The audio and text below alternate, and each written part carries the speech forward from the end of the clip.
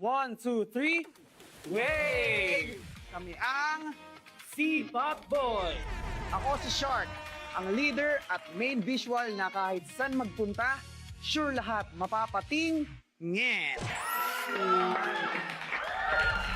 Ako naman sa Octopus, kasing init ng kalamares pero pagdating sa sayawan, walang kapare. Ako si Dolphin, and I'll dolphinately catch your attention bilang main vocal ng C-Pop Boys. I'm too fly to be a fish, kaya naging main fishionista, main rapper ako ng C-Pop Boys.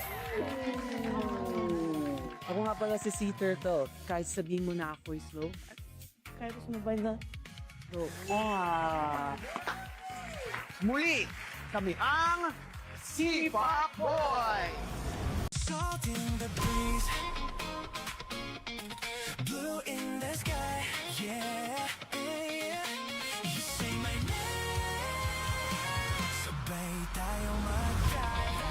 Ako'y unti-unting umaalon, pabalik-balik sa tahanan mo. You pull me close, spin me round the dock, laughing in my ear like a wave that won't stop. Hands on the rail, you dress me under. I feel it rising like rolling thunder. Every spin tighter, I can't find shore. You tell me, diving gusto ko more. C-Pop, you got me in your whirlwind, body like a wave crashing loud as we spin. C-Pop, di na basag mo defenses, bawat tawa mo nagpapalunok ako. C-Pop, and I don't let it stop. Let me surf on your drip, drip, drip, pop. C-Pop, ikot tayo hanggang mawala, hanggang umabot mundo mo, parang himala. C-Pop, let's go. Don't stop.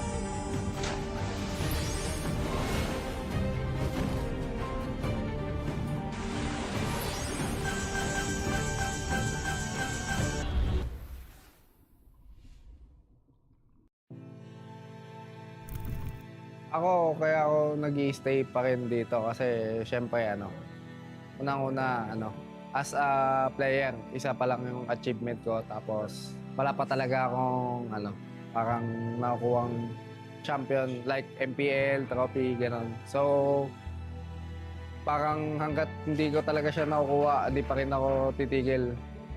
Kasi parang marami rin akong sinakripisyo sa sarili ko para dito. So, parang kung susuko ako, parang sayang naman yung mga sinakripisyo ko. Message ko sa past self ko, huwag kang mag-doubt sa napili mong desisyon yan.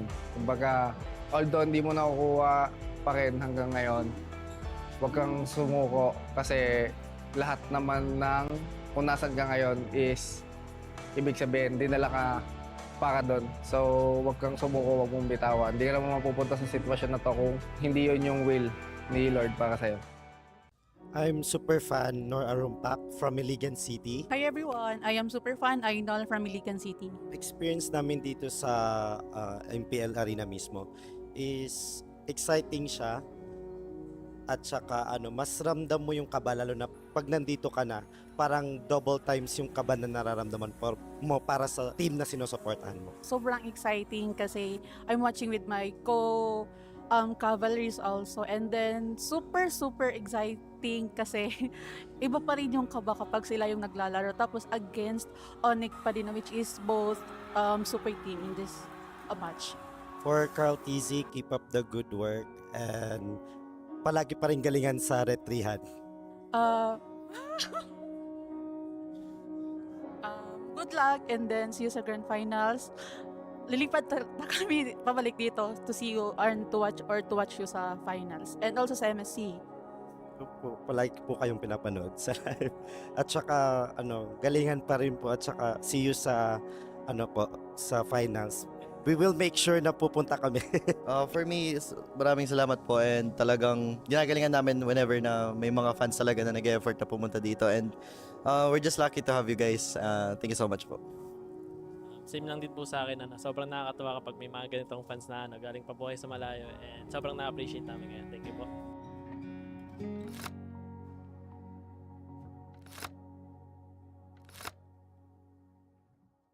Hey there everybody, this is your very own Odin, and right now we will be joined by a super fan na kasama natin dito sa MPL Arena. Welcome! Hello! Hi, please introduce yourself. Ano po ang pangalan? Ako po si Saimiel. Saimiel. And Daniel po. ang iyong papa. And galing pa kayo saan? Mindoro po. Mindoro! Yes po. Okay, so medyo malayo ang Mindoro from here. First time niyo ba na makapanood sa MPL Arena? Hindi po. Third time na po namin. Third time. So, Sir Daniel, bakit niyo po sinusuportahan si Saimiel sa panonood niya?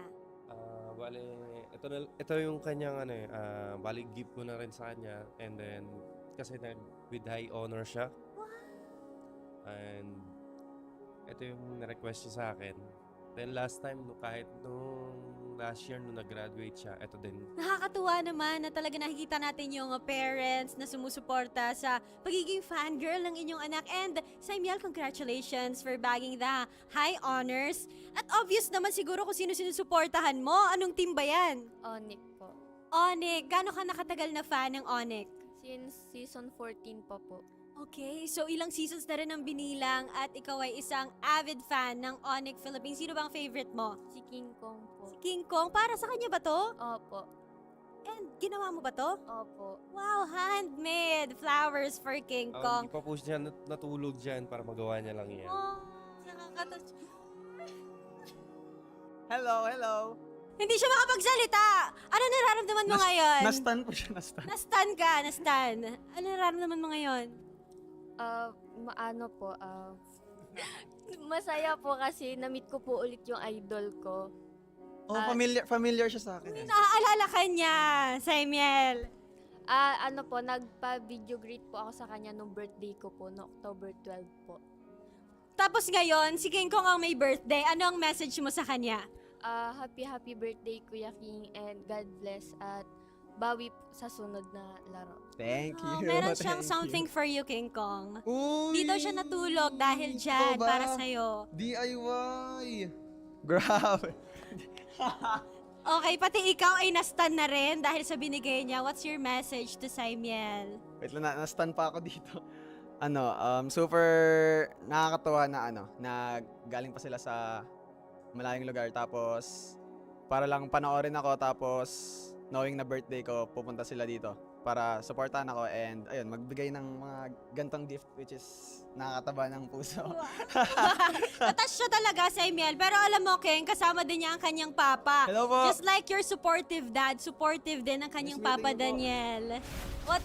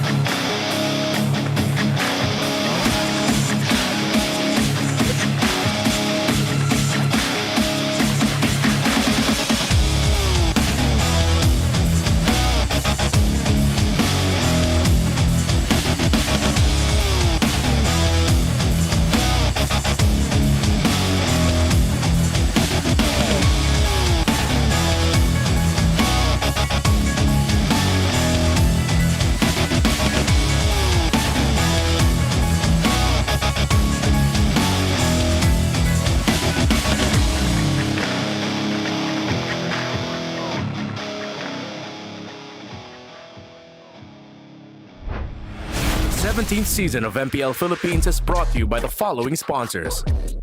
Infinix, the official gaming phone partner, the power behind every Madlang gamer. Smart, the simply reliable connectivity partner of the MPL. Our partner in esports, Clear Men.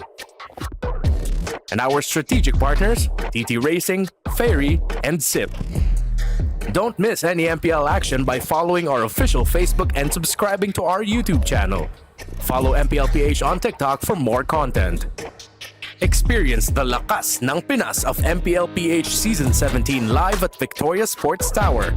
Grab your tickets now via the official MPLPH website. MPL Philippines is monitored and supervised by the Games and Amusement Board.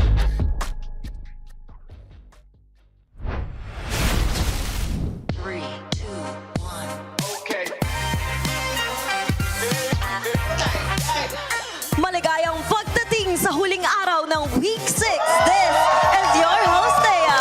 And this is your very own Odin. At tingnan nyo naman ang dami ng supporters dito sa MPL Playgrounds. Alam ko excited na lahat sila makapasok sa loob ng arena. At iba naman talaga yung energy kapag live mong naririnig yung hiyawan sa loob. Pero let's get a vibe check muna ng ating mga super fans. Hi guys, what's your name, kuya? Ivan po. Ivan, so anong team yung sinusuportahan mo today? For this game po, I will be supporting AP Bren po. AP Bren, at sino naman ang favorite player mo sa AP Bren? Well, I'm watching since Season 4, so since XP laner ako, well, KLVJ is the best for me. Wow! OG fan. Sobrang tagal na niyang fan. So we're happy na kasama ka pa rin namin. And right here with me is another super fan. Hello, what is your name? Hi, I'm Ayo, and I'm supporting TLPH! I can feel the kilig habang sinasabi mo yung TLPH. And gaano ka ba ka-excited na mapanood ang laban nila ngayong araw? Sobrang excited kasi first time ko manood ng live! Totoo, ate. So gaano ka nakatagal fan ng TLPH? Since mga 2006 po. Ang tagal ng 2006. Parang hindi pa. Ako nanonood ng MPL. 2016. Okay. Baka hindi pa buhay ibang player natin noong 2006. Pero we're happy na nandito ka. First time mo, ramdam namin yung excitement mo. Mag-isa ka ba manonood ngayon?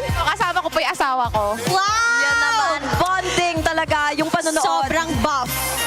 Oo, pero you know, speaking of Team Liquid and AP Bren, right, Odin, yan ang unang match natin later on. At susundan naman ng tapatan ng RORA Gaming at Team Falcons. At yan na ang huling matches natin para sa ating linggo. Tunghayan yan dito lamang sa tahanan ng pinakamalalakas. Ito ang MPL Philippines Season 17. Palag na to!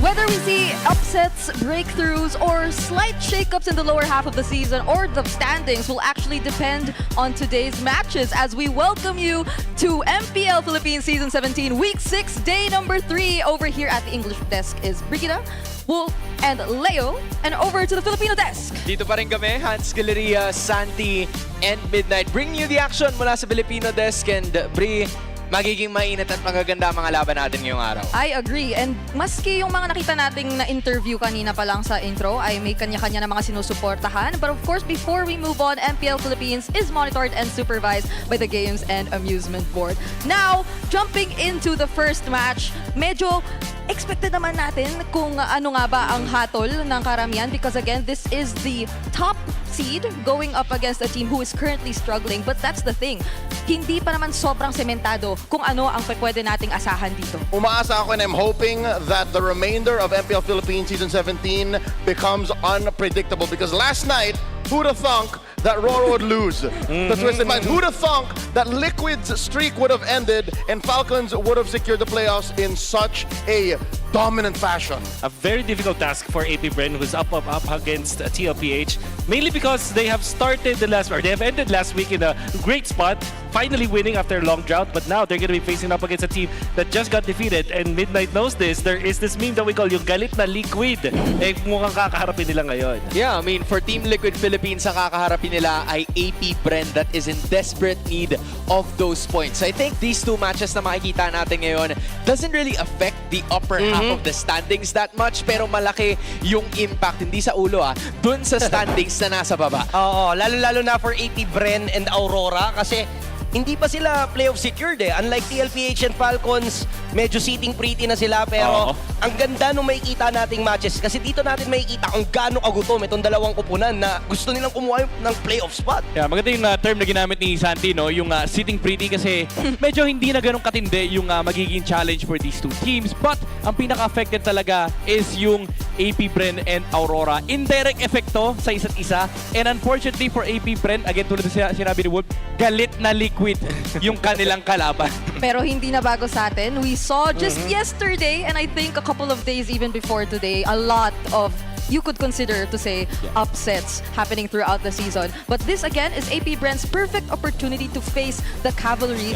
And I think they really started strong this season. You know, during the second week of MPL, we saw AP Bren go up against Team Liquid and actually score the first win against Team Liquid, the Philippines. And we thought that AP Bren's stride will continue from then on. Eventually, they got figured out, but maybe because of this one, maybe they have learned something, and maybe this time the momentum, instead of breaking, will continue for the Hive. It was that last meeting with Liquid wherein sinabi ni Carl TZ, oo, masasabi kong contender na ang AP Bren in Season 17. And if there's anything I'd like to highlight, is not their play, not their mechanics, not their improvement from recent seasons, but it's that million peso mindset. Basta yung mindset ni James Banks. Kasi sabi niya, diba, may nabanggit siyang quote I think we'll bring it up later, na hanggat hindi pa kami confirmed na out, lalaban kami.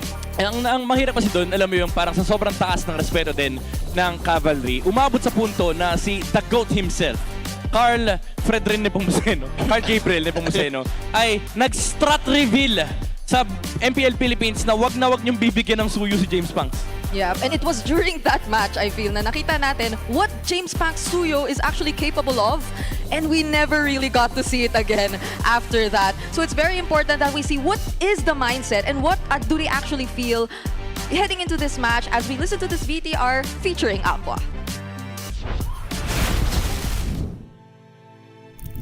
Siguro po, kung ba't nag-i-stay pa rin ako, yung sa passion ko po, sa paglalaro. Kasi po, parang marami po akong gustong patunayan, ganun. And yung dream ko po na makuha yung, yung makapag-world champion po. Kaya siguro po yun yung reason kung ba't nag-i-stay ko po ako. Siguro po si Aqua nung dati, nag-aaral lang po ako nung dati. Tapos, nakita ko lang po yung ML sa ate ko. Tapos, ayun po, parang tinry ko po siya laruin. Then, naging kasama ko po yung kuya ko. Tapos, ayun po, nag-try lang po kami na, maging libangan. Tapos, grind lang po.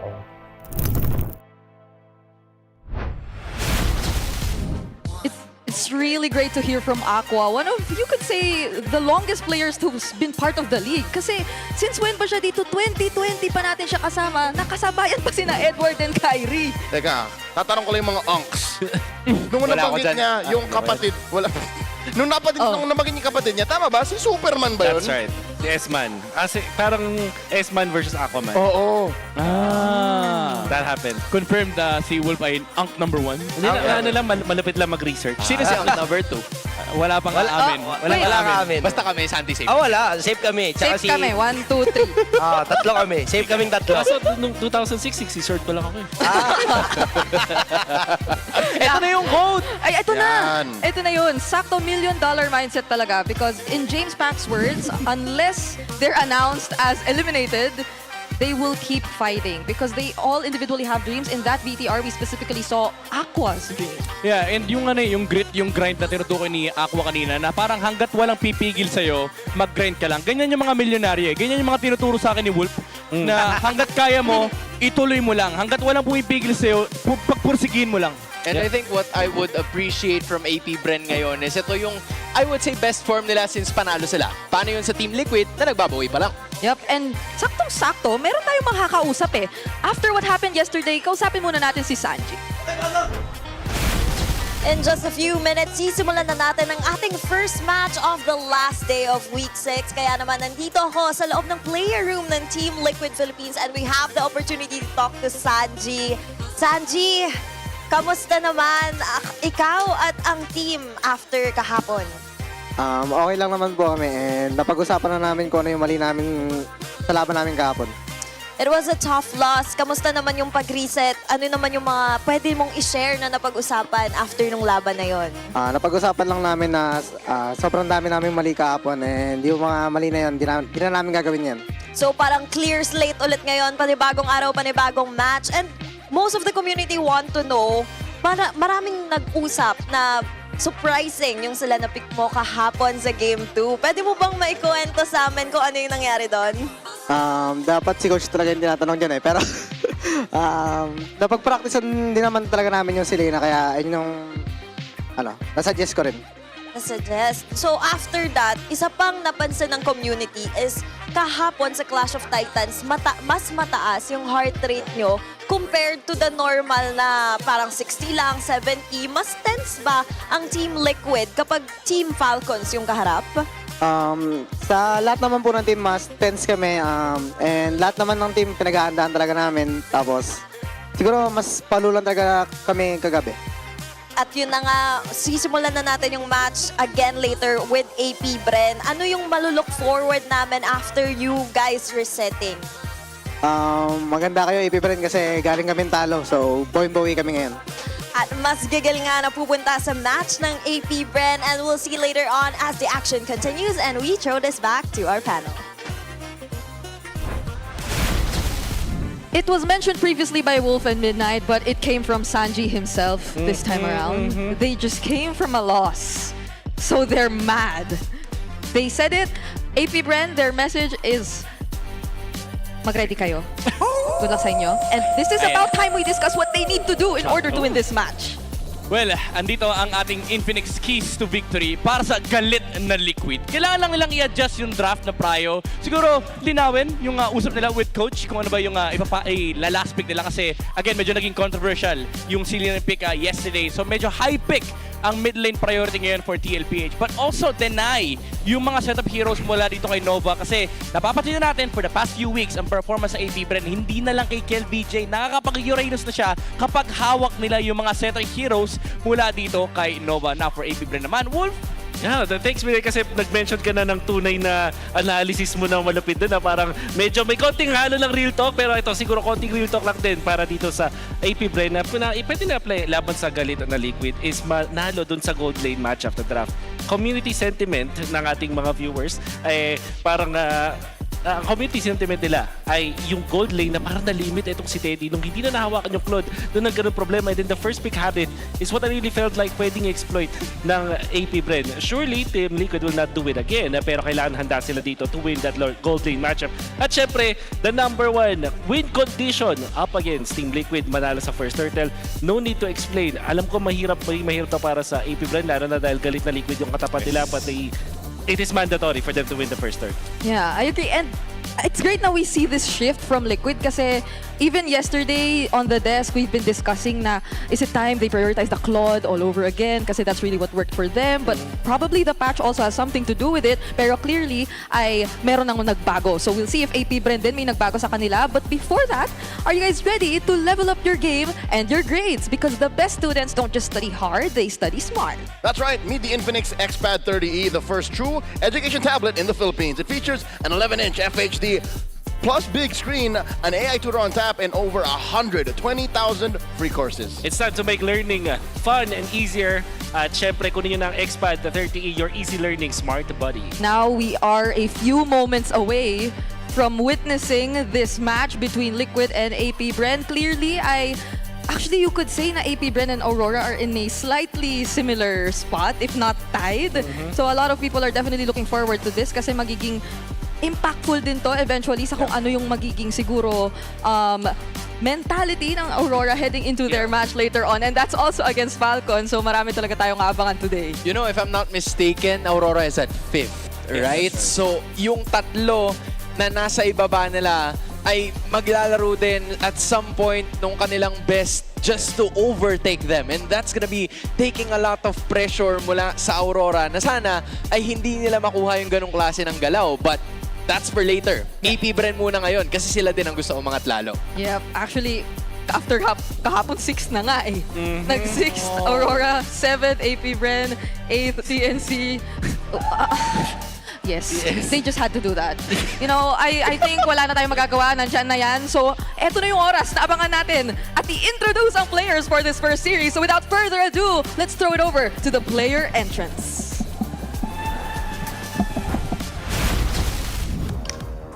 To ensure the integrity of the game, let us welcome our marshals, Miko, Chico, Dojin, and Joshua G.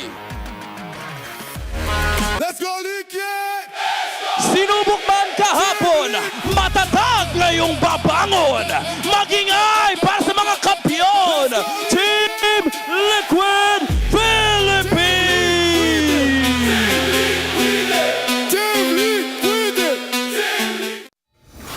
The drought is over and the hive is alive. They're stepping up to the plate and are ready to thrive. Please give it up for APBR!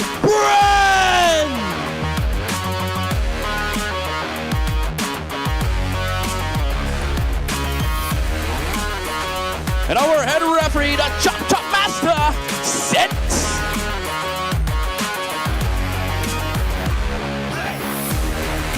And the head coaches for Team Liquid Philippines, Coach Aon. For AP Brand, Coach G. Will the Hive hold their ground against some vengeful cavalry charge? MPL Superfans, magingay!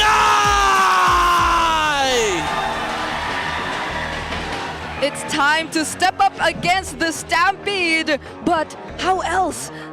Take us through Team Liquid Philippines. Galit na Liquid, Leo.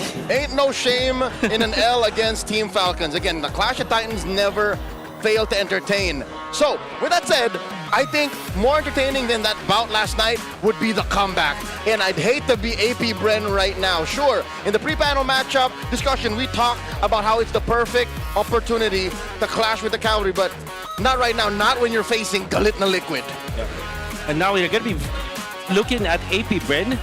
And although this is not a sign, not a good sign for AP Bren because they are facing up against a Team Liquid Philippines, I feel like this is a team that will be prepared up against TLPH. Yeah. And I'm only saying this because they are so impressive when they were winning last time. And during week number 2 of MPL, I also saw that they are prepared with their drafts. Maybe it's just that eventually teams have figured out AP Bren, but this time I know after a month of playing, we can see something different for AP Bren that they have to solve their TLPH problem. Yeah, definitely. A lot of people have also commended Coach G, but more than that, I think to add to your point, this is AP Bren's only match this week. So that's a lot of time to prepare for only a single team, which is Liquid. Of course, they did not know that they would be coming from a loss, or they had an idea, but this is time they bring out everything they prepared for. Now, what could be their thoughts? Let's head on over to the ping test before we start this match. Ano ako dito, 190 BPM. Binibit ko record ko lagi per game eh. Gusto ko mas mataas eh. Babawi ako kay Idol Ford. Ay, Dad! Ano message mo kay LBJ? Sabi ni Dad, the King, good luck daw. Good luck. And, ang pan, Dad, ang pan. Yun, ganda. Good health daw, sabi ni Coach G. God bless, good luck, galingan natin. Kuya JP, bigay mo na sa amin to. 2 panalo na lang kayo eh. Sa iba nyo nakunin yun. Kailangan namin ng puntos, pare. Ang magiging adjustment namin, simula leg 1, siguro hindi lang yung sa kanila, sa ibang team din. Yung mga pagkakamali namin ng mga ibang team, i-apply namin ngayon. Paano kami papalag sa TL? Gigil kami ngayon, sobrang gigil kami. Dahil makikita nyo na lang, galaw namin mamaya. Kung papalag talaga, gigil na kami oh. Ayaw na nga namin mag-checkping eh. Game. And if Liquid is looking forward to getting that revenge and bounce back, AP Bren too, they just recently were able to bounce back. I think they definitely would not want to let go of that momentum. The last time that these two teams met, it was an impressive win by Team Liquid Philippines, but also there was a 1-game win for AP Bren, which they attributed to the Suyo. And even the GOAT himself, Carl Teasy, says that, James Max is a great contender, a very good jungler whenever he plays that Suyo. Call it backhanded, but I still consider it a compliment from the GOAT. Coming from Carl DZ, if he says you're good at something, you just take it. You just take it. But that is not an empty compliment because AP Bren is stepping up.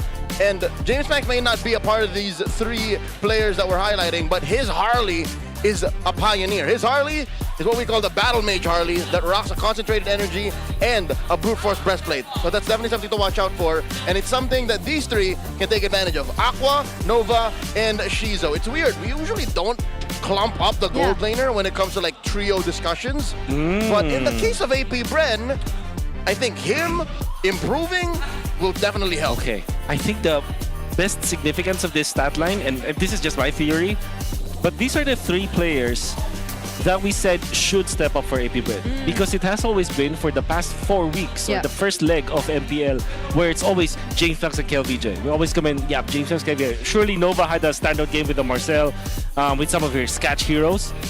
But we know for sure that for AP Bren, they have to really step up with their other trio. So that was the trio, probably. And so far, honestly, week number 5, I can actually give them their flowers. You know? These are observable stats that were throughout the past few weeks, because James Banks, and if you talk about James Banks and KLVJ, I think they've been more stable. James Banks actually is just right after Carl when you take a look at their total kills or average kills. So that just goes to show how he's been performing really well, if not on par with this top jungler, with the GOAT. So as we observe these teams, I think even KLVJ mentioned himself in the mic check, they don't just prepare for Team Liquid. They've been preparing for a lot of things and they've been addressing a lot of issues. So now's the time that we see all that. And Team Liquid, though, chose Flying Clouds yet again for this first map, and they're on blue side. I think this is something that will really work out well for them. AP Bren, they have really great early starts, but Flying Clouds might just be a way to fight against that with that 10-0 record too. This is a clear sign that Liquid wants to play fast. Liquid starts off by attacking 2 of James Banks' heroes. Coach Aeon says, no, no, no, taking away the Suyo and the aforementioned Harley. Is it just me, or, you know, I hate to really divert into the actual pictures that we are seeing right now, because it kind of feels like Team Liquid's aura is different now. They feel kind of light. It's as if a heavy weight was taken away from them. And this is a different Liquid that we're seeing. That's what I'm saying. There's no shame in your streak ending. Because, you know what? I'm gonna say it now because it's years ago.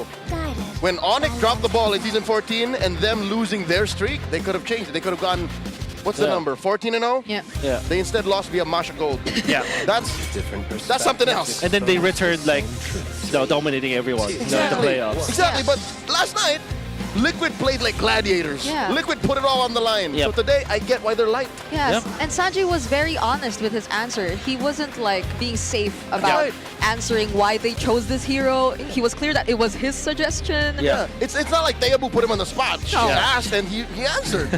They were just very transparent about it, and I feel like they are indeed light, but... All right. Light plays later. Light plays later. For now, it's not going to be light. But one thing that we have to not take lightly is the fact that the Baksha is still open as of this moment, and could be the first pick for TLPH if Bren is willing. No, they're not. So do you take the Claude now, or do you take Harren? That is Phobius. Yeah, they did this yesterday too. Okay, Phobius. AP Bren, typically you wanna steal away the Claude this time.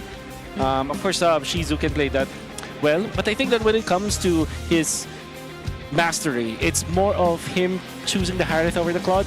But I feel like in this situation, want to take away the Claude. And you have the Punisher, you have the Phobius, so I guess it's leaning down that road of rather Claude. I also can't help but think that there have been more Valen and Sora combos together recently.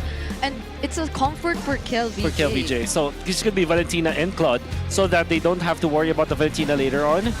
And at the same time, they take something away from TLPH. They go Hylos. Wow, Hylos and Eve. Okay, this is Liquid's top pick for mid lane. That is an instant Claude. They're stealing away so much options from Team Liquid. That's it. The Claude was so good on the backswing because there's an Eve. You can dodge the whole glorious pathway layout. through the BMI. What does Shizu end up with now? That's curious. So that is Leomord. Leomord and Claude. What does Shizu? Harith, maybe? Yes, but then again, there's a Phobius Punisher And there's on a the other Leomord. side. And the question, what does James Banks play? Because there goes the Baksha, the Harley, the Suyo, even the Leomord. What's left? Oh, this decision to go for the Eve really just biting them right now. Even the Hylas, they're lacking in options. They can't even pick up something like an Arlott right now. I feel like they might be stuck with the Guinevere, which now has good synergy with the Eve, in a way. And also has a knockup that can cancel out this Claude. But that will also mean that you will not have the gold laner because now, the carry will be banned by TLPH. Yeah. Maybe Bruno also being banned. So they go... Oh, Harith. Okay. Well, there's no choice. Okay, I don't like this at all. My sweet little boy. Oh, no. I was considering that they might also wanted to go for that Falcons route where you could combo the Guinevere with the other remaining options too. But that's again James Pass on utility. I'm not so sure if we're just like comfortable seeing that. Yeah. Although he previously has in recent qualifiers too. I think they've been spamming more utility junglers. But in this season specifically, it's been mostly assassins. That's why he's so up there in terms of damage dealt. Maybe APBR are looking into that angle where they take something out of Omega's book, out of specifically Ryzen's book. Fanny is still open up until this point. I doubt TLPH will let that go though, because if you're looking at the composition of TLPH, they don't necessarily have a lot of ways to deal with that Fanny. They don't have their knockup yet. So this could be a last picked Fanny for APBR.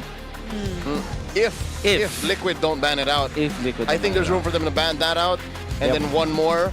But APBR, I think what they're doing is they're telegraphing an Arlott. That's right. Or rather, they're telegraphing an Arlott or a Sora. Yeah. But the Valentinas, they took it out already. Yeah, I think Sora and Alice are worthy bans for TLPH. However, that Fanny still is going to be... I'd say Sora Fanny. Sora Fanny, yeah. Because if you give the Alice, that means that APBR will have 4 magic damage dealers, which generally is not good. No Sora. Yep. Steadfast. Sora Fanny. Probably gonna take out more Kill VJ heroes here. So we did mention the Arlo earlier on. The Alice too, I think, which is very comfortable. A lot of AoE that could come in for AP Bren, but at the same time, that's magic. Yeah, I would rather the Alice get banned, but you're thinking about the Fanny still. Yeah. So but they might have their options, like maybe they go Hilda, so they don't have the necessarily lockdown, but they can chase it incessantly from the roam role, and also you're just a B-free frontliner for TLPH. But also you want to look for a sort of form of stun here for TLPH. You know what? Me. The Khalid's still there, but Yeah, exactly. Yeah. I think that's or Kalea. Yeah, the Kalea is open. Teddy is 100%, 8 for 8 on that Claude. Yep. Despite the nerf now, I think he's fine. He's one of those players that I would trust. Yep. Play Fighter Emblem, sir. I don't care. That's true. It's the same hero for you. Especially up against this high loss and whoever KLVJ might eventually pick up later on, but again, is it a Fanny? Oh, they banned the Guinevere. Okay. You know what? The whole Fanny Gambit, it takes a whole team to do that. It takes there's a saying, it takes a barangay. It takes a You know what I mean? Love it. I love You can't it. just suddenly go, oh look, Ryzen's doing it. We should do that too. Yeah. AP Bren is programmed different, so maybe that's what Liquid is thinking. Yeah. We'd rather solve the more immediate problem and then let AP Bren figure it out from there. For APBR, they have to now force a problem.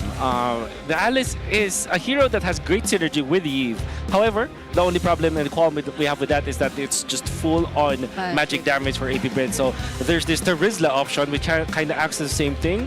You have some sort of physical damage. And then the Lapu-Lapu might be another hero for consideration here. So still Alice. It is going to still be the Alice. And if we're on point with this, it's going to be the Fanny, but I think TLPH are prepared for this one. They might just go Kalea, or because they don't know the jungler yet, maybe they'll just go for the Kalea instead. The Cho, Farsa Cho, classic combo. Could have been Kalea Farsa too. Yep, it's almost the same. The Cho though is a guaranteed stun. What does James Banks go for though? Like this is definitely not Harris jungle, right? That's fine. No It should be way. Fanny, honestly. If this was Twisted Minds, it could have been Alice jungle too. But Oh wow, what a Okay, MP. cut right there. The meta, some kind of a meta predictor. MP the king mode. What are we? Some sort of meta predictor? All right, do we like the Fanny or? Say that again? It's got to be an assassin, right? Even if it's a hard pick. Nolan. Yeah. Hey! Debut pick! Debut pick! The new and improved Aulus! Hey. Jungle Alice and then XP Alice. Just kidding. I'm just kidding. Wait, that's what Uwami would want. That was. Okay, kidding aside. Almost every pro player that I have asked have said that the Aulus is bad. Bad like bad. Bad like Bad, But yeah. again, most of them also wants to hide their strategies. So they might be lying to They their might team. be lying to me. Or maybe there is something that AP Bren has figured out because this is their only match of the week. Yeah. They have waited for 7 or 6 days. I did say 6, 7 because I know you would react. 7 or 6 days is what they have waited for. And I'm sure that they have studied this. Retribution up. I am curious about the emblem set as well. Yes. For this Aulus. Of course, the Season Hunter will be there. Yes, I'd reckon it's Fighter. Fighter, okay. We'll see it now. Yeah. We'll see it now. As we finally head into game number 1, it's so far Assassin Emblem. No, it's Marksman. It's Killing Spree. It's Marksman Emblem, Killing Spree, and Thrill. Thrill, that's right. And the Season Hunter, so yeah. Okay. It's We'll see. We'll MP see. the King, yeah. I mean, It makes sense if you want some attack speed, Bo. okay. Okay, Daddy JP is getting in his face. Okay, the reason why I thought about the Kalea instead of the Cho is because of the presence of the Hylos. I'm always partial when it comes to this matchup. I always think that it's 60% of the time better for the Hylos versus the Cho because you just provide a beefy frontliner for a team. They're a walking ambulance with the Revitalize and the Glorious Pathway. So it's it kind of is like that, but compared to Kalea where you have 2 sets of stuns between Tidal Strike as well as the Tsunami Slam. Yeah, what all JP is doing right now is not necessarily going for Nova. It's just really scouting and checking out where James Pants could potentially be, and this is really interesting. Like, I would not really think of an Aulus as a hero you just want to keep annoying in the jungle. Yeah, for sure. It's not similar to an assassin that you could just easily keep going for. Yeah, he'll fight back. Yeah. So there are now, when Season 16, there is just literally one fighter in the jungle role, which is Yi Sun Shin. Now we have Leomord, and now we have Guinevere, now we have Aulus. So there are 3 heroes now that has this kind of role. Yeah. This is really interesting for me though, because this is James Panks using the Aulus for the first time, and James Panks is dubbed as, again, the man with a million moves. I feel like That's right. Aulus with the adjustment is just a really, how do you say it? It's a hero that's all over the place. Oh. But let's see how first turtle turns out. He's got to focus on this. Phantom Steed called in by Carl Teasy. Sanford jumping in. Infernal Pursuit on a 2. Carl Teasy secures. They pick off Nova. And there's a feather airstrike from Sanji. They take down James. It's all for Liquid. Kale does punish Sanford though, but it's still a worthy trade. Okay, that's definitely a miscommunication there for AP Bren. There were a lot of people, they're just so scattered. That's what I'm saying. Because, okay, it could be a kick. Forces the flicker, finds a different angle. Can they stop Sanji. JP? He doesn't have a flicker. Nova with the stun. In comes Kiel through the back. And Throne of Ruin. No one home. Somebody got thrown out. Gleams through to the back. And JP gets taken down. Jimmy James finds him. Okay, so we've equalized it 2-2 so far, but Carl just took away their orange buff. No. Grand Theft Orange. Oh, He's driving away in his Ducati. James Banks versus 40! And the Apex Predator takes down the man with a million moves. And today, bullying Shizo, ult for ult. And Shizo is forced to retreat underneath his tier 1. Yeah. James Banks has been a bit too active in the recent team fights. Not too sure if that's good for them, because I don't think he's been able to farm as much as he wanted to. I don't like what AP Bren is doing. They're so scattered, they're spreading themselves thin. And when they did commit on one hero, that's just JP. If in the English broadcast you say there's a golem obsession, I think AP Bren has this JP obsession, which is gonna not gonna bid well for them. Oh, wow. It's been more than 1,000 days since the No. last time we saw this.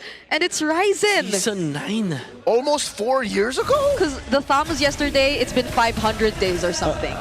Okay, so the Aulus back then, well, I would say the strongest that Aulus has been probably was the tail end of Season 8 and early stage of Season 9. And there's always that combo. It's either Digi Aulus, Rafaela Aulus. So the idea is you have a way to kind of enchant and buff this hero. And this time, AP Bren, they are now relying on the Glorious Pathway. So with all due fairness, there is a combo. There's something that I'm seeing here for AP Bren. They just have to coordinate. Man of Steel coming in, Carl Easy secures it once again, and they collapse. Throne of Ruin plus reload manipulation. Sanford jumps on in, taking down James Banks. Sanji gets a double, Nova falls. Carl Easy finds Aqua, and it's just the King left, 3v1. He won't be able to endure through this. In comes Sanji, and they find him with a momentum. Serving up another to the Chef. The Chef is actually 5-0-1. Oh, AP Bren is so messy. I gotta say this, and I hate to say really what my thoughts are, but AP Bren are just making a mess. It's not even a fun mess. It's not a fun mess, and they're just so scattered around the map. They are not focusing on the right heroes. Oh dear James Fox- God, blazing the wet to the Oh, face. Another defensive Zaman Force drawing a line between Shizo and Teddy. Don't touch me. Oh no. Okay. This 4.5 thousand gold lead from TLPH is not just 4.2,000. I think it feels like a 10k gold lead now for TLPH, given how disconnected AP Bren's members are. Oh! Oh, wait. JP smells some blood, sees Aqua at about 1/10 of his health. How scary. Yeah, JP at this point just doesn't care about Nova. And even earlier during that recent turtle, he just kept throwing out those basic attacks onto Nova. There's nothing that AP Bren are actually able to do, not unless Nova is able to get in the fight. But KelVJ, you could say he could be another means to just start things up, but Liquid are always faster. They're the starters every single time. Yeah. AP Bren really needs to identify a target first. Don't make it JP nor Sanford. Make it like Carl so that they can actually counter with the plays. Speaking about Carl, he goes ahead, commits Grand Theft Purple this time. He has so many charges. Yeah. Oh! Shizo picks a fight, and Sanji puts him within burn range, gets a shield off that dash. Opening up that push for Teddy, KelVJ and James Banks looking to punish them. JP barely misses, and here comes the fight breaking out. Cleaving axe from James Banks, hitting no one. And in comes a 40. JP looking to knock off Nova. The fight continues. A corner kill. The King has 4 members of the cavalry on him. And Teddy finds him in mid. Carl Easy forcing Shizo to drop that Zaman Force. We're back to the dominance of the cavalry all throughout. Oh wait, is he actually gonna go for this 1v3? 40! Jumping through 1v3, more shields, better airstrike! Sanford gets on out of here! Brigida goes wild! What? Oh my God, the flicker from JP misses Jimmy James, but they instead find Aqua. No. No.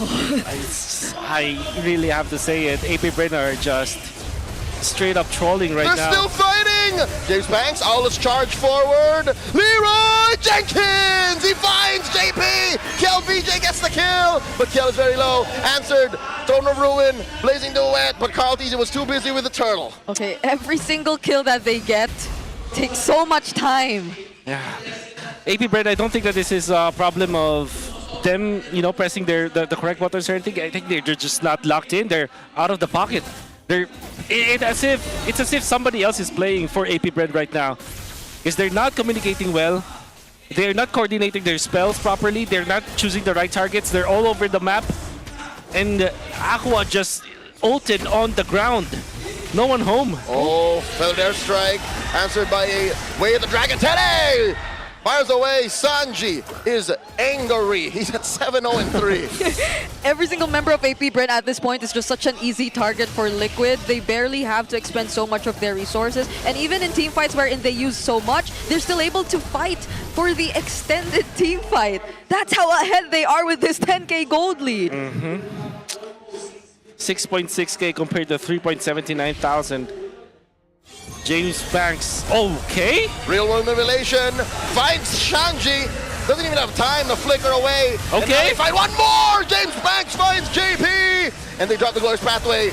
Calling in Barbiel Cautizi. It's a whale away at KLVG and Aqua.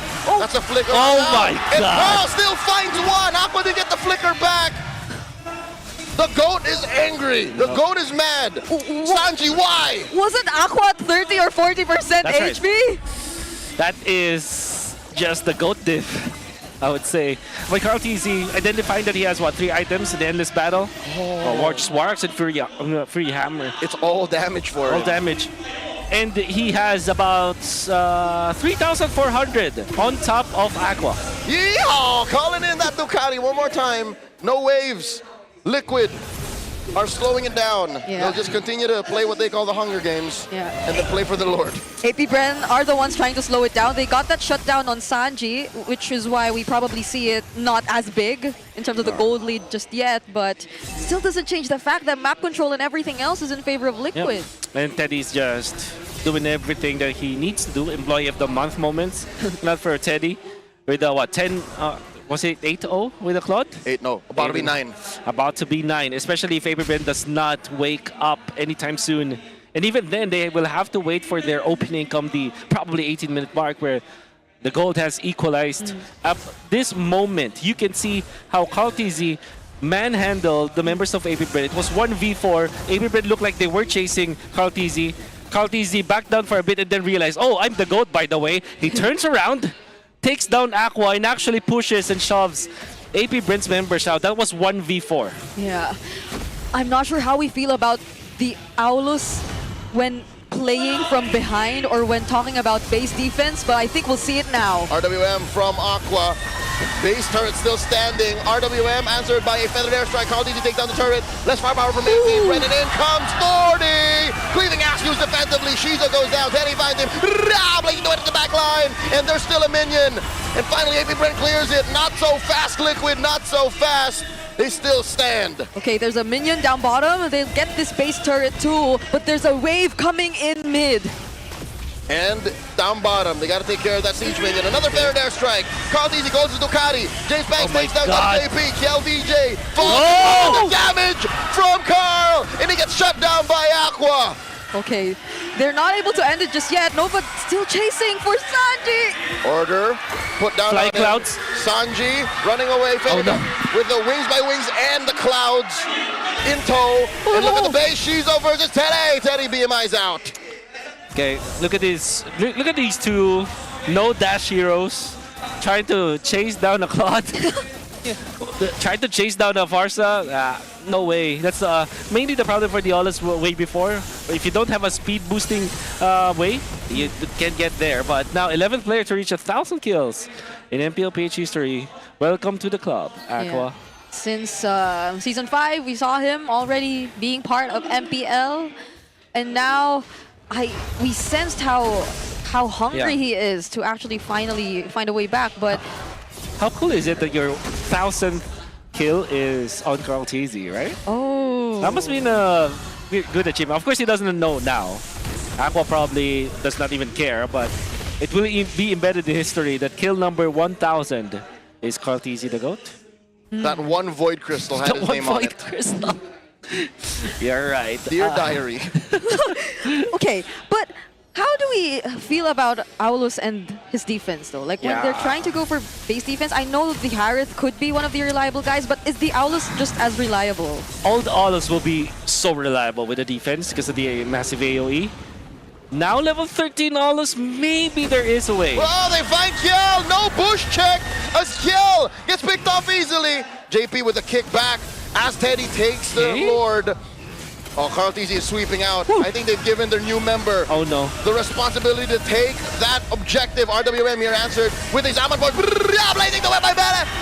And they find Sanford. Shizu claps back. Carl TZ very low. Shizu gets more shields. James back by Sanji, but Sanji takes him down. Sanji gets a double, and there goes Nova. It's a wipeout. With one minion, Liquid are looking to end.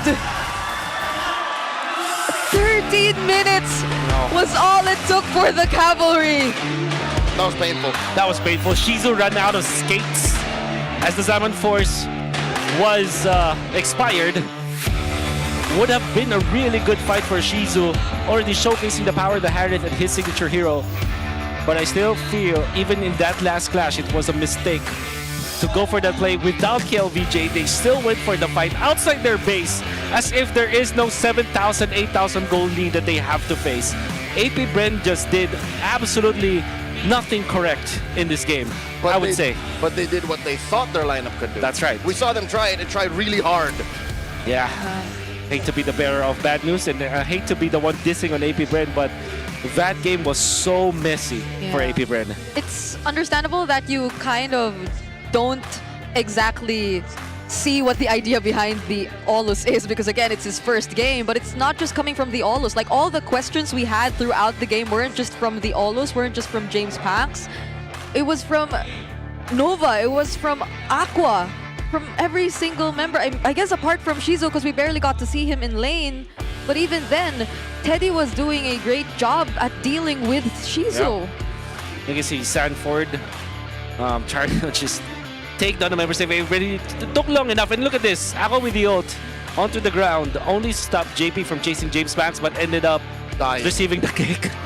Well, he did save his king, so at least that matters. I don't think Teddy sweat. Yeah, not at all. Is this the How Easy GOAT moment for 204? Oh, it will not see it. Okay, that was 9. Okay. Okay. Oh. Okay. He got shut down, but it doesn't matter. That's Sanji. They were trying to chase for him. We saw it that one moment, but they just couldn't go for this guy. Yep. And even that one moment up top where he was just flying around them outside the map. That's right. Just to go for the re-engage again. Yeah. We saw how Sanji is masterful with the Farsa, how good this guy is when it comes to oppressive play style. When it comes to mage heroes. And of course, the fact that they have gotten the kill onto James Pax, I believe that the first death of James Pax was under Sanji's ultimate, when it was a very disconnected team fight that we saw from AP Bren. I believe that we will see it through the highlights. This is it. Look at him mark James Pax with the crown and then eventually not stop being in front of James Pax, dodging the spells actually. Of course, the entirety of AP Bren just get dismantled, and Sanji gets a double because of that. And then they will get more. Another kick. And they will just not stop. Was godlike already. Yeah, this is, let's just say this is GOAT moment 204 for Kaltizi. Because there will be 4 members that will chase him. And then he realizes, oh, I'm the GOAT, by the way. Call the ambulance, but not for me. Look at that! Yeah. Two spells and 1 attack from Carl. That's why I was asking. It was 30% still. It was 30% HP left for Aqua still. And Dark Wave hitting onto 4 members of AP Bren. TLPH are just getting highlight after highlight. This is definitely a mistake, I feel like. Especially because they did not connect their Glorious Pathway, Zaman Force, as well as the real-world manipulation. You see how it's staggered, which it should not be the case. And eventually, Shizu ran out of skates without the Zaman Force. He almost took out Kaltizi, but Kaltizi and the gang, they knew exactly what to do. This is, night and day when it comes to the comparison of how coordinated a team is compared to how messy AP Bren was. I think their play is one thing, but the draft is another. Sure, you mentioned how Aulus has the support of the Hylos, to get in there. Yes, it mimics right. the holy healing of the Rafaela and the, Time's Journey of the Diggy. Yeah. And then, of course, you have the superior box with the RWM and the Zaman Force. But even then, you're looking at it on a very theoretical level. This Aulus came in Red 5. Yep. And you're looking at a lineup that can disengage, re-engage, and kind of blast you even before you get within axe range. Yeah. Because you saw the Farsa, you saw the Leomord, you saw the Claude, and AP Bren still did it. Yeah. We got to see the damage, the sustain towards the end, especially during the one-on-one scenario he had with Sanji before they eventually ended the game. But that's the thing, it was only a one-on-one scenario. When it comes to the team fights, you don't really get to see what James Pax or what the Aulus could actually do. In hindsight, now that we're talking about it, it seems like AP Bren was hoping that Liquid would slip up. Because that's the only way I think this could have worked for them and that they could have gotten away with such a draft, is if Liquid played as messy and just picked fights the way they wanted to. Yeah, I really don't think that this is the AP Bren form that we're looking for. You really have to wake up. That is definitely something that you want to forget if you're an AP Brand fan. Yeah, draft-wise, in-game-wise, we're hoping that they wake up. But before that, level up with the Infinix Note 60 Pro because it's finally here. It's a Snapdragon-powered beast with a flagship feel that's shattering every benchmark in its price segment. And it's more than just about the specs. This is the ultimate outdoor cinema device with a 6.78-inch 144Hz AMOLED display. Plus, you get to have fun with the active matrix display. How's that for a mobile device? Stronger performance, more premium feel, and more fun. This is the Note 60 Pro. You do note. Yes, we've been struggling to explain the "you do note" phrase here in the English broadcast. So It's actually difficult to hopefully we kind of made sense of it yesterday. Okay. But before anything, to dominate the land of Dawn, you also need a connection that never lets you down. So from scouting rotations to tracking the pros, stay online and in the zone. Power up with Smart Power All 99. Get 10 gigs of data, 4 MLBB and your favorite apps, plus unlimited FB, calls, and texts. Share every GG moment with Smart, the simply reliable partner of the MPL. Yep, you could also keep sharing your thoughts about what you feel and how you felt about this game, the series. We still have games coming up, but also there's another thing coming up, the All-Star Event Series, which is officially live. The loot is yours for the taking. Gear up for the Tidal Treasure Hunt and Tidal Gold Rush to score everything. You can get free skins and even diamonds. Everything is Tidal. Don't forget to grab your All-Star returning gift just by logging in or rally your squad for, again, the Tide Clash 5v5 event. Now is the time to gather your friends and stack them coins. Yeah, don't be like Naisu who got really confused about this event. Log into your MLB and jump into the action. Don't miss out. Do you remember when we played one rank game where it was just clueless of what's happening? What is this? What is this? And you didn't know. Don't be like Naisu. Yeah, Just play. Just play. Don't freak out. You could follow his in-game skills. Like he plays the batang and the gourd really well. But before that, I think we have some guests here in the arena, so let's go and check them out. What a stellar performance for TLPH in that game on against AP Brand. And right here with us in the MPL arena are those who showed a stellar performance as well in their auditions.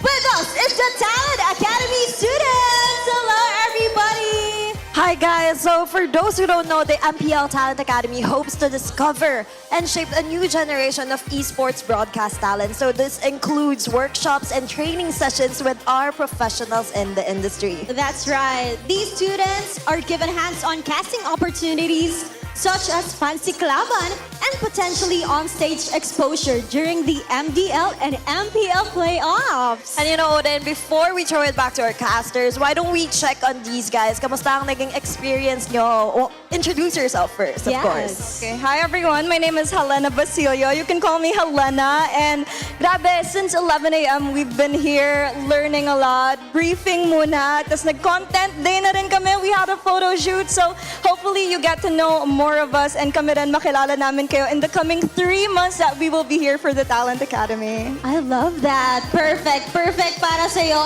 And how about you? What is your name? Hello everyone, I'm Amy Atienza, so you can call me Amy. And technically, very exciting. A lot of things to look forward to with this guys at my back and of course beside me. And syempre, abangan nyo yung magiging action na, of course, hopefully ma-deliver namin in the near future. Amy, you know, alam ko na hindi ikaw yung first-timer lang dito sa MPL Arena.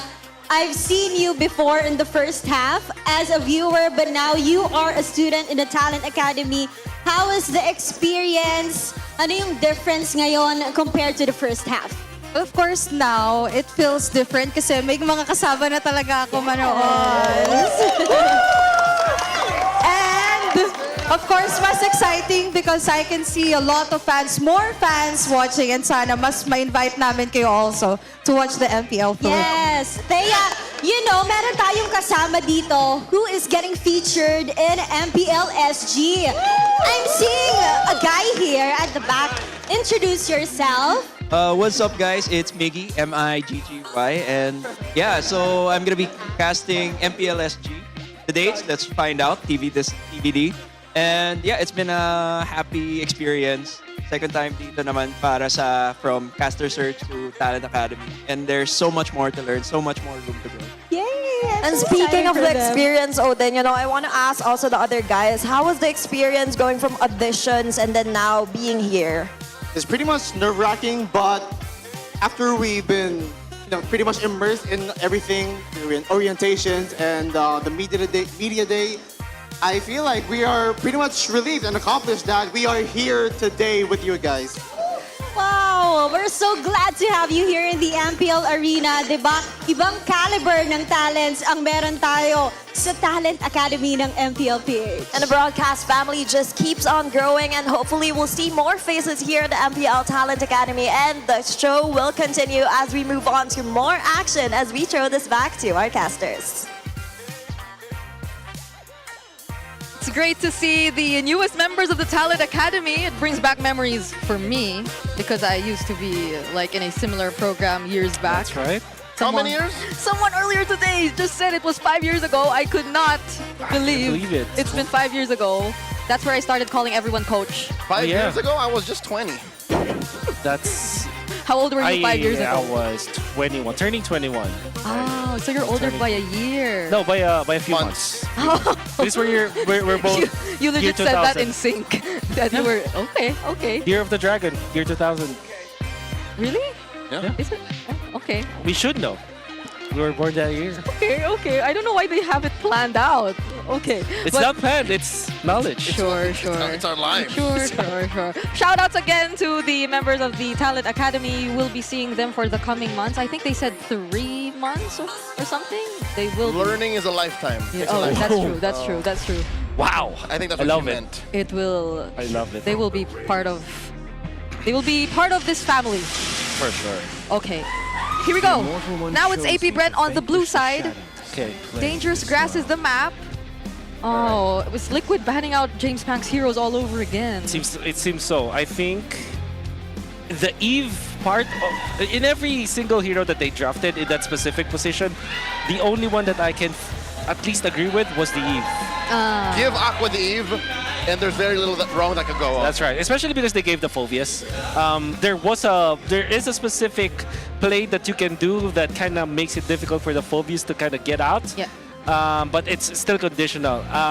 For everything that they have given for TLPH, I think the Eve is the only hero that has a little bit of an answer to their opponent. So I think that right now APBR should shift their priorities. Yeah. Eve, if it's going to be the Eve, then it should be Eve. But they should get the Claude instead, or deny the Claude.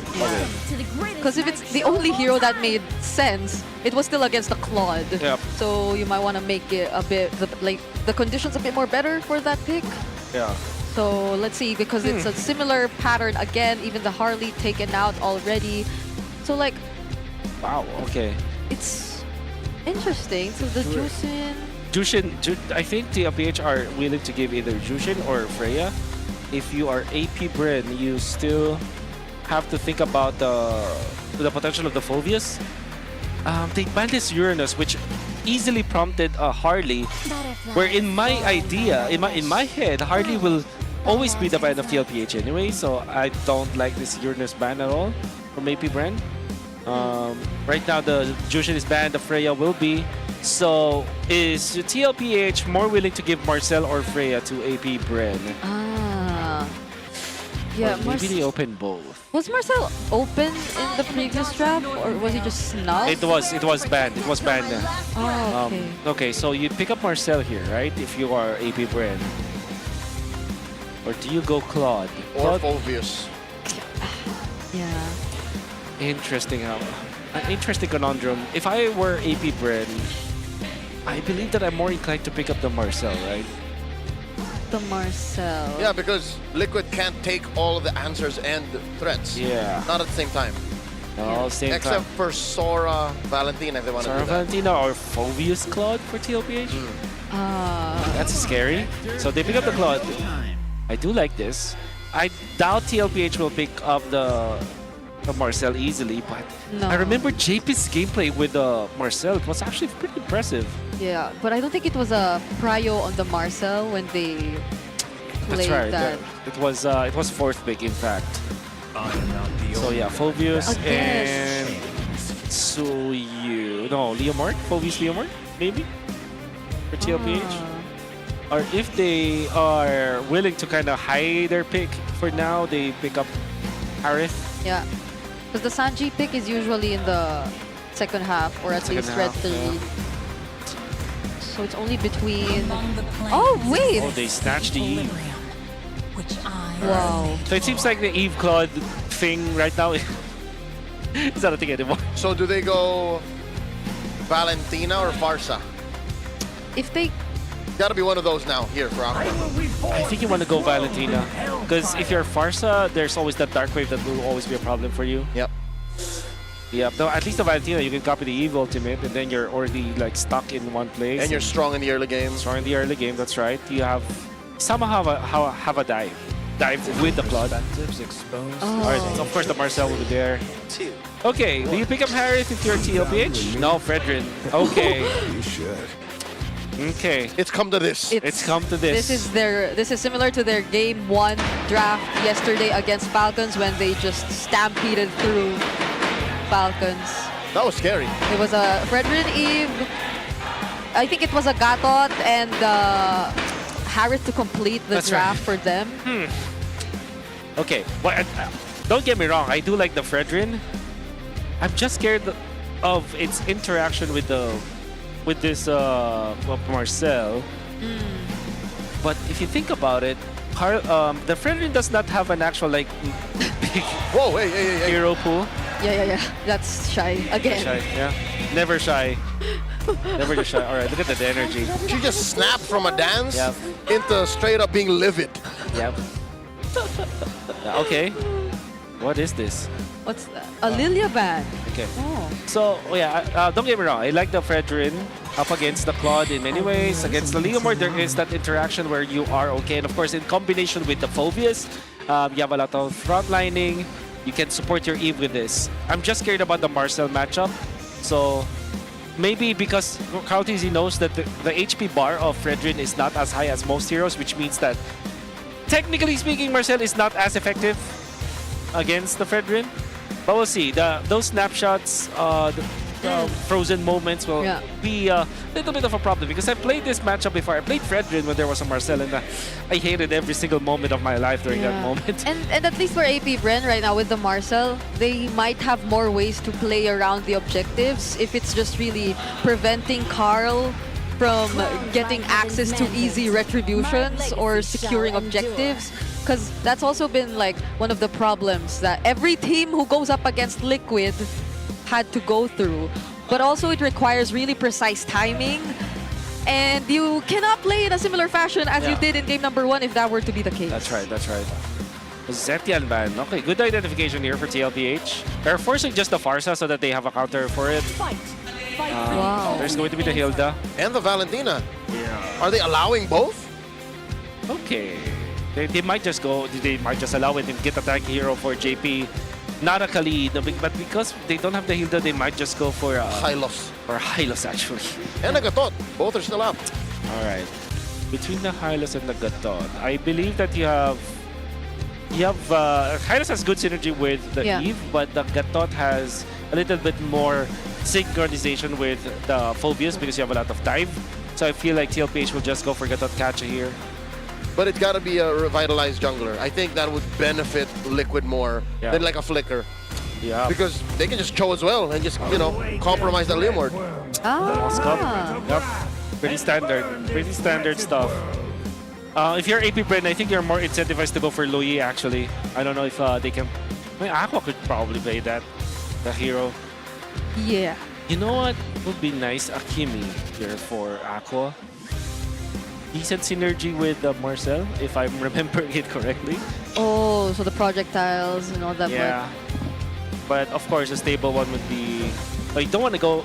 You kind of are tempted to go for the Valentina because of the Eve, but all of the heroes, apart from the Eve, you don't really pose a threat. And you lose to the Phobius. Right. So I think you're good with Louis and probably an Arlet. Still the Farsa. Farsa, alright. Okay. I do like the Terizla though. Body of Smith versus the Moskov. Good versus the Fredrin in general. And I see where the Farsa is coming from. They need reliable burst. Yep. Because, again, all of the setup of the Marcel, the cleanup from the Leomord, it wouldn't make sense. Yeah. What's stopping TLPH from getting the Gatot? The Gatot. Because it's a Farsa now to... I wonder if they are keen to show us something different, like I don't know, maybe Carmilla right now. Or a Hylos. Oh. I like the Hylos. Yeah, because why are they taking time?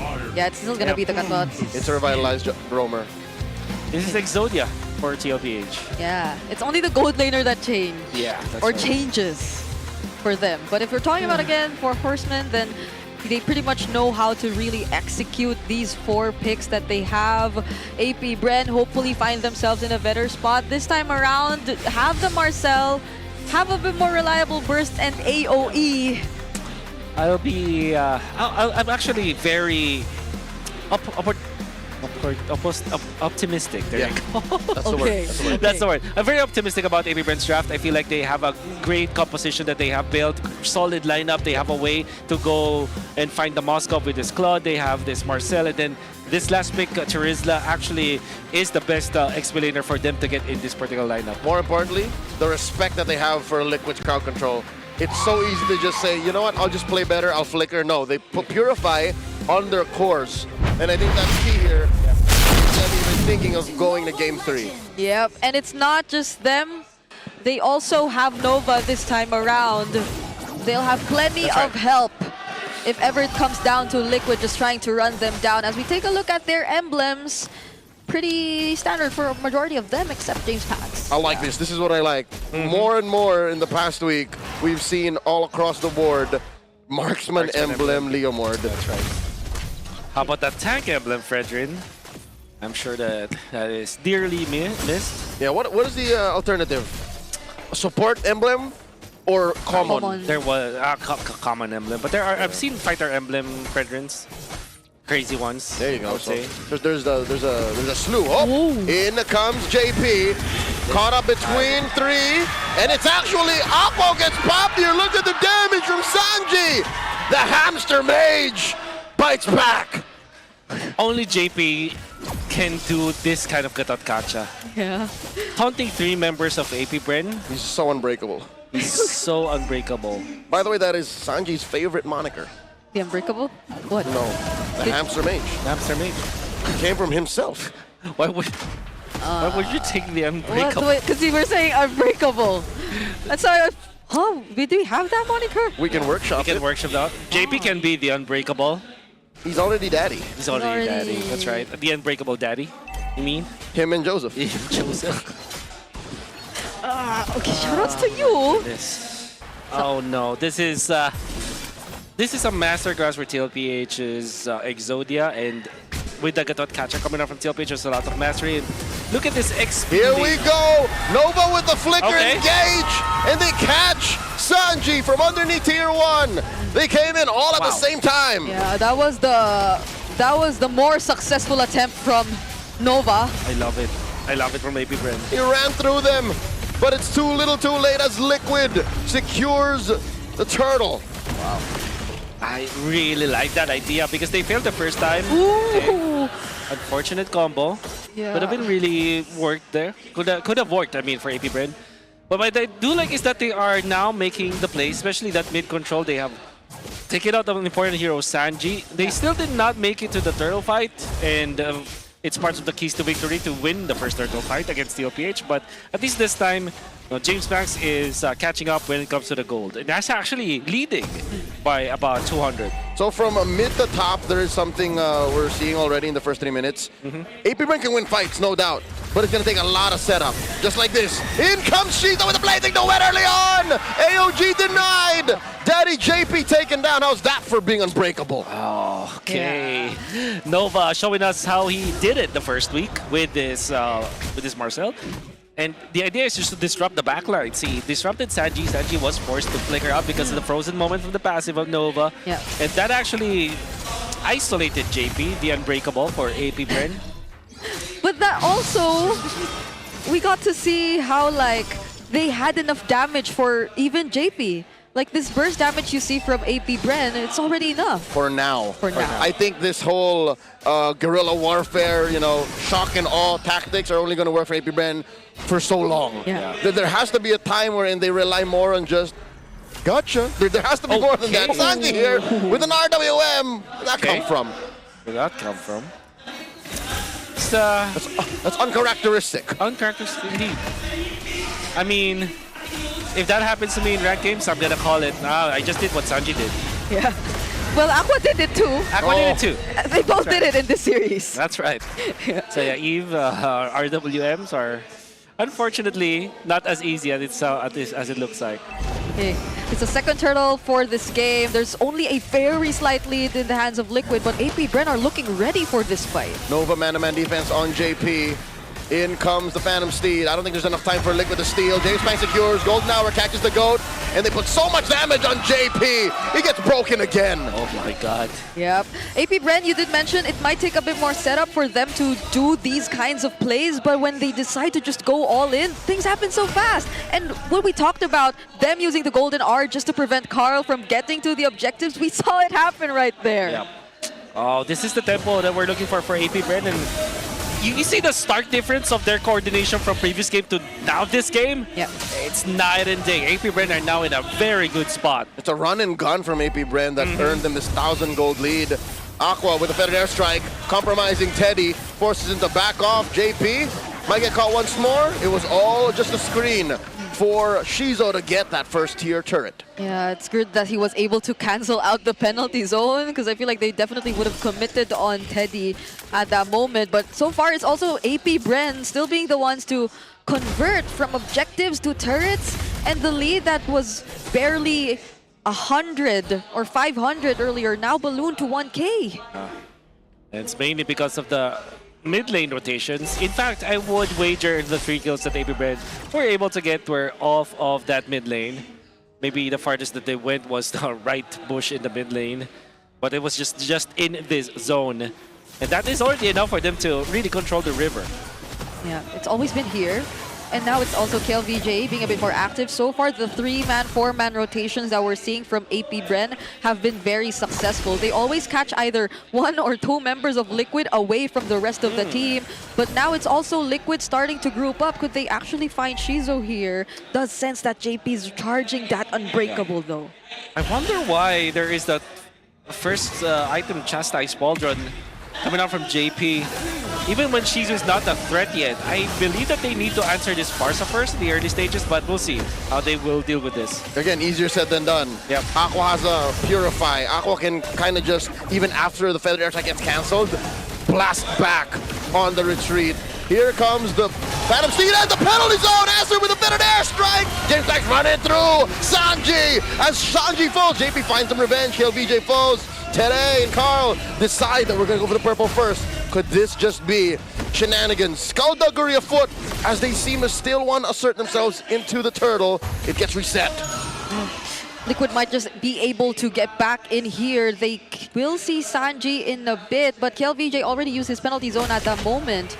Sanji still has his ultimate. Level 11 James Max. That's 4 members on him. Nova catches JP again! And JP gets to retreat AOG. Turtle now at less than half health. Carl Easy gets caught. Right out, dashes through. Jizu finds one in the back line. Carl Easy falls, serving up a kill to James. And it's a 1-for-2 trade plus the turtle. Now Sanji here, surviving, gets that shield. And he lives. SOD. And Tere finds KLVJ. It's messy, but AP Bren wins the trade.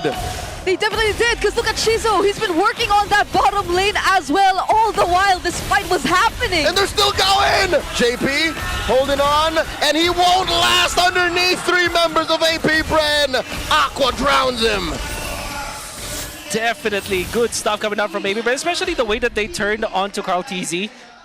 Nova, I don't know if he intended to do it, but the way that he utilized the golden hour is he forced that dash out coming out from Carl TZ that eventually cut off their retreat. So it's like they're not really stunned, but they were kept in place. You can see this ultimate coming out from Nova, Carl TZ, and Sanford. They were trying to run away, but instead they went in to AP Bren's box. And Sanji did not have the stacks on him to actually output the damage yet. And they bursted down Carl TZ. I'm actually surprised that Sanji survived there, punishing KLVJ under the turret.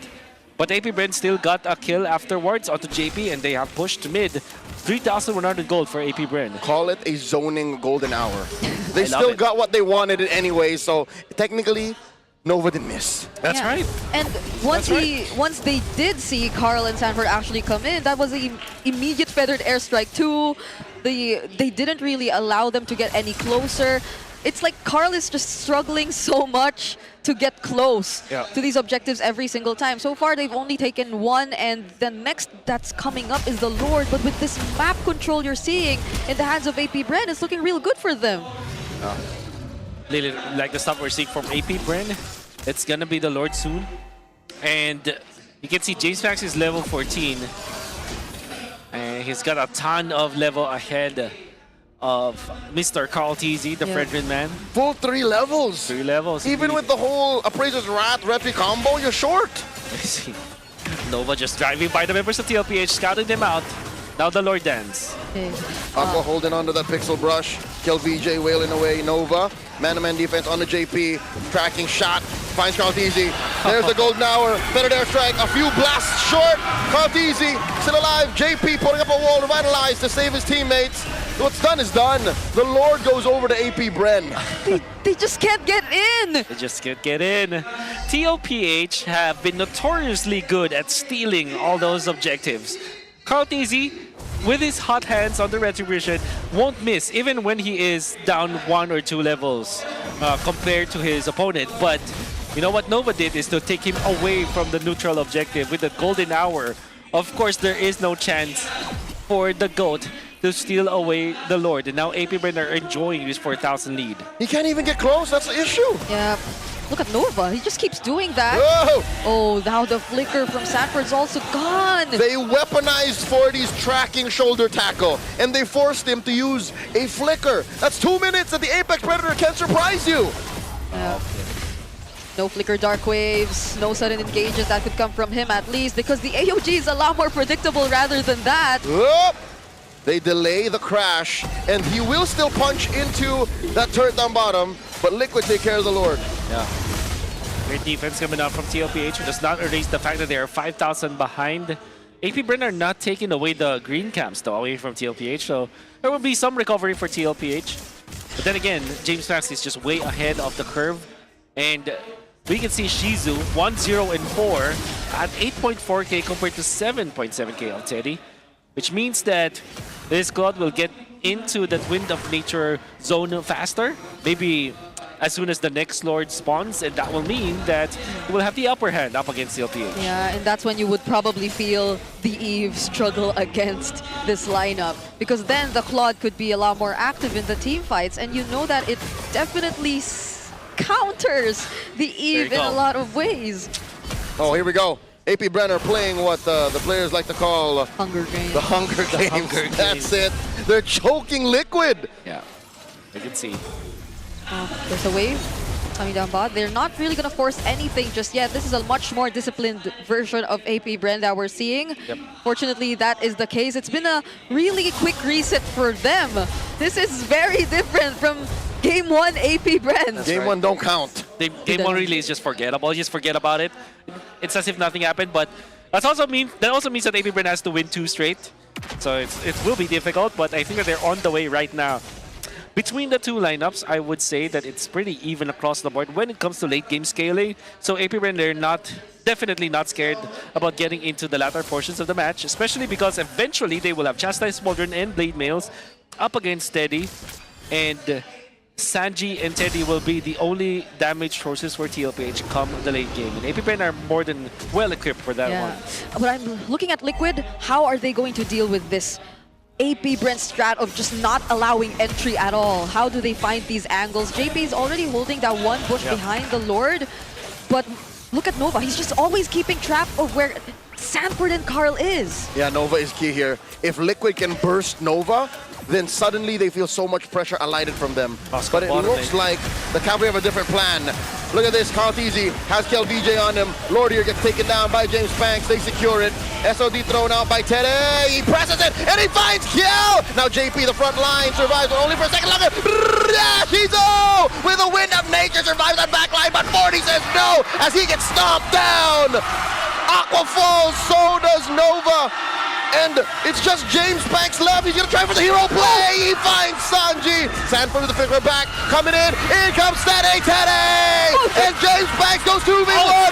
James Banks by one. Him versus the GOAT. And Carl Teasy falls.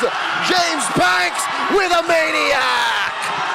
There's a Lord marching down bottom, but he's gonna go for mid. 4 seconds left before JP comes back. He probably can defend this, but what a play from James Banks. And very calm, he took that challenge up against 5 members of TLPH, or 4. Gets the Maniac for massive movements. JP, gotta be careful. And James Banks overstayed his welcome. Veteran moves from Daddy JP, putting James Banks in his place. Denies even the push in mid. Sit down, son! The daddy's here, JP, the unbreakable, my goodness! He brought out the belt. He brought out the belt. He's like Bruce Willis in that M. Night Shyamalan film. Oh my goodness, I don't know how far behind this replay is gonna be, but what JP did in this scenario felt like what Nova did in that previous agree. Lord fight. I agree. JP just made it happen in this particular team fight, and there is an explosion in the mid lane. That's There's happening. a real fight happening in real time. As much as I'd like to appreciate this sequence by AP Bren, the fight breaks out in mid. You can see how TLPH have handled Shizu, the backlines, and here we go, James Banks. Yeah. I wonder how that happened, but of course the life still coming out from the Endless Battle, I believe. And I believe it's the killing spree as well, that proc right there from James Banks. This marksman emblem is something else. It's attack speed. It's so good. And I gotta commend James Banks' situational awareness. You saw how he sidestepped right underneath that Appraiser's Wrath. Even if Carl Teasy did proc it, he would have hit nothing. So James Banks had that under control. What he didn't have under control was Daddy JP in that tier 3. Didn't know how to deal with it. Well, he probably knows. I think he missed one momentum, that's why. Yeah. Wants to go for like momentum and then dash in. Regardless, I think he still would have died. I agree. But he would have killed JP. No! JP had an immortality! And the enhanced basic attack to somehow still keep him alive, even by just a bit. Yeah, so I think it's safe to say that that was definitely a mistake from James Banks. He overheated, man. Overheated. Which is weird because if you look at his beats per minute, his heart rate, it would have been, he would have been cool. He was like at 80. However, I think the positive effect of that is that they get 2 turrets because of that play. I don't think that we should erase what wonders he did in the jungle of AP Brin up top just because of that death, because it even resulted to a push in the bottom and in the mid lane. Yeah. So now Liquid are trying to position themselves. AP Bren, again and again, they're just capable of bursting this down if they wanted to, but does Liquid allow it this time? Golden hour, he dodges right out of it. James Banks secures, RWM by Sanji. Teddy throwing out these spears, holding on to the SOD. James Banks taken down quickly, the first to fall in this engagement. SOD coming through, in comes Teddy! AOG! Aqua with a veteran airstrike! Chizo with a blazing to win the back line. Carl Teasy playing man-to-man defense as Sanford tails Aqua. And Carl Teasy taking it slow, slowing it down. AP Bren with the Lord, spawning in mid. Okay, this is the most I've seen Carl not able to get the objectives in a while. Well, he's so far away though. It was very difficult for sure. There was an additional stun coming up from Nova. Remember, you reset your counters or your timers for the frozen moment if you pop your ultimate as Nova. So there's always that factor. You can just like put yourself in front of the opposing jungler to just stun him out. So yeah. Also, really good job from Shizu there. At least he did not go down. I think it would have been a bit different if they were also able to get the kill on Shizu. But even with the energy eruption, that's the thing. There's just so much respect. You mentioned it. The Purify was still there, so he was okay. But now it's Liquid somehow trying to balance things out. Clearly, AP Bren are still in control when it comes to the map. They still haven't let go of their tier 1 in mid even. Up to this point. Clearly belongs to AP Bren, yes. But Liquid are crawling back. Look, there's almost no gold lead. Teddy has a better gold gathered compared to Shizo. So expect him to juggle more in the next big Lord fight in about a minute and a half. Yeah. So despite it being, you know, a struggle for Carl, I think you check the cores. It's the cores who really matter here. that's very true. Which means that in the next Lord fight, it will be a battle of who has the who has a lot more resources? Like, are your battle spells ready for that team fight? Are you getting forced out by TLPH? Will you miss your golden hour? All the things that they have to consider now if you are AP Brand, so and TLPH obviously. Yeah. Because so far, the last 2 golden hours have been dodged by Carl. Yep. The one in the top side of the map, and that one instance we saw 2 towards the bottom side of the map. So maybe Nova might want, maybe he wants to be a bit more particular when he does throw out the golden hour, because it's been key to how they've been winning majority of the fights alongside the penalty zone. I agree. Maybe just one person golden hour is better than, you know, failing a 2 or 3 man. Oh, so you're saying that just attempt to like target one thing rather than target many things, because you end up missing more if you kind of scatter your shots. That's true. But is it, don't greed out. Yeah. Yep. But is it Carl you really want to target at this point, though? Even if they do hypothetically get the Lord again, because Liquid keep going for the post-Lord fights. Good question, because there is a merit to stopping Sanji actually, so that when you go to the backlines as Shizu, you already have the Wind of Nature and the Purify, so the only way for you to actually die is because of Sanji. So yeah, there is that angle. But I feel like on top of Nova's list is to keep Kaltizi away from this Lord. Yeah, still priority will be the Heractree holder. Let's see how they handle this. Carl already have victory. Sanji has a great position though, holding that bush. He has both buffs, what? North of the Lord, yes. So it's clear that Liquid is still looking at Sanji as a core, despite being a battle mage in the Eve. Lord here at an 1/8 of its health. Gets that skill knock up onto the front line of AP Bren, and he gets reset. Kill VJ getting poked almost to death. Yeah. Has to teleport out of there. And if TLPH smells this, they could actually go for the fight. So yeah, Terizla will not go out, will just regen up. Okay. Oh, so he's still there, shows up in mid. Not sure if they have an idea where Teddy is also. Hasn't showed up just yet. Will do in a bit. Oh my god. We're Lord dancing like it's 2022. Yeah. And now Nova finally crossed the threshold. Oh, Man of Steed delayed here. Through the golden hour, and here comes Kaltizi, his first Retribution win in the Lord pit. Yeah, Shizo fires away at TLPH, and in comes James Banks finally on his Ducati. They get the kill, they pop the immortality on a Teddy. James Banks finds one, Sanford falls as well. Liquid are retreating, happy with the take. JP the only one left here against AP Bren. An expensive win for that Lord. Liquid hurts. There was hesitation on whether or not they would go for the full retreat. Okay, the Lord spawns. Liquid can still go for this. Oh, you can see why I don't like playing the Fredrin in this scenario. Top lane. Okay, now they will be able to get back, but you can see when Kaltizi tries to go for that dash, Nova stops him. Better there strike. Liquid have to focus on the wave. Sanji put down a dead of himself. Shizo comes in with a blazing duet, and they're on the base. AP Bren extend the series.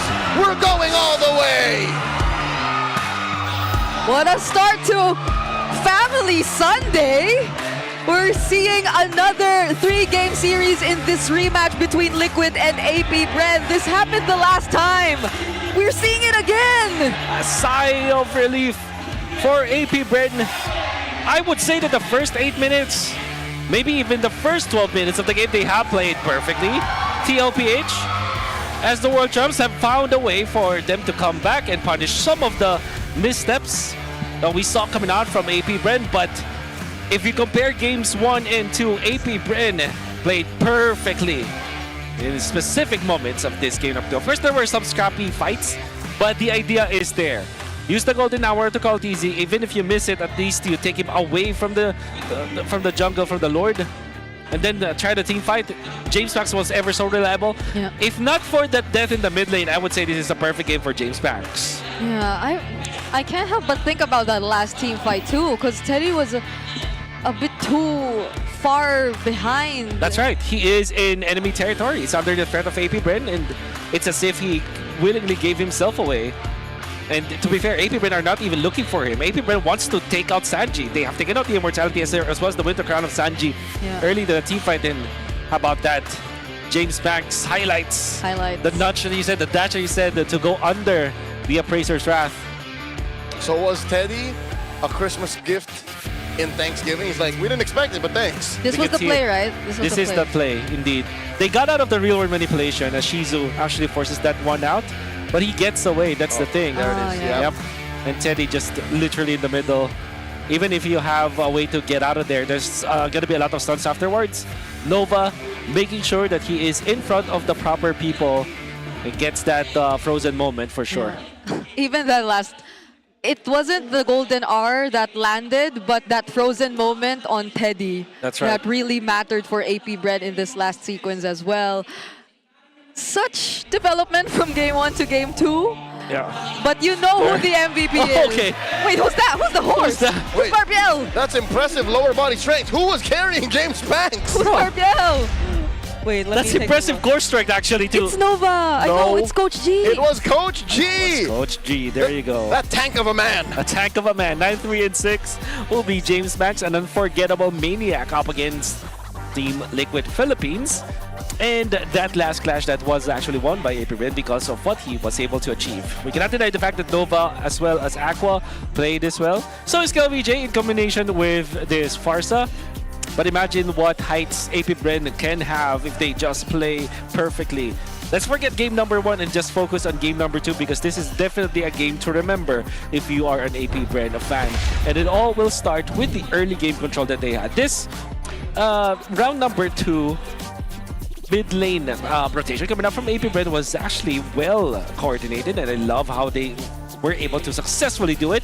And then they kept on looking for the target. Sanji will always be the target here for AP Bren. And after taking out JP, they were able to get a lot of push in the mid lane, a lot of damage in the turret. They are getting the neutral objectives so perfectly. And it's mainly because of the usage of this golden hour. This might be, you know, if you look back at this game, you would say that, oh, okay, they were not landing the golden hours, but it's enough actually to take away the members of TLPH from neutral objectives that matter so much. AP Bren has watched this Exodia lineup work too well for too long, too many times. That's right. And that's why they crafted this draft and played out of their minds to be able to force us to go all the way. This is impressive. Again, I was afraid that they would lose track of what was important in the first 5 or 10 minutes, right? Because it's so easy to like win the early and then forget that, oh wait, we have to take care of Teddy. Oh, we have to stop Carl Easy from, you know, consistently getting in there. But they did all of those all throughout, all the time. That's right. Yeah, and it's always against Liquid that James Banks finds these highlight plays, these achievements, either the 18 kill record or a maniac. Or a maniac. If I go back to the draft, I would have said that it could be like Arlet as the last pick for AP Bren. Completely forgetting that there is that angle that you can go for the Turisla. It just complemented this lineup so much. If you're just looking at the composition of AP Bren, there's a lot of synergy between the Leomord as well as the Flicker penalty zone with this Turisla. Obviously, the Flicker penalty zone into the Feathered Airstrike also works well. The dive from Shizu can also be supplemented by that one. So this Turisla just really is the glue for AP Bren's lineup. It was a great way to end it. And if you think about how it is pitted up against the members of TLPH, it makes total sense. It's great versus damage output, the ramp damage coming out from Teddy because of the body of Smith. And of course, this is a hero that was also utilized against the Fredrin, right? Because it was not an actual, you know, hard counter, but it is a fix to go up against a Fredrin. Yeah, you don't really get to see Carl struggle that much because a lot of times his only problem would be whether or not he actually lands that retribution because he's always within retribution range. But this was different. This was a completely different story. So now, no Suyo, no problem for James Banks this time around because it's his Leomord who steals the show and forces game number 3. So that's 4 heroes now that James Banks can reliably use. We've seen him win with the Baksha. We've seen him win with a Suyo Harley for sure. And now the Leomord. That's right. I don't think it's worth it to play on that axis. Like, you're wasting too much time just trying to, you know, neutralize one player. Oh, so do we want to see Liquid switch up the draft bans? The Marcel, most importantly. That one. That's worth it. Okay. And that's worth it. I think in their benefit, they will go blue side. Okay. At least consider the Marcel. But before we see if they do that, we have a special guest here. So let's check out this interview. What a game, AP Bren tied that match. Now 1-1 between TLPH and AP Bren. Pero bago tayo bumalik sa lahat ng action na yan, Odin, we're here with a super fan. Welcome to MPL Arena. Pakilala niyo po ang inyong sarili.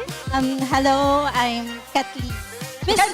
They call me Ate Kat. Ate Kat. So narinig ko yung mga supporters natin and community leaders. Kilala ka na nila. So ano ba yung team na sinusupport mo today? Meron akong 3 teams na sinusuportahan talaga. Team Liquid Philippines, Falcons, and AP Bren. So yung dalawang sinusuportahan na team ni Ate Kat ngayon, sila yung nagbabakbakan. So Yes. paano yun? Dalawa sila. Sino niroroot mo ngayon? Kahit sa kanilang manalo. Oo, pero sulit na sulit ang panonood mo kasi nga umabot tayo ng Game 3. Ngayon, Ate Kat, nakikita namin na meron kang hawak na mga tote bags. Pwede mo bang i-flex sa amin yung mga yan? Yeah, so ito yung mga tote bags na design and pina-print ko. So tote bags siya ng Falcon, TLPH, and AP Bren. Okay. Ipapag-giveaway ko dun sa fan na malakas mag-cheer. Ay, gusto sa ko venue. yan! Guys, narinig niyo ba yun? Si Ate Kat mismo ang magbibigay para sa ating mga super fans. Pero ipakita nating mabuti. Ayan, Yeah. Thea, hawakan mo yung isa. So, etong mga to, ikaw ang nag-layout. Yes po, ako po yung nag-sign. Pero minsan nagpapatulong po ako sa community leaders. Yeah, sabi ko, Para sa mga tulungan mo naman logos." akong tulungan niyo naman ako mag-design. So, tumutulong naman sila. So, ibig sabihin, talagang close na kayo ng mga community leaders. At gaano ka ba katagal na fan na ng MPL? Since 2021, M2. Wow, ang tagal na! Oo. Tagal na M2 at pa-M8 na tayo ngayon. Ate Kat, Yes. sino ba ang kasama mo manood? Ikaw lang ba ang fan? Kasama ko laging nanonood yung mga anak ko kasi sila yung nag-introduce sa akin sa ML. Yun. Noong una hesitant pa akong mag-download kasi sabi ko, I'm too old na for that. Tapos sabi, no, why don't you try? Tapos, ayun, trinay ko, na-addict ako. Kaya nandito ka ngayon. Kaya no, nakakatuwa na hindi talaga ma-define ng age ang pagmamahal Yes, natin sa correct. mga laro. And everyone is welcome to play MLBB. Yeah, Ate thank Kat, you. baka meron kang mensahe. Sa mga teams, galingan nyo. Sana makapasok kayo sa playoffs yung AP Bren. Kasi yung TL tsaka yung Falcons nakapasok na. So, sana yung AP Bren makapasok. And that shows just no matter what age, hindi lang gaming skills, pati creativity kasi Odin, tignan mo naman. But meanwhile, we'll go back to the action as we proceed to the Game 3. Sino bang makakalamang? Is it AP Bren or TLPH? Let's go back to the casters. That was so cute. She's a super fan supporting 3 teams, and she had designed tote bags for each of them. What I gotta do to get a tote? What do we gotta do? I need them You totes. gotta cheer loudly. According to her. I literally scream when there's team fighting happening. Okay. Does that count? Okay, let's ask her. But meanwhile, Oh. this is what we were talking about earlier. They're very close. If not, James Pank's actually leading ahead of Carl. 4.23 average kills per game. So it won't matter if you played more games than Carl TZ. The average is out. The average is out, 4.23. And it's surprising that right now the most kills we're getting is coming off from the junglers. Yeah. Kyle Zaida and King Kong. Because there used to be a time where it was from the gold laners or the mid laners. Yeah. That's right. So, well, we are well past the utility jungler meta. I feel And there like. was a small window of time where it came from an XP laner by the name of Sanford Vinoya. That's why it's called the Apex Predator. Right. See. Well, Carl did say that this is the most flexible meta for him. Like, Yeah. you could go either way. You could go. I mean, if you're Carl, if you're Carl. It means a lot when Carl says it because he's played in the meta. He's literally won a world championship by playing Brody jungle. yeah. Tank Brody jungle at that. Yeah. I think you can see some of the differences for other junglers where there's a lot of choices for Carl TZ's played like Hayabusa, although that failed. Can play the Fredrin. Liquid fans don't talk about the Hayabusa. Of course. It's not as it's not as visible to other teams, which I feel like that should not be the case. For example, why is it just Hardy, Suyo, and then Liliamord for James Banks, right? Why do we have to go to the Aulas when we could have had Fanny as their third pick? Then you look back at Aurora, why are we just focusing on Guinevere and maybe Leomord, you know? So I do feel like that statement coming out from Carl TZ should be exploited by all of the teams out there. Yeah. Let's see more of your jungler choices. Not to mention this Yusun Shin. We've seen a pocket Yusun Shin jungle here and there, not just in the Philippines, but you know, all throughout the big regions, all around the world for MLBB. And where's the Bane? Am I the only one who's looking for the Bane? I'm sure there's some scrims out there wherein it was really good. Right? Because Nightsu's happy, Renmar's been happy, but your Bane hasn't showed up. Yeah. Exactly. I think you need to have either no, I think we just have to bring Marquis or Kelra back. They're gonna be willing to play that Bane. Thanks. In the gold lane. In the gold lane. Oh, Okay. I'll take it wherever. How long has it been since we saw that Paramis Bane strat? Oh wow. That one was also 5 years ago. That was season 7. Season 7. So long ago. But now I think what we're seeing for game number 3 are different bans. And respect for the Marcel. You cannot not ban the Marcel after what happened in game 2. I think Nova was a good second choice for an MVP. I agree. Because of that. I think the only merit was because it quote-unquote missed, but at the same time, it's a functional miss if that even exists. It does. Like Alright. the AOG from JP, that one team fight. Oh yeah, like it's the zoning ult. It was on Zoning purpose. On purpose. Yeah. Functional miss. Oh. Look at that. Look at those notes. I want to read that. I want to be eagle-eyed. That's relatively simple notes for such a deep matchup. It's like I think they also have a clear book. 2 lines worth. They just probably put it on the table or something. But Okay. the Suyo's open so far. Suyo and Harley. Will Liquid do that? Harley got banned out. Oh yeah. Blue 2. So is Liquid going to take the Suyo blue one? Yeah. That would open a back shot, perhaps. No. No, there's Suyo. And Coach G is feeling confident. Look at him. Look at his body language. They know that the Suyo will be the first. Carl's pick. going to take it. Look, Carl's going to take it. So what do you do now, gosh. AP Bren? I can't read Coach G. Okay. That Why is Midnight because of the jumping? confidence that I saw from Coach G, Yeah. I feel confident that they know that this is the path. So they have their clear answers. Look, even Claude. James Max is smiling. Even James Max style. I think they go Claude. Claude Eve. Yeah, there's no need to rush the jungle pick. You can go Leomord Red 3. Yeah. That's right. Or Claude Valentina is what I feel like. Huh. Claude Eve, Claude Valentina. And then they go Eve Hylos. No.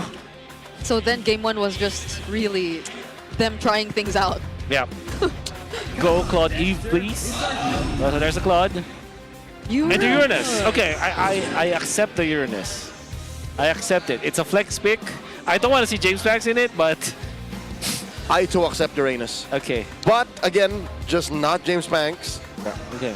But that's too crazy though, like from Red 1? But I do feel like because eventually What is this, Odyssey of a Draft? that's right. They have this tanky hero that can also frontline for the Claude. And also Claude, although eventually you'll get the Trinity, you don't want to keep on hitting the Uranus. You don't want to spend your time on the Uranus. So Yeah. I really like this pick coming out from AP Brand. And now for TLPH, the way that you answer this is through raw damage. You want to go for the carry, which answers the Claude as well as the Uranus. Yeah. A Teddy special. And then you still go Eve, I feel like. Or they go Valentina and Dot. How about neither? They don't show the sides. I think that's one of the things I was actually wondering about, because you see the Uranus and there are a lot of like decent heroes to go up against it in lane. Yeah. But then that'll be a bit too reactive of Liquid, because even if we don't want to see it, there's a chance it's flexed. Yeah. I understand the Valentina, the Godot catch a high pick, maybe. Maybe not. But that means that the carry will be denied. So now we're looking for the James Banks hero. Oh, look at this heated Leomord should be. discussion. And That's it the is the Leomord. Leomord. That's the MVP Leomord. Why? They're jumping. Midnight is overly happy about a Leomord pick. I'm pretty sure that might not be about the Leomord anymore. Okay. It's something else that's put a smile on a friend's face. What I do like about this Leomord is that it used to be a Suyu over Leomord thing, but now it's more even, especially if you have a supplementary hero with the Claude. You have a lot of dive for AP Bren, which means that your mage, if you're looking for a mage, it has to be like either long range or also hard dive. There's the carry ban, which I feel like 100% was coming. You go higher for fifth band for AP Bren and you're set. Yeah. Shizu's gonna have a good time for sure. Because at this point, I mean, the Moskov was there earlier, but you didn't really get to see Teddy play it as much. Yeah. And even the attempts to go for like split pushes weren't really there because AP Bren were so good at forcing the fights. There's a world wherein Liquid doesn't ban the Kalia, and AP Bren go Kalia Farsa. Ooh, okay. And they just lock down that XP lane and then win everywhere else. Okay, I can see that. What's the I would like to see Nova with a... You know, I started this... I even put in the keys to victory that he has to be like Nova's catch heroes, but I feel like Hilda might also be an option. Yeah, which now puts a different kind of idea for Nova, which is zoning Nova. That's what we called... On the English desk, I think that was Renmar, Hans, and I. We called it the Rage Bait Hilda. The Rage Bait Hilda, yeah. Literally just look at me, look at me. It's exactly what it does. Yeah. Look at me, hit that ult on me. Flicker, revive. Okay, I'm back. You want more? It's not so different from what he was doing when he was on the Marcel. That's right, that's right. So, not be surprised if that is the case. RBH. RBH. But could Liquid also consider that though? Like ban? Hilda up against the Uranus in lane. And sure. just helping JP overall, though that takes away like some additional setup potential from Sanford. In that scenario, you go Cho now if you are Nova. Okay, so Eve, good ban actually. And out from TLPH. So Hilda or I like the Kalia. Hilda. I really like the Hilda here for AP Bren. There's a... okay, what else can they pick? Because they already revealed this Uranus as the XP. But you need some sort of stun. Maybe a Cho would be a good alternative here for AP For Bren. Nova. Or the Kalea. What else has he used in the past? Badang? You know what? A Badang would be good. Not against it. I'm actually... You know, that's a great idea. Briggs. There you go though. Hilda. Alright. As expected, it's the RBH. So if you're TL, you don't have the carry. What else is your hero to melt Harry? Oh no, you don't go Arlet. Maybe you go Granger if you're TLPH. How about is the Bruno? Bruno. Because it is the Claude with the ultimate. You are good in the early stages, but not in the mid to late game. So I think you're better off with the Granger. So at least you have a solidified early game. Right, and you need more range. You need more range for sure. Okay. We'll take up for Nathan. I like that hero. Nathan. Yeah, but no one used it yet. What's that? Okay, thank you, Bruno. So that means you can go for like a Farsa for... Yeah. Which was in the design anyways. Yep. Okay. I love it. So instead of the clean catch with the Kalia, it's the Rage Bait Hilda and of course just better vision overall. Yeah. If you're AP Bren, you're just telling Aqua, be on point with the first two bursts of the Feather Strike. If they get out of that because they don't have the stun, it's okay. Just try to outplay this wheel. But this Hilda and the Uranus up front, I feel like overall the lineup of AP Bren is not only easier to execute, but is technically better compared to TLPH. And what TLPH can do is to just make sure that this Arlet will be a menace against AP Bren. This is more of a 50-50 draft in that regard. But if I were to choose where to play, I would always go for AP Bren. It's less headaches, actually, when you're playing it. All the more, I'm going to agree with you because of the fact that they have 3 Purifies. Yep. And I was going to say, one of Liquid's main strengths is the fact that everyone has crowd control. Yep. But that's nullified by the Purify. So every 90 seconds, AP Bren is superior. Yeah. That's aside the fact that even just the love that. lineup rating says AP Bren's draft is triple the lineup rating of Liquid. I love what you mentioned, Leo, though. 90 seconds of freedom. Yeah.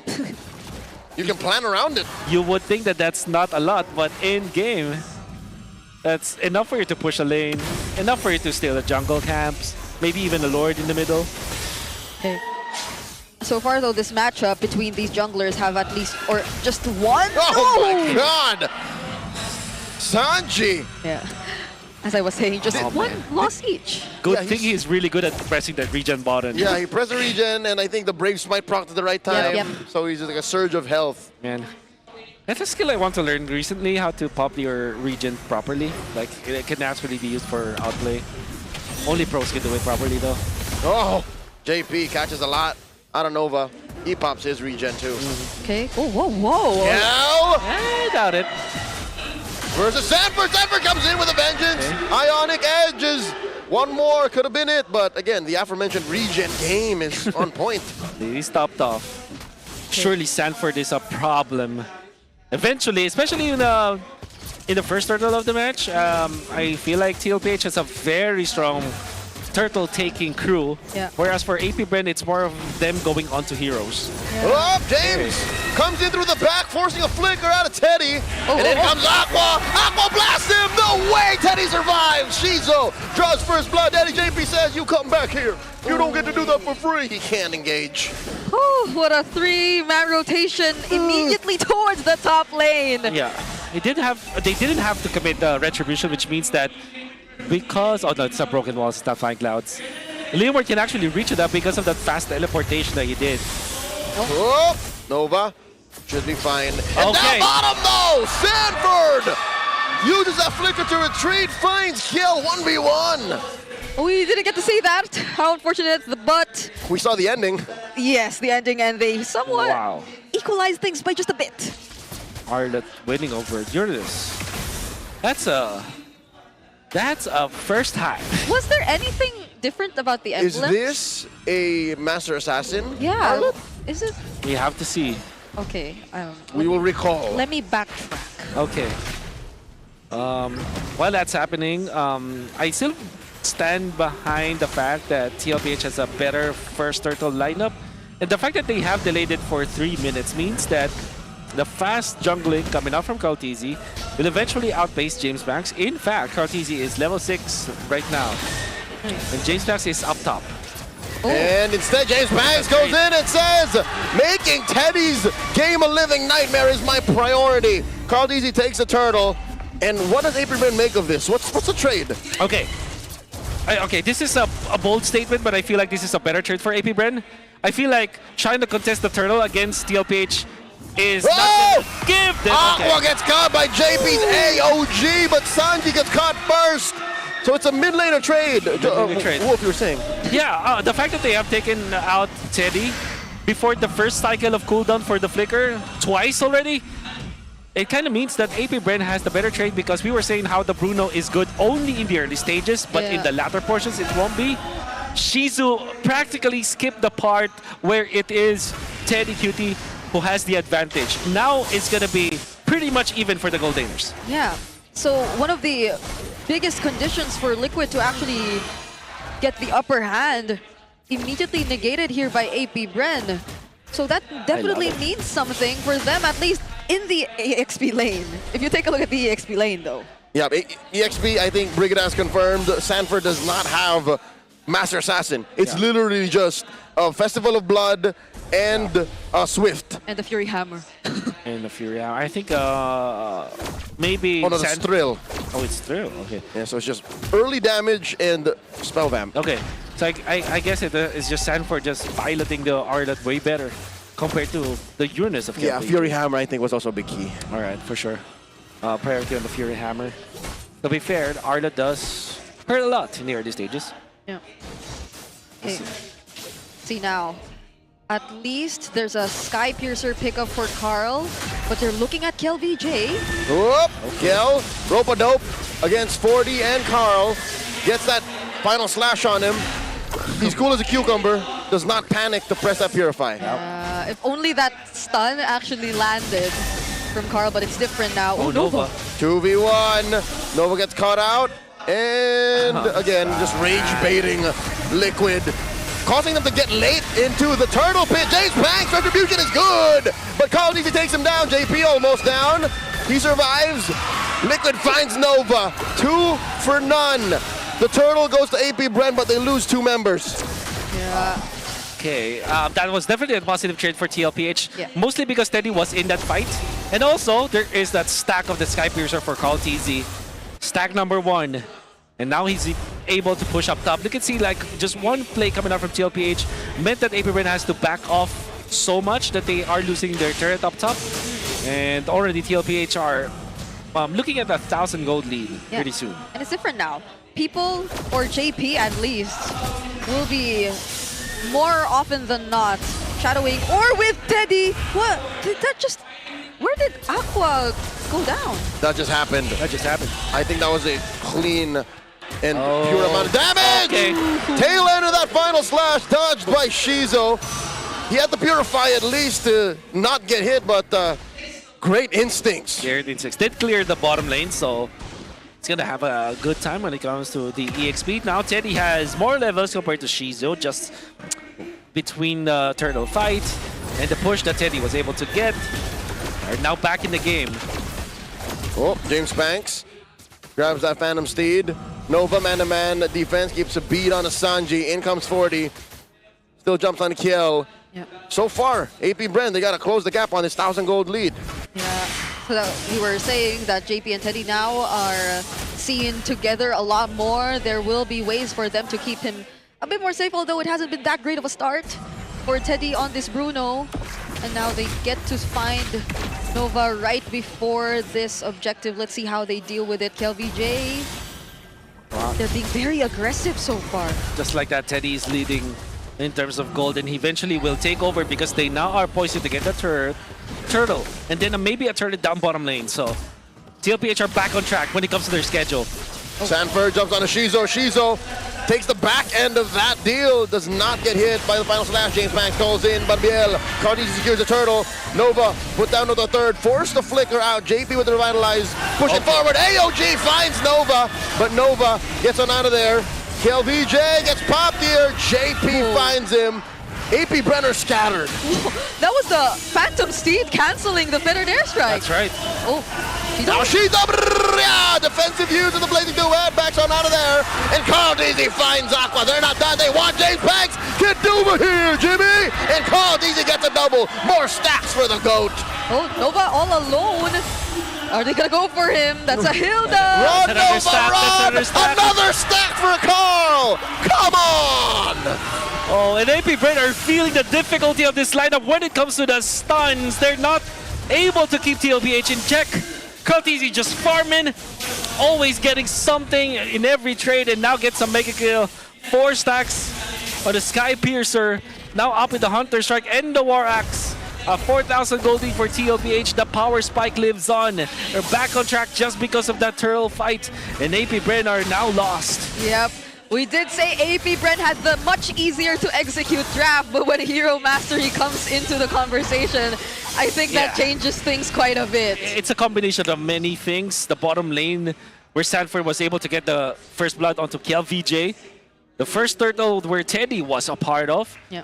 It was technically the second turtle, but the first neutral objective that Teddy was part of allowed him to get 1 kill and 1 assist, and then push in the mid lane, then push in the bottom lane, and now another push into the bottom lane. If you stack that all up together, it might not mean that much, but at the moment that they were able to get it, AP Bren's composition were blown over because KLVJ cannot front as easily.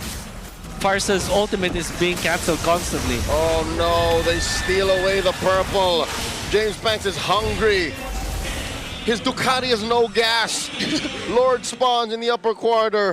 I think Liquid just won this through sheer mastery in the side lanes. Yep. AP Bren was expecting a dead lane in the XP, but KLVJ was sweating from minute 1. For sure. Yeah, Teddy just took on the role of the guy being constantly focused on. Yeah. But it's all worth it now. It's not like he's been behind for so long. much. AOG catches James and Aqua. Enough of a jump scare to keep James Banks away. Final slash, plus the pushback. Carl Deasy finds James, and now they're flying KLVJ too. Another pair of stacks for Carl. His Sky Piercer hungers like Frostmourne. Apex Predator Sanford. You would think that he was actually targeting the front lines, but with that flicker, was able to bypass whoever was in front of him, and then snag James Max. Another final slash, Nova. Yeah. Oh no. They also use the worldie. Oh, there's a Lord still marching down bottom, but even before it gets to arrive in the base, they're just taking out so much from these remaining base turrets of AP Bren and Nova! Another final slash. Nova goes down. In comes Shizo. The front line gets decimated as James Banks finds through Stanford and Teddy Full. But they trade off for Aqua. AOG kills VJ, finds Sanji. Run, James, run! Called easy. Gets a double. 2 more stacks. That's max for the GOAT. Okay, now he's at 80. But at least AP Bren defend their base turrets. They do defend it. They actually chip off some of the lead, giving a lot of gold for James Banks now. AP with the unbreakable taunting Shizo. Shizo, BMI back. Oh, I'm not sure this is worth it to protect your jungle. Purple. Charge Queller. Puts Shizo at a third of his health. Nova and the rest of AP Bren come back. Did you see that arrow hitting not only the purple buff, but also Shizo? Yeah. And Carteezy, even though you would think that Shizo is a good target to get a kill eventually, Carteezy just was focused on getting that purple buff. Yeah. Hunger Games was his MO, and they're able to take away a lot of gold away again from James Banks. 11,000 gold compared to 6.79. 4,000 gold ahead Carteezy is over his competition. No wonder his Quellers are, you know, melting down the members of AP Bren. Yeah. He really likes Katniss Everdeen. Yeah. You cannot show up. Either Aqua or Shizu could not show up in front of Carl Or Pita when they're Lemark. low HP. What? Is he an archer too? Pita Lemark? Nah, he's more of a chameleon. I guess. Yeah. Chameleon? You know Pita Millark? Pita Lemark, you don't know. Is he a chameleon? You would know if you watch or read about it. Okay. Later. Later. Later. After this match. If ever we do get to see or have time, because so far it's been... Whoa, whoa, whoa, whoa, whoa, whoa. Okay. And Carteezy reveals himself. Here comes the rest of AP Bren. It might have been a trap set. Whoa! And they spring on a Sanji. And they beat up Kiel. Kiel at half health. Kiel has already popped. Consecration. Doesn't need to purify. Carteezy surges and severs. I was sweaty. And just like that, we're back to reset. Okay, Sanji had his own Ducati. Sanji had the flicker for that, but they were safe. So that's what matters. But is this enough for AP Bren to actually fight? They're considering it. Shizu might get his hands on an orange buff. So that will give more damage to Shizu, who, by the way, has not died yet. But Carteezy and the gang, they're just stacking up more gold in their pockets so that they can just outpower AP Bren. Yeah. Teddy, you see him down bot? Will be able to join soon. But so far, AP Bren are still showing up. They will be trying to take control of this objective, as JP definitely will be the guy to scout. But he gets kind of poked down here. Nova has 2 on him. 40 and JP. James Banks coming through. Blading the web by Shizo. Then an airstrike coming through. Sanji gets taken out by Nova. Trade out for Kiel. Carteezy gets 1. AOG. Shizo sidesteps. James Banks 2v1. Run! James, run! Carteezy finds him. It's a double for the GOAT. Make it a triple. Final slash. There's up a kill to Teddy. And I think that's all she wrote. Carl wants 1 more. Give it to him. He gets taken down. Oh, buys him immortality on the way out. Aqua, the last member of AP Bren, and Liquid continue to stampede. What a recovery for the Cavalry, denying AP Bren the reverse sweep, taking it 2-1. Still a 3-game series, but still the same result. TLPH secure the win against AP Bren despite that really good showing we got to see from the Bees. Stellar display coming out from Sanford many times in this game. Teddy recovering after being taken out twice up top because of the plans coming out from AP Bren. I gotta say, AP Bren came out today with the plan. It just didn't work against Team Liquid Philippines, who have adjusted accordingly. And Carteezy just doing a lot of stuff with his Suyo Yeah, still props to AP Bren. Coming from a win, they definitely will work hard to get back on track, but look who got back on track immediately the day after they lost a series yesterday. It's Liquid already bouncing back. We gotta take a quick look at the highlights and what actually happened in that game, because even up until that very moment, before the last fight broke out, I wasn't so sure if AP Bren could actually find an opening. The fact that they have countered Shizu, that's actually so impressive coming out from TLPH. You can feel some problems during the Lord dances when there is no legitimate source of stun from AP Bren. They couldn't keep anyone in place, which meant that Teddy eventually gets out of the zone. You can see here as well. He's taken out afterwards, but you can see the strength of the composition of AP Bren, but also their weaknesses. Yeah. They're very good at dealing that damage and zoning out and macro moments, but when it comes to a full 5v5 team fight, they really just didn't stand a chance. Shizu, I like the angle that he's playing in. Yep. Finding Teddy, but the wind of nature was more than enough, and Teddy just literally ran away from Shizu. Yeah, I was also supposed to say Shizu had a really good game. Yeah. Like every single time he went in for the blazing duets, it How broke about the this? formations. Did not see the Sanford flicker ulti. Yeah, we didn't get to see it. We see how the fans are very animated though and really enjoyed that match. So let's head on over to the stage to listen to the winners interview. Team Liquid Philippines is back on the winning column. What a tough game, but Team Liquid came out on top. Carl TC, balikan natin yung sinabi mo nung round 1. Sabi mo, pag binan yung Suyu, wala na. Carl TZ, you mentioned that if you ban the Suyo, AP Bren would lose. Here in this game, instead of banning it, you took it and you beat them with it. What were you thinking? Kaya sabi ng coaches ko dun, or gusto ko rin siya sabay ng farming jungler ng game kanina. My coach has said maybe I could take it, and I really wanted to farm alongside with it and really go ahead of the game against James Banks, so that's what I did. Sa'yo na lang. And As long as you don't give it to James Banks, it counts. Yeah, that's the thought. noon na gusto mong mat-2-0 lahat ng mga teams. Carl TZ, Hindi na siya. you said before you wanted to 2-0 all the teams, but now you can't do it anymore, especially since yesterday you lost against Falcons. Your streak is no longer spotless. What's your thoughts now for Season 17 moving forward? Upper bracket. Siguro yung next doon, top 1 secured. Right now, what we want to do is secure the upper bracket and I guess still stay in number 1. Those are what we want to do right before the playoffs. Performance from Sanji. Sanji, kanina, Sanji had a stellar kaya abangan performance. You mentioned before the match that you alongside your team were really, really excited to play. ilan yung gigil? On the scale of 1 to 10, how badly did you want to play? 1 to 10, gaano ka gigil ngayon? Tingin ko 2. 2 pa lang. I think 2. Paano mo pag tinodo mo? Just 2? But what if you took it to 10?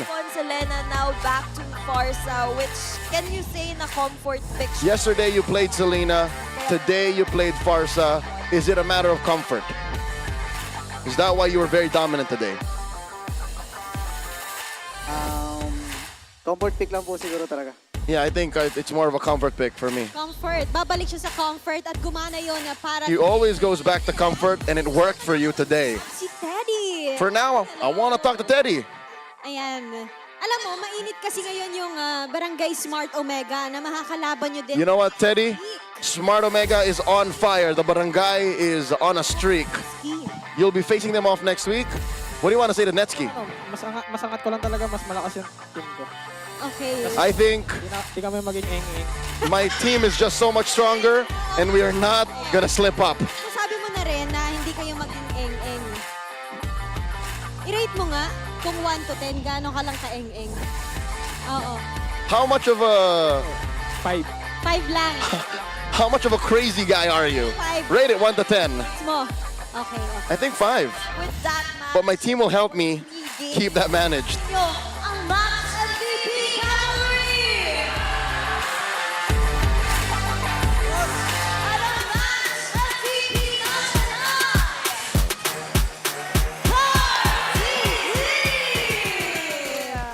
Carl TZ, bakit tinuturo niyo si Coach Aeon? Carl Tizzy, why are you pointing at Coach Ayon? He's great at drafting. He's really good. He brought out the Selena. They're making fun of your Selena. What can you say about it? Of your Selena pick yesterday. They're making fun of it. What can you say about that? Unlucky. Unlucky. Minalas kayo kahapon, no? Pero ngayon, Carl, You got unlucky yesterday. naman para sa TLPH, what can you say to all your supporters? Shout out sa lahat ng supporters namin dyan. Thank you sa laging support. Shout out to all the supporters. Thank you for always supporting us. And shout out to my fiance watching. Ngayon ang TLPH. And without, give it up for the cavalry team! Liquid Philippines! You may now take your walk of victory. Kaya they are now bouncing back stronger para makuha ang panalo against AP Brand. Dinala nila tayo sa Game 3.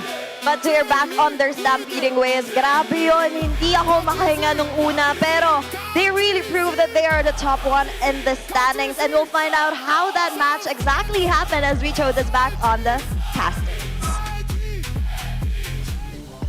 Just how many match MVPs has Carl secured All of them. throughout the season? I lost count. Not all of them literally, but Yeah. more than you can count. More than not. Yeah, I would say.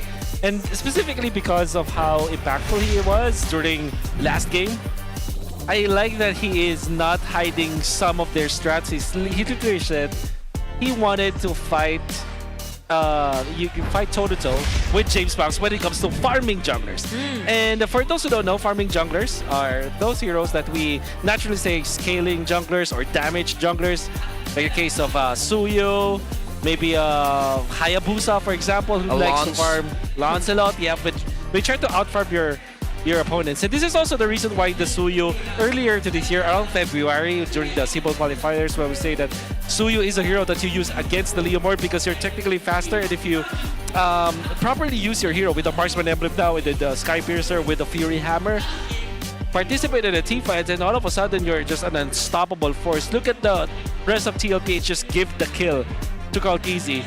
I think this is either premeditated or just a shot call coming out from TLPH where they intentionally give the kills to Krautizi. You know what? It's been about half a year since the Yo has made a comeback. Krautizi saw it in Ground Zero. Bangkok, Thailand. In the SEA Games, there were weird Suyo picks here and there. LaFell and I were just like, what the hell is this? But apparently it was a sign of what was to come. That's right. It was a prophecy that Suyo would come back. Yep. The presence of the Leomord, I think, confirms that. It's like a hero gets summoned specifically because there is one hero that dominates the metagame. And in this scenario, it's a Suyo. But then eventually teams have built something different with the Suyo. Yeah. Obviously with some of the bans, you go for, in this case, Assassin Emblem for Carl Tizzy. Some teams wants to use the Marksman Emblem. Okay, I like this balance. Look, James Banks picks Marksman on Leomord so he gets this attack speed, but still plays Thrill. Yeah. Carl Tizzy picks Assassin Emblem, but Swift as his secondary. Yeah, and I feel like they really just wanted to play for that same snowball because you saw the rotations. They just played for what they think would work because they constantly rotated towards Teddy, which seemed like the easier target, definitely. And it happened countless times. They got the kills twice in a row. It was not a great start for Teddy, but elsewhere, Liquid knew how to find the trades. Yeah, AP Bren, like I said, came in today with a plan against the LPH. Game number 1 was the way that they prioritized the even the Katotkacha also tells me that they did have a plan, but they were just disconnected in game number 1. In game number 2, we saw how beautiful their draft was, and they were also prepared for this game number 3. And with all due fairness to AP Bren, I felt like they knew what to do in game number 3. This is a premeditated draft, a pre-simulated draft, but TLPH just played better. Yeah, even in as early as game 1, definitely there should have been a plan if you bring out the Olus for the first time. Although the record says that it is aligned with what a lot of pros are saying, which is we don't really understand the goals of the Olus just yet. NT though. Yes, we are yet to figure out if there ever is, but Leslie Mains So we're talking about unique heroes. It's time to lock and load for Leslie Mains this time. The exclusive dynamic portrait and radiant kits are officially live in the shop. And now is the best time to gear up. From today till May 23rd, you can enjoy 20% off during the first month of its launch. That's right. That's just 640 diamonds for the dynamic portrait and only 200 for those radiant kits. Log in right now and flex that angelic agent in style. Yeah, because who knows when the Leslie would also be part officially of the meta, but the battle for Season 17 supremacy also is moving to the big stage. The MPL Philippines playoffs are just around the corner, and I'm pretty sure you do not want to miss the live action. That's right. We've got 5 days of intense competition from May 27th to the 31st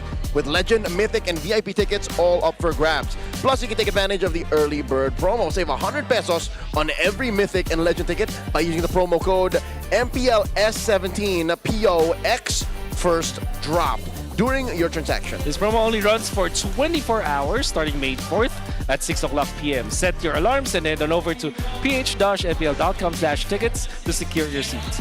May the 4th be with you. I love Harry Potter. May the 4th be with you. Yes. I think A lot of people would agree with me. I'm not sure if that's Harry Potter, but this is a very important This is Lord of date. the Rings. No, this is Which Game of one? Thrones. Oh yeah, they're right. This one? I hope you took note of that though. May 4, 6 o'clock p.m. Because the promo runs for 24 hours, but that's the official start of the ticket sale. So before that, let's check the Infinix mic check for Team Liquid Philippines. Let's go, Liquid. Let's go, Liquid. Player, dying. Isa. Dalawa. Kaya pa. Boy ako. Tingin nga. Okay. Kaya nga. Basag mid. Go. Hina. Yura. Diba, cancel ko para sa to. Cancel ko para sa. Pero no? Wala ka ba? Wala. Sulandas. Patay ito. Para pincer. Assist. Nice. Wala. Tingin niya sa akin, Leo, pre. Nakatingin. Ready. Leo. Asayin sila ko. Stun ko. Tulog. Stun ko. Ayos ka. Meron. 1 second. Stun ko. Ano, ang dami ha? Pwede pa. Kaya, kumabayan na. Laban. Pulse ko lang ako. Yung ano, Leo, kaya. Ako bala. Nice, G. Ito, G. Saan? Boy pa yung demon, boy. Hindi, patay na to. Nice, Carl. Pumasok ko. Patay na, boy. Wait lang ha. Patay ako. Kaitan. Piso. Tara. Bola. Leo, ba't sa akin? Hindi, wala kabaya. Ikaw na ako. Gusto niya ako patayin, no? Ayaw mamatay, Savage. Ay, sorry! Savage! Sakit tayo. Tara, Ted. Ayaw mamatay,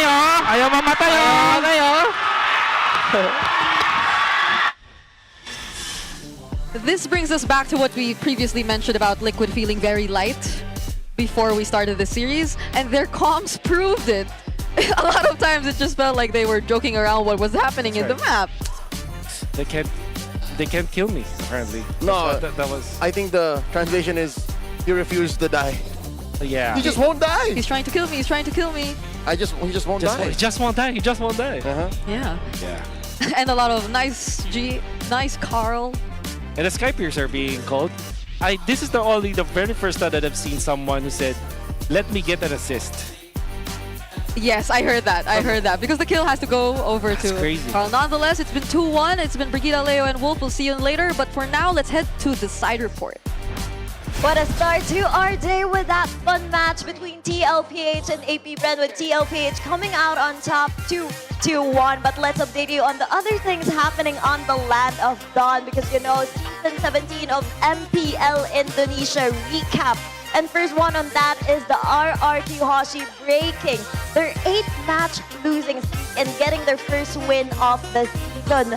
Nangyari yan nang walisin nila ang Bigatron ID by Vitality na Eman at Coach Panda. Dito sa 2-game series na to ay bumida ang XP laner ng RRQ Hoshi na si Super Dan gamit ang hero na si Provius. Nagtala siya ng 5 kills at 18 assists with only 4 deaths throughout the 2-game series. Susubukan naman ng RRQ na sundan ng kanilang panalo when they go against Onyx Indonesia next Samantala, dumako naman tayo sa MSL Thailand because on their Season 1, Bacon Time is cooking.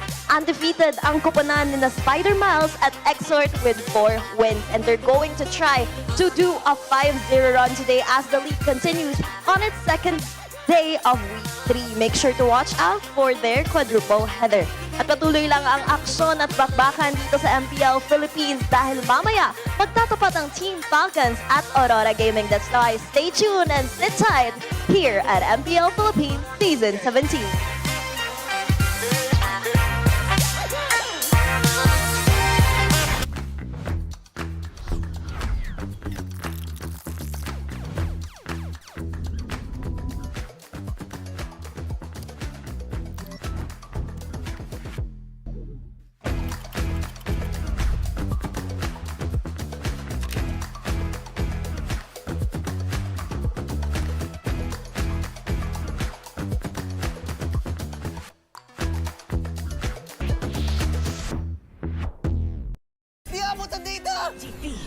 GG bro!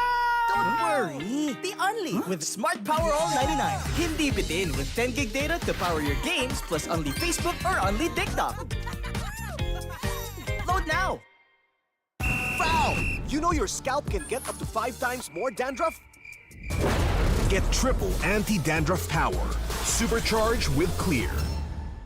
Hey, you. Did you know men have 1.4 times weaker scalp? Get a shampoo that's 100% made for men. Supercharged with Clear. Enemy alert. Your scalp gets 1.5 times greasier, causing dandruff. Get triple anti-dandruff power. Supercharged with Clear. Stop and pull over. Your scalp gets 1.5 times sweatier. For cooling power. Supercharged with Clear. Hey, where's your safe place? A place where ideas ignite, where laughter lingers, where work feels light. This is mine, and I'm not gatekeeping it. A chair isn't just a chair. It carries me through wins, through setbacks, through every step forward. And a desk isn't just a desk. It rises with me, stands tall when I do. Through triumphs, through trials, this space keeps me growing. This is my safe place. Home, playground, grounds where I stand. This is TT Racing Home Grounds. For every dream I chase, every battle I face, TT Racing has my back. So I'll ask again, where's your safe place?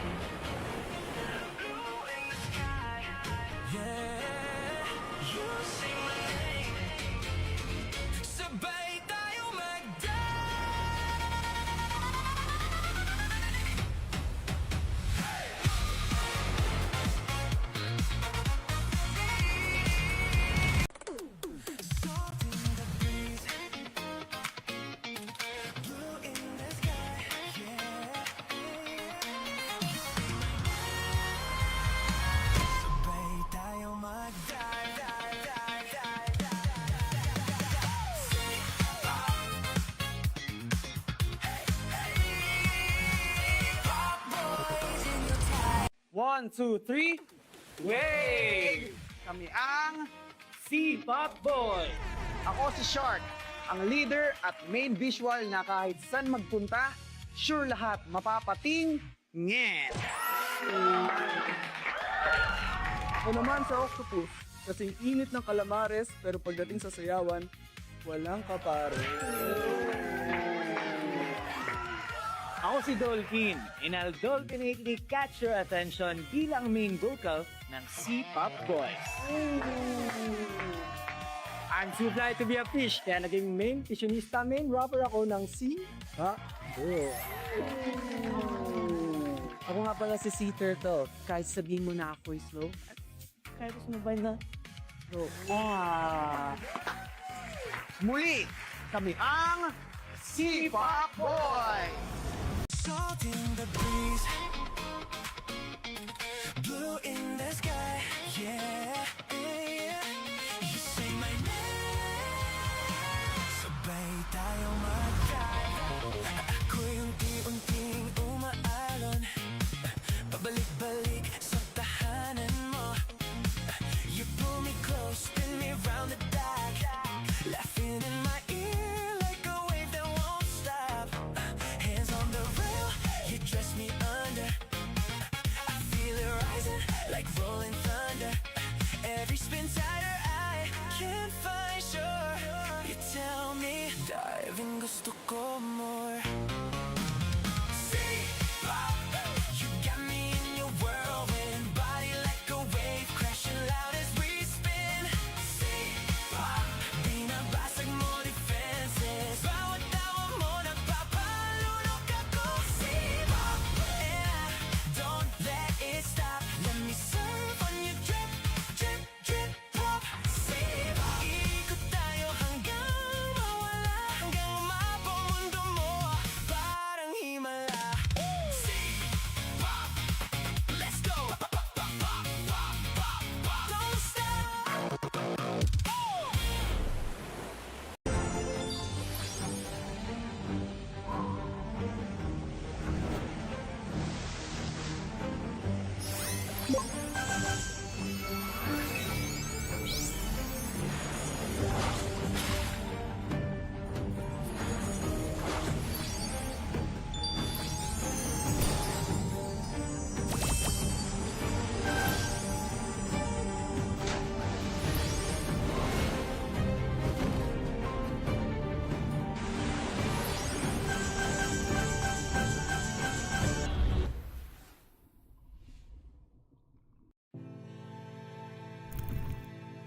Kaya ako nag-i-stay pa rin dito kasi syempre unang-una as a player, isa pa lang yung achievement ko, tapos wala pa talaga akong parang nakukuhang champion like MPL, trophy, gano'n. So parang hanggat hindi ko talaga siya nakukuha, di pa rin ako titigil.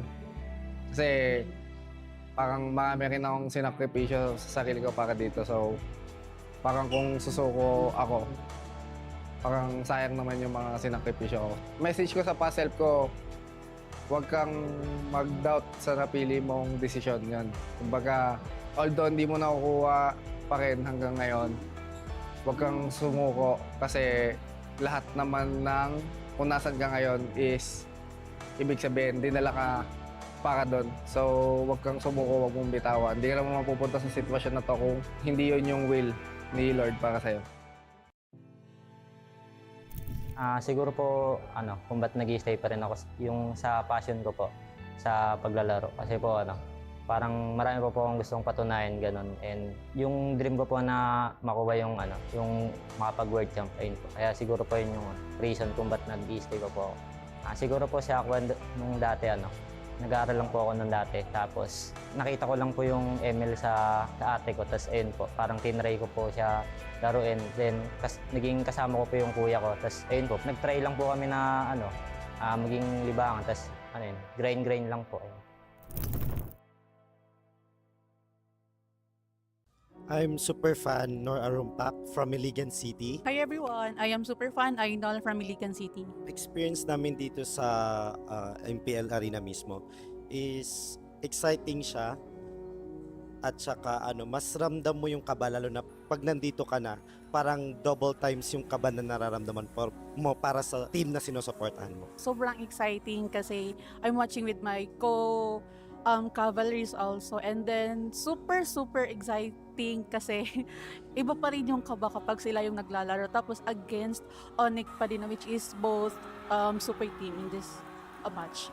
For Carl TZ, keep up the good work and palagi pa rin galingan sa retrihan. Good luck and then see you sa grand finals. Lilipat na kami pabalik dito to see you and to watch you sa finals and also sa MSC. Palagi po kayong pinapanood sa live. At saka galingan pa rin po at saka see you sa sa finals. We will make sure na pupunta kami. For me, maraming salamat po and talagang ginagalingan namin whenever na may mga fans talaga na nag-effort na pumunta dito and we're just lucky to have you guys. Thank you so much po. Same lang din po sa akin, sobrang nakakatawa kapag may mga ganitong fans na galing pa buhay sa malayo and sobrang na-appreciate namin ngayon. Thank you po.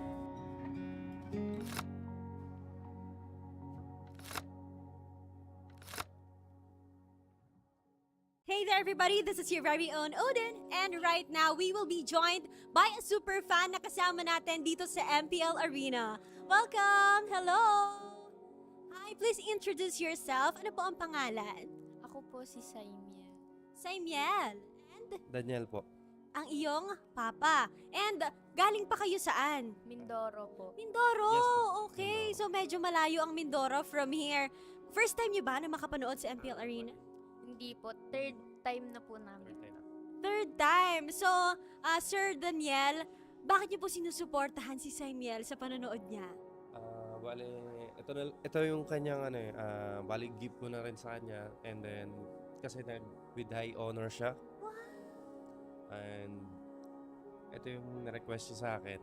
Then last time, kahit nung last year nung nag-graduate siya, ito din. Nakakatuwa naman na talaga nakikita natin yung parents na sumusuporta sa pagiging fangirl ng inyong anak. And Saimiel, congratulations for bagging the high honors. At obvious naman siguro kung sino sinusuportahan mo. Anong team ba yan? Onyx po. Onyx. Gano'n ka nakatagal na fan ng Onyx? Since season 14 pa po. Okay, so ilang seasons na rin ang binilang at ikaw ay isang avid fan ng Onyx Philippines. Sino bang favorite mo? Si King Kong po. Si King Kong? Para sa kanya ba to? Opo. And ginawa mo ba to? Opo. Wow, handmade flowers for King Kong. Hindi pa po siya natulog dyan para magawa niya lang yan. Oh, nakakatouch. Hello. Hindi siya makapagsalita. Ano nararamdaman mo ngayon? Na-stun po siya, na-stun. Na-stun ka, na-stun. Ano nararamdaman mo ngayon? Masaya po kasi na-meet ko po ulit yung idol ko. Oh, familiar siya sa akin. Naaalala ka niya, Saimiel. Nagpa-video greet po ako sa kanya nung birthday ko po, no October 12 po. Tapos ngayon, si King Kong ang may birthday. Ano ang message mo sa kanya? Happy birthday Kuya King and God bless at bawi sa sunod na laro. Thank you. Meron siyang something for you, King Kong. Uy! Dito siya natulog dahil dyan, para sa'yo. DIY! Grabe! Okay, pati ikaw ay na-stun na rin dahil sa binigay niya. What's your message to Saimiel? Wait lang, na-stun pa ako dito. Super nakakatuwa na galing pa sila sa malayong lugar tapos para lang panoorin ako tapos knowing na birthday ko, pupunta sila dito para supportahan ako and ayun, magbigay ng mga gantong gift which is nakakataba ng puso. Attach siya talaga sa Saimiel. Pero alam mo, King, kasama din niya ang kanyang papa. Hello po. Just like your supportive dad, supportive din ang kanyang papa, Daniel. What is your message to the whole Onyx Philippines na sinusuportahan mo since season 14? At sana po tuloy-tuloy pa rin po yung panalo nila and good luck po sa mga ibang laro. Kumusta po yung biyahe nyo papunta dito just to see King Kong and Onyx Philippines? Bali ma'am, ganun kadali kasi maraming pasahero kanina. Then yung barko papuno na rin. Kami na yung last na tatawagin. Tapos ayun, pinalad naman na makarating dito. So muntik pa kayong hindi makasakay. And fortunately, para sa inyo talaga yung slot na yon at para makita nyo si King Kong. Nakatadhana. Grabe ka naman. Thank you so much po. Maraming salamat. Hello MPL Superfans, this is your host Denise at makakasama natin ngayon one of Aurora Gaming's fan from day one. Tama ba ako doon? Yes. From day one, a guest here. Can you tell us about yourself? What is your name? My name is Brandon Dwayne Balatbat and this is my second time in the MPL stage. Yes. But I've been watching in live from my home. So, when did you start na maging fan? Since the very start of the release of the Team Aurora in the Philippines. Can you share us how was your experience today? You saw them firsthand. It was fun, but it was sad to see that they lost to TNC. But I hope they will be better next time and keep practicing to be better. And we have already established you're a fan of Aurora, pero sinong player doon? I love all the players in Aurora, but there's one person that stands out, and that is Light. Really, Light? Bakit si Light? Light inspires me to become a great roamer because my main role is roam, and my main hero is also Grok, and I really admire Light. And do you know that he's with us today? Joining us is Light. All right, Light, let me give you the microphone. Brandon here is a fan. He is also a roamer. Ano nga masasabi mo kay Brandon? Unang-una, gusto ko thank you syempre. I'm just doing my best and playing. Tas na-inspire ko siya and yun, inaangahan niya ako. So I really appreciate it. Thank you so much, Light. And Brandon, what do you want to say to Kuya Light here? Kuya Light, it's really nice to meet you for the first time. Since you joined Aurora, I really admire your ability to play Grok and the fact that you carried the team to win the world champion. I really admire you playing Grok. Okay, what a heartwarming moment here for Brandon and for Light. But for the meantime, no, balik muna namin sa inyo. Ano na ako dito, 190 BPM. Binibit ko record ko lagi per game eh. Gusto ko mas mataas eh. Babawi ako kay Idol Ford. Ay, Dad! Ano message mo kay LBJ? Sabi ni Dad, the King, good luck daw. Good luck. And have fun, Dad, have fun. Yun, ganda. Good health daw, sabi ni Coach G. God bless, good luck, galingan natin. Kuya JP, bigay mo na sa amin to. 2 panalo na lang kayo eh. Sa iba nyo nakunin yun. Kailangan namin ng puntos, pare. Ang magiging adjustment namin, simula leg 1, siguro hindi lang yung sa kanila, sa ibang team din. Yung mga pagkakamali namin ng mga ibang team, i-apply namin ngayon. Paano kami papalag sa TL? Gigil kami ngayon, sobrang gigil kami. Dahil makikita nyo na lang, galaw namin mamaya. Kung papalag talaga, gigil na kami oh. Ayaw na nga namin mag-checkping eh. Game.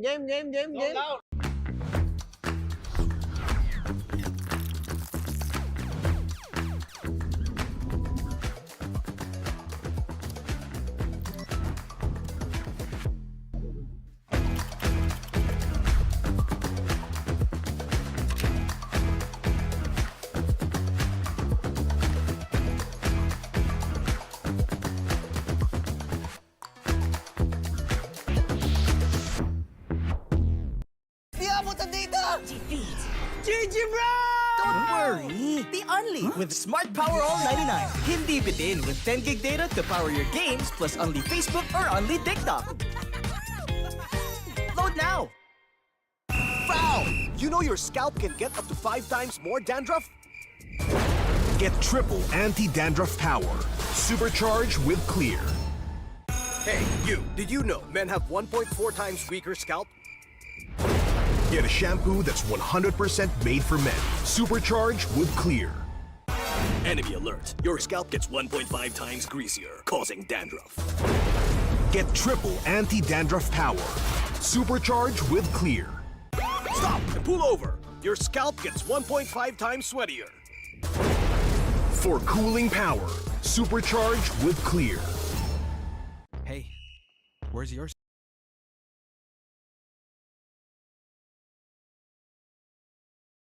safe place?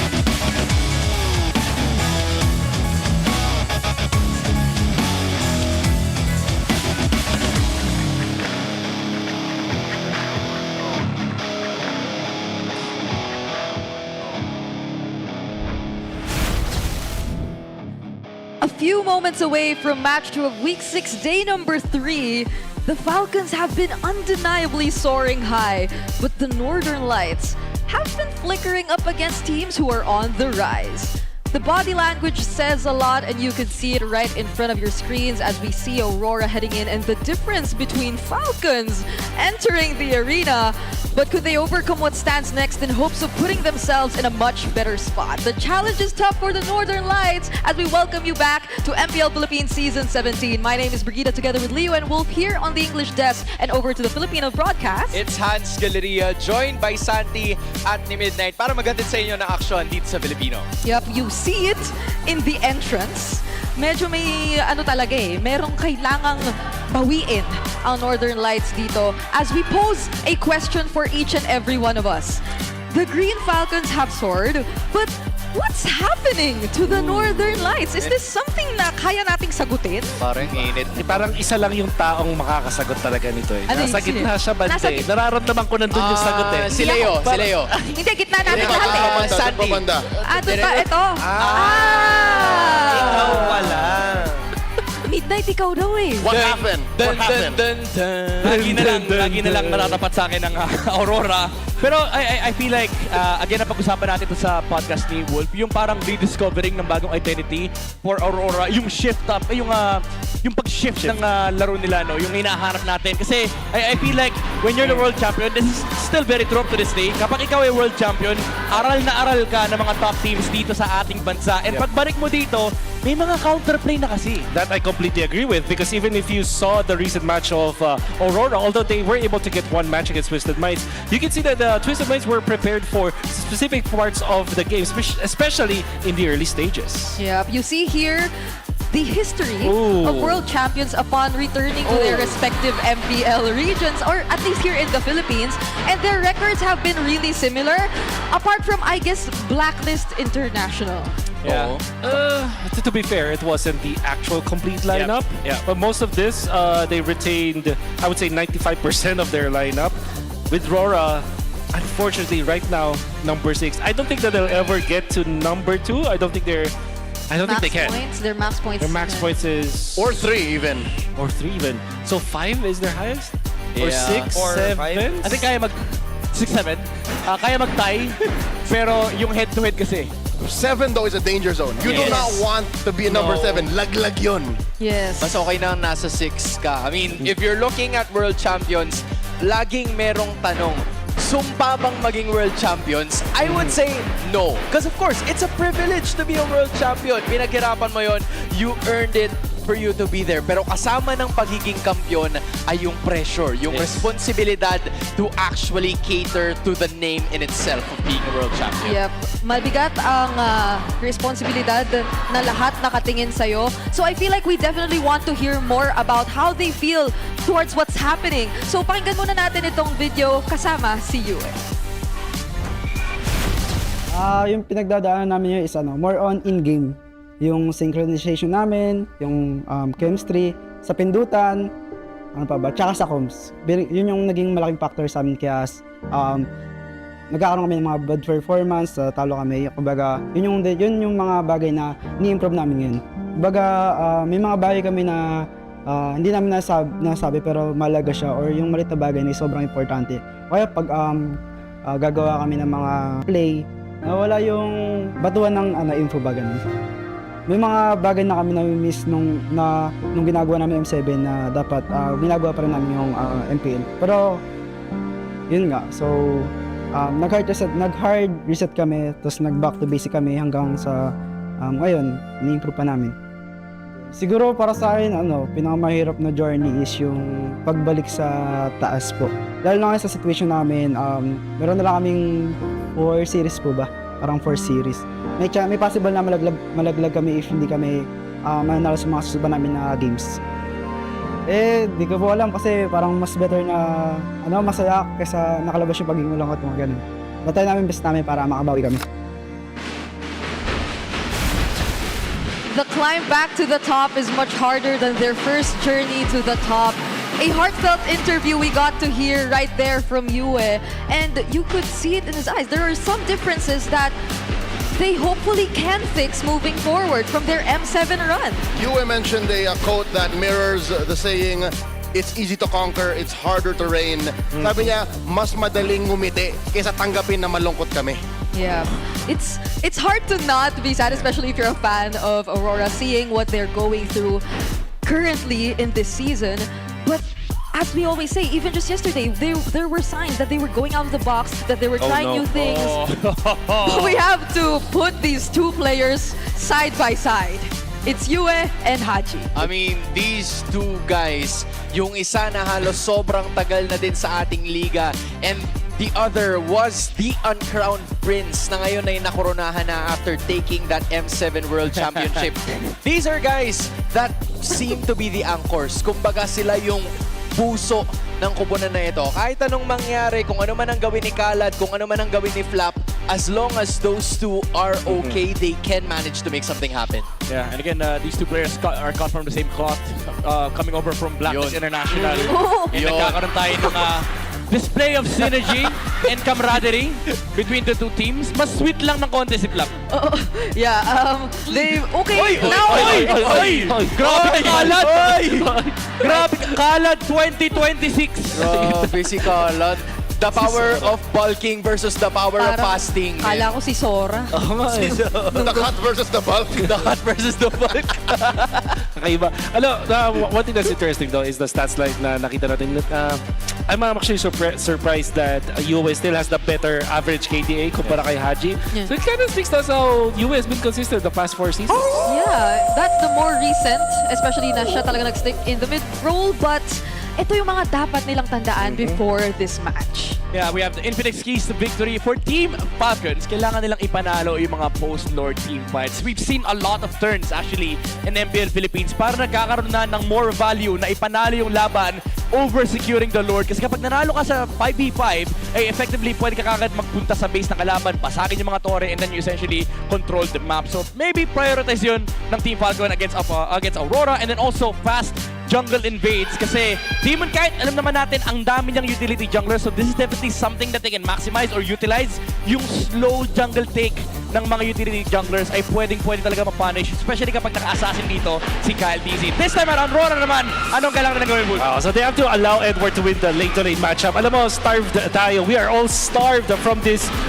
XP lane battle. We want to see Edward versus Flap and then having a showdown. But at the same time, for Aurora's sake, it's gonna be much better if they have a hero that will outmatch the hero in the XP lane, because that also means that they will get the first turtle. So I think this is a chain of events that allows Edward and the rest of Aurora to win in the first turtle fights. And speaking of chain events, they have to avoid chain disasters. What I felt when I observed the lineup of Aurora is that when they lose a team fight, be it because of outplay or misplay whatsoever, it seems like they cannot get back to the game. They just can't find that opening, and they eventually try to fix it. Ergo, they get more losses. Yeah. Sobrang agree ako dyan kasi yung pagkatalo nila sa Twisted Minds, gano'n na gano'n. Natalo sila sa Lord fight and then endgame na kagad. Exactly. Yeah, it's just why I'm curious to see if, because we know Aurora as a very macro team, but stats would say otherwise. Like so far, their performance this season hasn't reflected much of a macro gameplay. I think they're still a macro team, it's just the macro has changed. Yes. And hindi na nila na-update yung flow na yun. Oh, so whether or not they actually were able to figure out how to update that flow before they go up against the Green Falcons, makikita natin yan ngayon as we welcome our players for the second match of the day. To ensure the integrity of the game, let us welcome our marshals, Luis, Miko, JD, and Joshua G. 7 straight wins, and they're still hungry for more. Will they continue to soar? Make some noise for Team Falcons!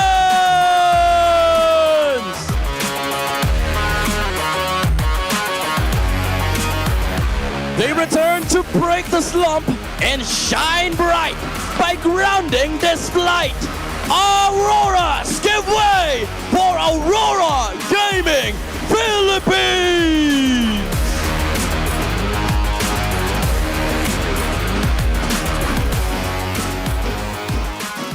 And our head referee, the Chop Master, Sense. the head coaches. Coach Woody for Team Falcons. Coach, master the basics for Aurora Gaming Philippines. Will it be 8 straight? Or will the world champs dictate? This is Team Falcons versus Aurora Gaming Philippines. The last time they met was another 3-game series. Could we see it again this time as we discuss Falcons first? Team Falcons are the only team in all of Season 17 to serve up Liquid a loss.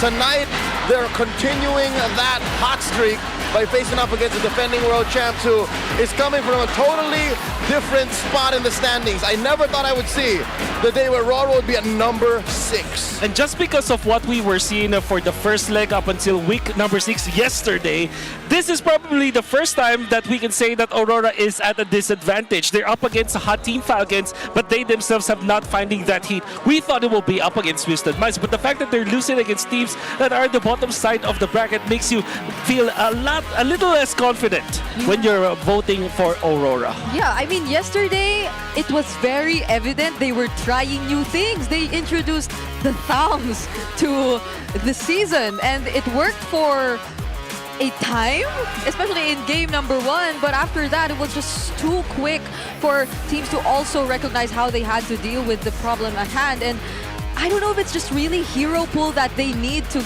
figure out, because we've discussed it's the flow of the macro that has or poses a lot of questions. So let's listen to the ping test before we start this match.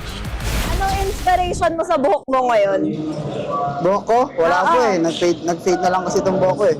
Ano ba yung una mong kulay? Kulay pink. Kulay pink. Ba't kulay pink? No, dahil nung MSC namin nung sa Blacklist. Gusto rin na sinilight. Anong favorite Frank Ocean mo na kanta? Isip ko kung White Ferrari o Tiki Voucher. Siya ba inspiration mo sa buhok mo ngayon? Hindi po. Sino? Si Justin Bieber? Hindi rin po. Master Ogwen. Ogwen, napansin ko ngayon yung mga buhok nyo puro kayo long hair. Meron ba sikreto dyan? O napag-usapan nyo ba yan? Gusto lang namin lamangan si Flap sa buhok. Lagi kasi siya kalbo. So, para sa'yo, anong pinakabagay na buhok ni Flap? Mulit. Throwback ng SEA Games. Oh, okay, bakit tingin mo hindi siya nagpapamulit ngayon? Pangit eh. Anong dapat mangyari para magmulit kayong dalawa? Siguro pag kami, tuloy-tuloy yung win streak namin. Siguro hanggang, ilan na win streak natin? 9. Dalawa pa. Dalawa pa. Kung naririnig mo man kami, magpapa-army cut kapag nag-9 win streak kayo. Okay daw. Okay daw, sabi niya. Okay daw. Bumuboses. They were talking about hair, and it seems like Falcons want to tie the TLPH win streak. But can you imagine Flap with a mullet? I can. I don't remember. It used to be a thing according to Ogwe, but I can't remember. Be a thing. He is oozing with confidence. I'm sure he can pull anything off. Mullet included. And I wish that happens. I don't know how to feel about that, like a mullet and him flexing all the time in front of the camera. It's a contradiction I'm willing to enjoy. Okay, but that'll only happen if they go 9-0, according to Ogwen. That's right. So far, at least if they win this match, it's gonna be 8? Wait, because they're on a 7-win streak. Was it like 7? That is 7. It is 7. So they get 8 if they win this match. If they win this. And then next week, How many matches do they have the next couple of weeks? Next week they have 2. It's against Omega and Twisted Minds. Okay. So it's on Omega. It's on Omega. It's on the barangay. The best team in the world. They just released the full version of the music of the song, by the way. Did? Yep. Why are you updated? It took me about 0 seconds to share it. It's all over social media now. All right. Okay, now we talk about the celebrity. It's a celebrity check, and we are taking a look at his hero stats so far this season. So he's very flexible. Wow. We know that for a fact, but it seems he's been more on the damage and assassin junglers, but it's a much lower win rate. So it's 11 heroes for utility or tank jungler and 13 undefeated on the Baxia. I thought he will be able to hold it, unfortunately. 7 and 4 when it comes to utility tank or tank jungler, which kind of tells me that should be the way to go. I mean, but if you look at the other heroes, because there has only been 2, I don't know if you'll count. Do you count Guinevere as a? I think Guinevere is a tweener. Yeah, like how Like how Leo Mort is-ish? But it's clear that Leo Mort is not a utility. He's both Right. damage, he's both fighter, he's cleanup, but he's not utility. So if there's a spectrum, he is more closer to the assassin than he is to the utility, but still quite in the middle. Yes, but Guinevere, I understand. I agree that Guinevere maybe should be like on the closer to the left. There you go. As close as Leo Mort is to assassin, is Guinevere is to utility. There you go. But this brings up a question. Is it really just Baksha and Fred? Because that might unlock the celebrity. Okay. Truth be told, we haven't seen the celebrity in weeks. Because they've been losing. But I just heard the Guinevere band. Sadly. Okay, so the thing that I have with the thing that I have with this is for the side of Team Aurora, although you can say that, yeah, surely we win 6 out of the 10 games when we play our utility junglers. But you're right, it's literally just the Fredrin and the Baxia. And most of the wins are from the Baxia. Okay.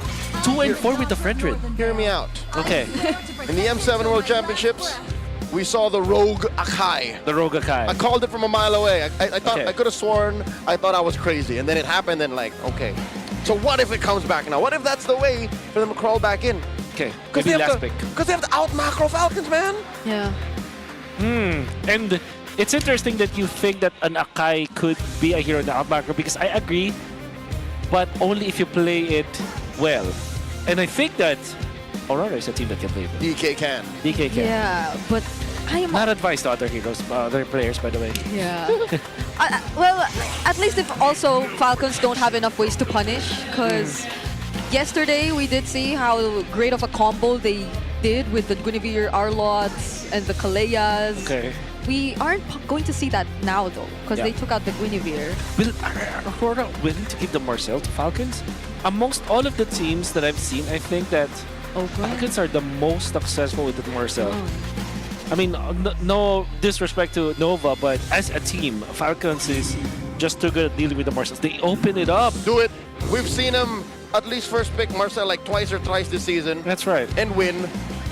Oh. Yeah. What could be the other option? You know what?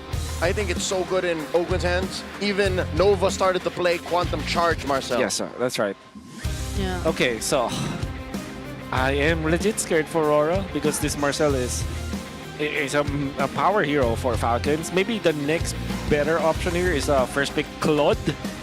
That even exists, but you still have Claude and Harriet. You can trade that. You can trade Harley and Soyu. A hero without a trade right now. Yep. Yeah. Is the Valentina. Oh. Well. She's a block. She's an active pick. And she is a Haji hero. Yeah, it's a Haji hero that there's no equivalent. Do you see Light as a Marcel player? No. There were so many instances yesterday they could pick up the Marcel, And they didn't. but they never picked it up. Okay. So Suyu Harith is what I want to see from Aurora. Instead, it's Hardy Claude, maybe. The opposite trade. The opposite trade. You don't want to ever go Harith and Harley unless you're crazy. There you go. Yeah. So the Marcel's still open. But then again, you think about the Harith and the Soyu. You pick one for sure. Maybe even both, but you pick one of both. And then Marcel. And then Marcel. Especially since Marco still has a Moskov. However, because they know that the Claude and the Harley is going to be picked up, maybe they're more incentivized picking up the Hylos. And you also take it away from Aurora. So maybe this is the game that we don't see Marcel. Completely snubbed, if ever that's the case. Yeah. Because Aurora have already revealed pretty much their cores. Suyu Sora. It's a Valensora. We haven't seen Sora in a while. Yesterday, Flap did use it. Okay. But I think he's the most recent and the only guy to use it this week. Falcons are banking on the fact that Aurora is a team that does not pick up the Marcel. And to be fair, it doesn't have a good synergy with their heroes too.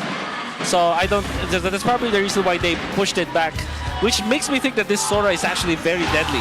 Now you cannot pick Eve or Farsa as Aurora. This Claude will also be picked up, hammered down by the Sora. Between all of the static mages or the nuke mages, up against the Sora, the Farsa is the best option because you could just purify and wings by wings away. Yeah, especially yesterday we saw how Flap just constantly kept diving towards Sanji. There were just constant attempts from him to make sure that the mid lane could not position well enough, but then this allows for, the Marcel to potentially not come out anymore. Could get banned by Aurora here even. I think this is a valid strat for Falcons.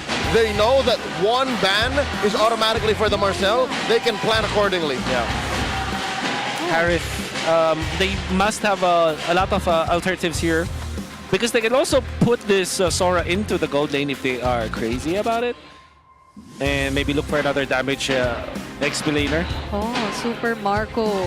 Because that happens, but of course you want to go for something like very similar to the Cloud. Maybe a Moskov even eventually. They took out even the Kalea. Yeah.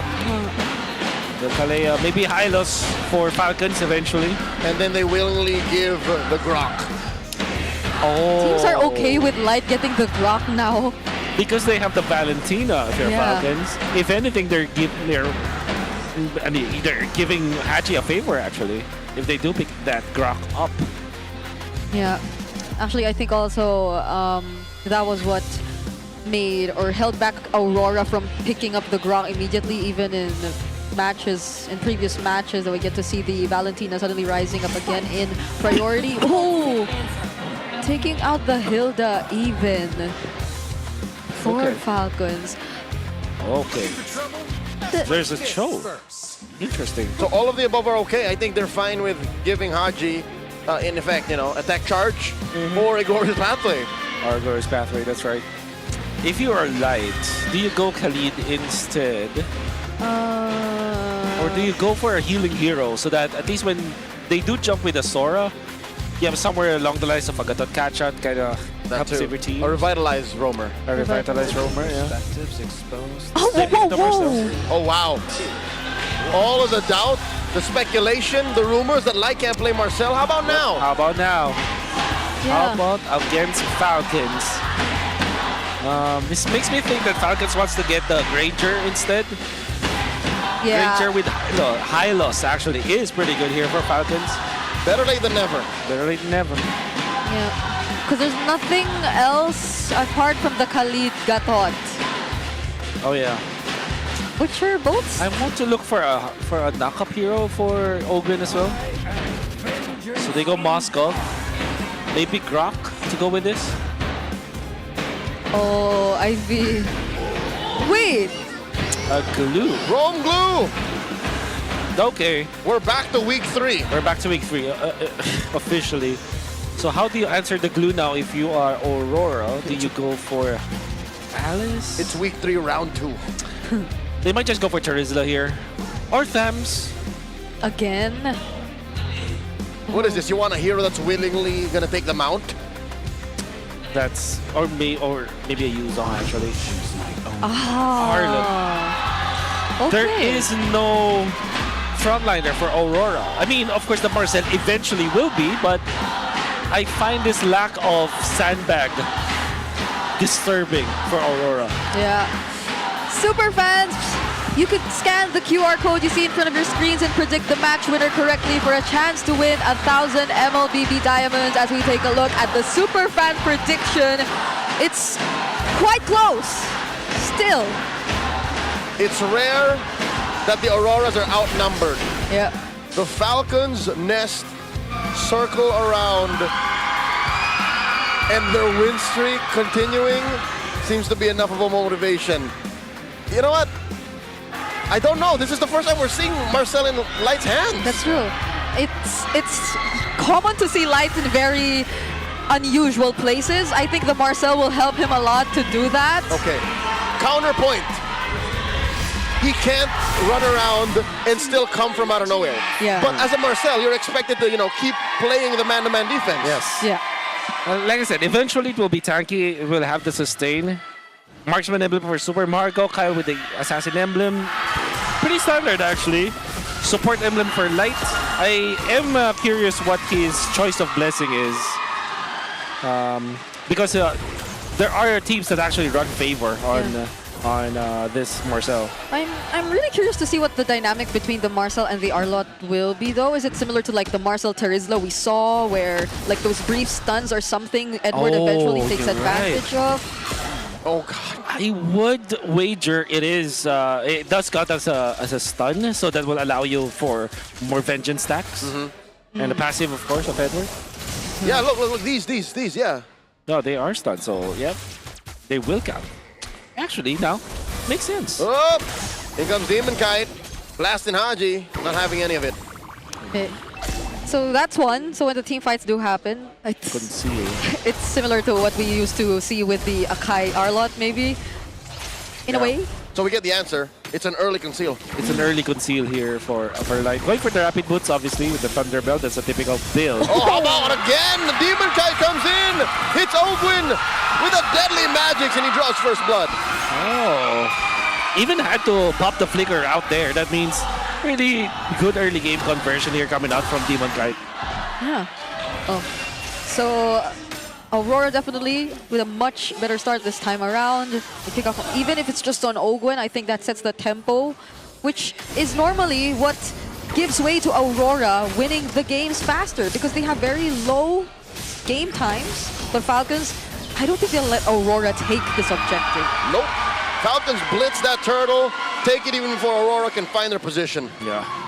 Good job coming up from Falcons, identifying that Demon Kite is playing on the left side of the field. Especially because Demon Kite eventually showed himself into that mid lane to aid Yue in clearing that wave. So that's a lot of information given to Falcons. Immediately bursting down the turtle, equalizing the first blood that Aurora was able to get.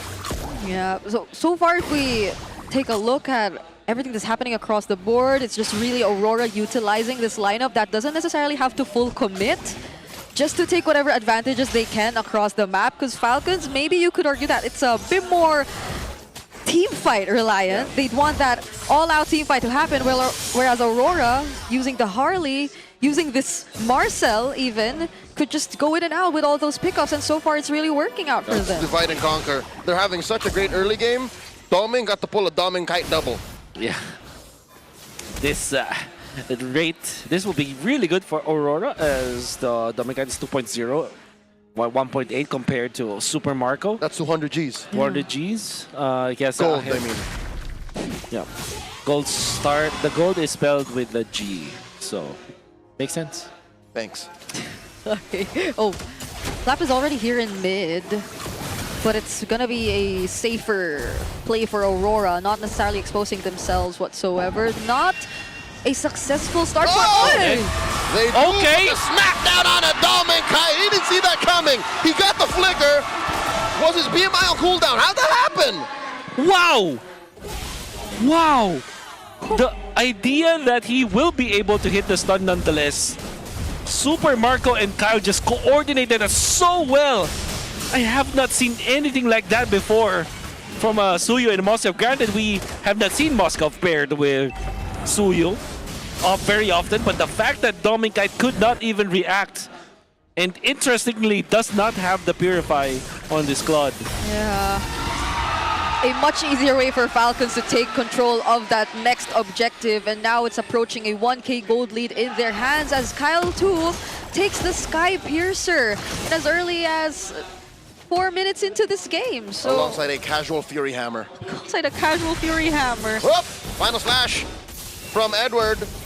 The answer, maybe 2 seconds too late for you. Up top though, how about it? Again! Doming Kite gets taken down! This time they call in Haji and Ogwin for the kill. And it's not like Aurora got anything on the other parts of the map. That kill on Flap, it didn't even become a kill. Cold-blooded murder.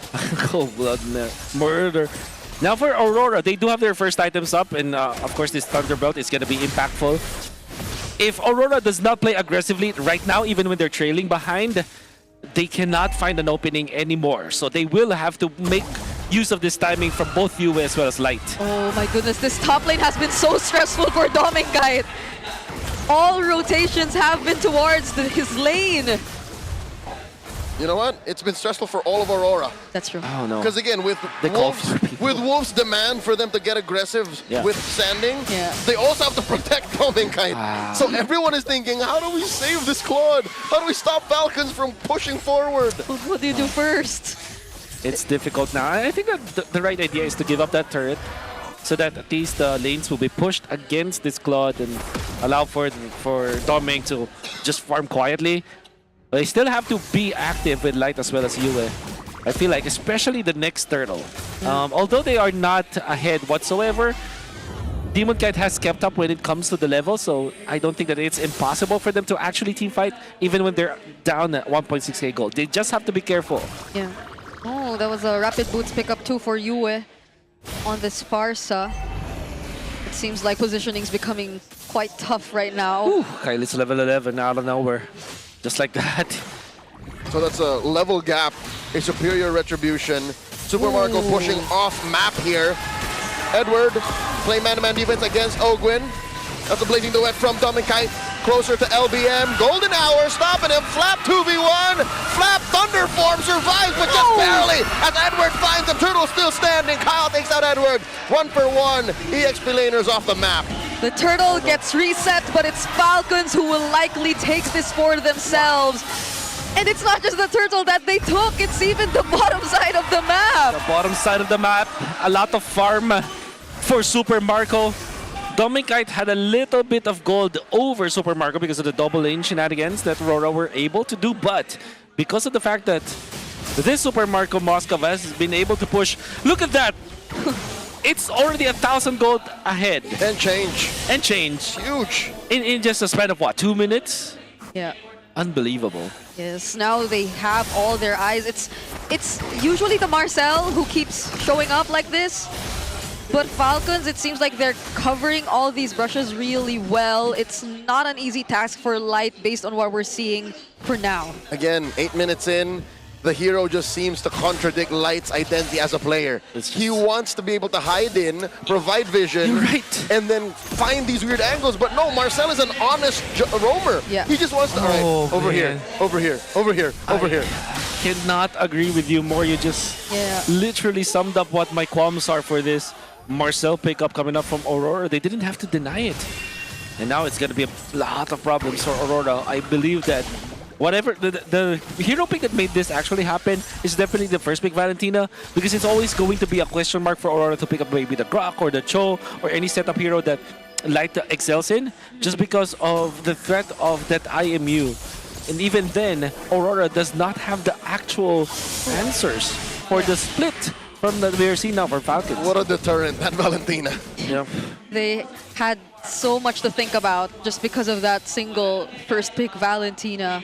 In the hands of Haji too, which mind you, I think has been one of his best heroes so far sure. in this season. I think it was Haji who introduced to us the entire idea of stealing the more unconventional ultimates. Yep. But here's what's crazy, 10 minutes in, not a kill nor an assist for Haji. So is it the threat that's really scarier than the actual output? Because look, he's been stealing Feather Air Strike, now steals Final Slash. Yeah. Aurora's just in the last clash they tried to go for him. Dominkite actually jumped with the flicker onto Haji, or it may not have involved the flicker, but you get the idea. Dominkite went in for Haji. All he had to do was to get out there with his own flicker. And it was already enough for Aurora to be put in the bad spot. It comes like a Marcel that is hiding. I don't like this at all, man. Oh, he spots Flap, forces an air strike out of Yue, and now it's a 5v2 here as Edward jumps in. Kyle gets rid of him. That's a stack for his piercer. And already Aurora are down a man. In comes Flap, searing skies, and now Dominkite blazing the wet. Who are you fighting there? Now Light flickers back. Falcons have sent them back. Oh no. Aurora, it's gone sideways. The idea was there from the Marcel and the Arlon. It did not work, unfortunately. And the reason why the Dominkite had to pop the ultimate, the Blazing Duet, preemptively was because there's a lot of threat to this Yonder, as Super Marco as well as Kyle will want to go for that backline play. And then eventually, what Haji was able to achieve was to copy the Golden Hour and put it up against Aurora. even when Light already had that unique angle to work with, Yeah. they weren't really able to utilize it as much. There was the final slash, but Falcons were prepared. That ultimate that Haji stole. I don't like what I'm seeing from Rora. Nobody's talking right now. But then, there are no shot calls. Yeah. There's no communications. To be fair, we asked for something new from Aurora, and what they gave us is something that it looks like they do not play as often. Oh man, look, he's going the long way around. Yeah. This on a Cho, this on a Grok, this on a Kaja would be lethal, but you want those Thunderbolt stacks, and they're not, and he's not getting it. Yeah, they'll be able to clear this, but from the sides, does Falcon want to try and go for something? Okay, there's the Shifting Skies coming in from Flap. They pick off Edward, in comes Light. Super Marco backing up. Bombing Kite finds Marco! Via Blazing to win. Now there's the Golden Hour, stopping Ogwen and Flap from retreating, but the damage is done. 1 for 1. The gold laner for the EXP. Okay, it's clear. At least it resulted into something. A kill on Super Marco. An important one. It's very important for Aurora. Oh, but they keep up the pressure. Falcons! They might the regret this! And no! Kyle refuses to die! Light gets taken down! Oh, the life steal coming out from Kyle. It was enough. Unfortunately, because of so much penetration that you get coming out from this Assassin Emblem Suyu, 3 items ahead as well, that meant that he was able to get his life back, and the Deadly Magic was a non-factor, especially because Light was just freely giving himself away. Yue! Defensive angle. Yue flickers to reposition that feather airstrike. Will not stop Falcons from penetrating in mid. All due fairness, that was a great angle coming out from Yue. Unfortunately, he wasn't punished, but he had to use his flicker for that one. Yeah, still a battle spell down for Aurora, and we do have a bit more time before the next objective, but it's Hunger Games all over again. Yeah. With this 8k gold lead that's in their hands, you'd understand why they would want to limit the resources. And if we take a look at the leads, it's not really looking as good for a lot of their cores. They need a lot of catching up to do. Yeah, Edward is just 5k, Yue is just 5k. Hogan with the mount, sends him through that golden hour. And the flicker forced out, so we're learning things. We're learning things. You take the glue with you even through the golden hour. And the glue doesn't care. Yeah, the glue doesn't care. The glue will come along. That's right. 10 seconds before the next Lord, I doubt Aurora has the fighting chance. Yeah. They will have to wait for maybe a Winter Crown on this Claude. They were trying to go for the split push. It seems like they have a plan now. Wait. Are they gonna go Light? Oh, massive Shifting Skies coming from Flap, and there's no getting out of this. After that Lord take, they late like with him. Oh man, a little too late. They had to decide, do we just give it or do we just fight? You can go in between, and unfortunately because of that, Light had to give up his life.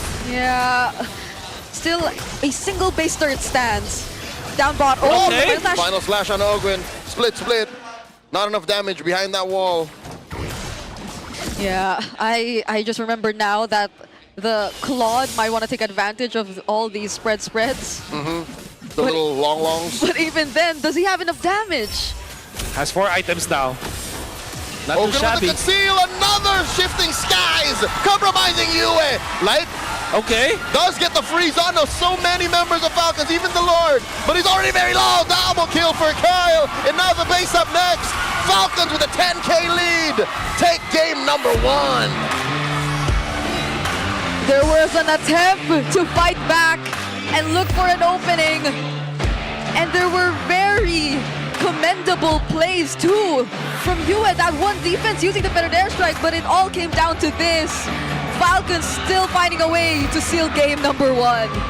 Aurora have shown us something different with this Marcel. Albeit I did not like how they played the Marcel, but there were times that it was successful. If they were able to keep on doing it, maybe they could have found something else.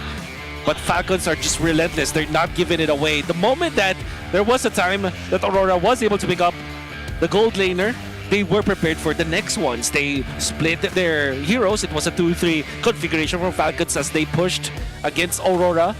At the right side, Kyle was already working on the kill, but this is the play of the day for sure. no second wasted, no millisecond wasted, no purify on the Claude meant that you can chain stun that hero. And then a few minutes afterwards, they went onto the Claude again, continuously pressuring the side laner of Aurora. That was the one play, the failed combo of the Marcel and the Arlott. So you see how Light definitely played this Marcel. Reminds us so much of how you would using the Grok, the Khalid you previously mentioned too. But again, the purpose is it's different. It's like a Kai Arlott, Lancelot at home. Here they just couldn't get it down. Yep. Because again, I don't want to blame Light, but it's just doesn't fit him. You want Light to it's the to hide. Valentina. What I don't like about the combo of the Arlott with okay, there you go, Kyle the MVP. The guy who still survived. Kyle the all right. Okay, great advertisement for Sip. But yeah, what I don't like about the Arlott with this kind of playstyle is you don't really have a sandbag hero. That's what we're talking about, because the idea is you have someone to frontline so that eventually Edward, as the Arlott, will find a way to get pickoff. But it just does not fit the MO of the side of Aurora, because you went for Marcel. Granted, Marcel with Arlott can work that way, but Light is not playing accordingly. Light is playing sneaky with his Marcel. That also made it so that this Thunderbolt pickup did not make sense to me. Wasted gold. It's a waste of gold. It's the first item too.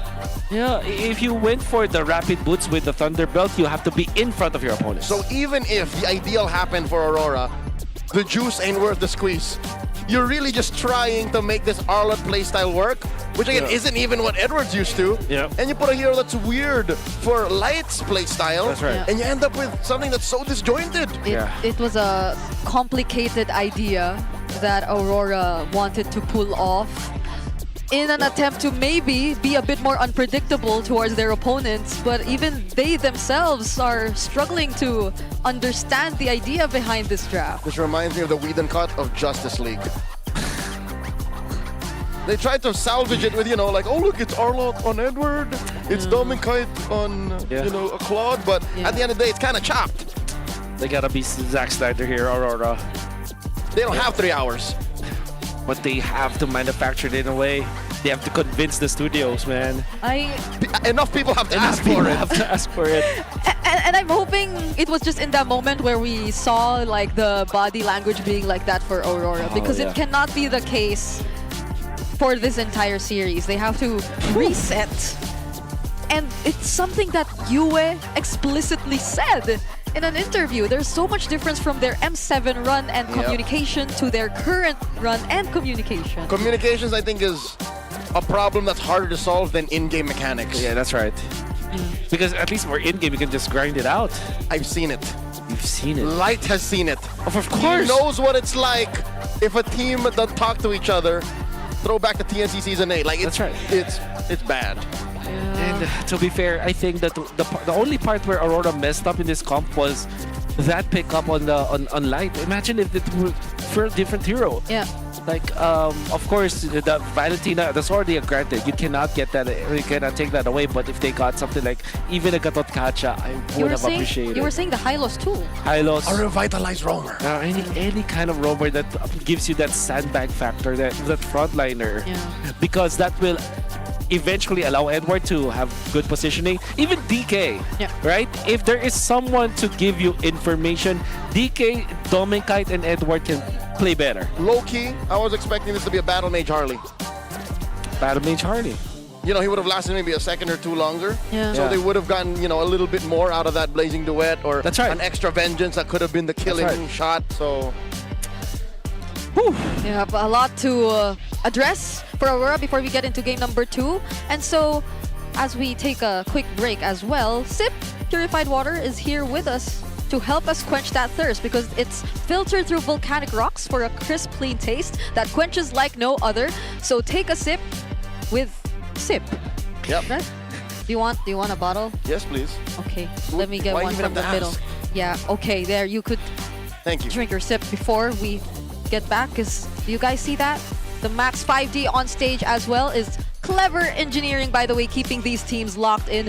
No distractions, just pure performance, brought to you by TT Racing Philippines. We have your back, even our backs, right here at the caster desk. Is there a TT Racing hand gesture? Wow. Marketing idea. That was on the house. You just did a On the house. suggestion. Yeah. How about this? No, that's... Please check that out. Oh, and by the way, the clock is ticking. The seats are filling up. Don't miss your chance to witness, Smart Omega and Team Liquid Philippines right here at the Victoria Sports Tower. That's this coming May 8th. So head on to ph-mpl.com and get your tickets now. That's the best team versus the best team. Versus the best team. The true clash of the Titans. You can't say Just that. kidding. They're both green. They're both green. So Can't say there's a, that. there's a bit of similarity. But okay, I think a lot of our jam-packed audience have been enjoying the show. So it's time they bring their game face for their smart power pose. Is that a game face? It's a pose. It's a pose. It's Somebody Coach, has to have a jacket. Coach Vren Park. Vren Park. Isn't it Vren Zhao? Vren, Vren Zhang? True, Park, actually. Park Vren. Where But no, is- this is Vren Park or Vren Imnida. Imnida, yeah. Okay. Oh, Why did I see my She face? knows. She knows. Oh, she knows it. Oh, she has a jacket. He has a collared shirt. That's not the same thing. I'm going for the jacket. Yep. I'm going for the... Oh, no, it's not even a jacket. It's a short-sleeved Cardigan? outerwear. What is that? Hey! Okay. See?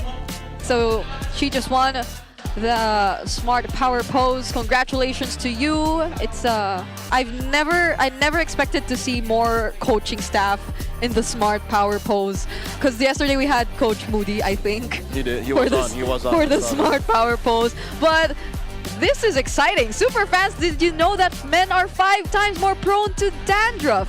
So don't let flakes ruin your focus. Look at this young man's rich hair. He's so curly. A little fro. Power up with Clear Men. Its triple cooling power gives you 100% dandruff-free hair for that ultimate fresh feeling. Supercharge with Clear. Yeah, it's the first time we had a curly hair, clear head. Is it? What? Is it?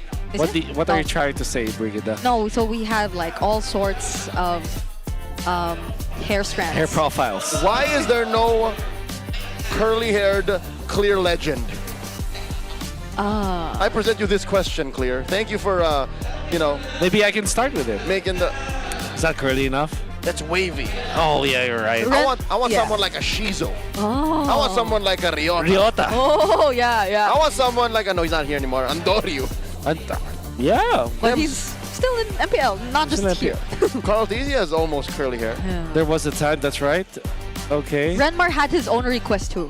What? Is a bald guy for Clearhead's super fan. You know what? Shampoo is also for your scalp, so that makes sense. Right, right. That's Renmar's request. We also heard Shout out Leo's to you, request. Renmar. I have no requests. I'm happy to see everyone. He's still casting MSL Thailand. Oh, that's right. That's right. That's right. That's right. Sawadee krap. Yeah.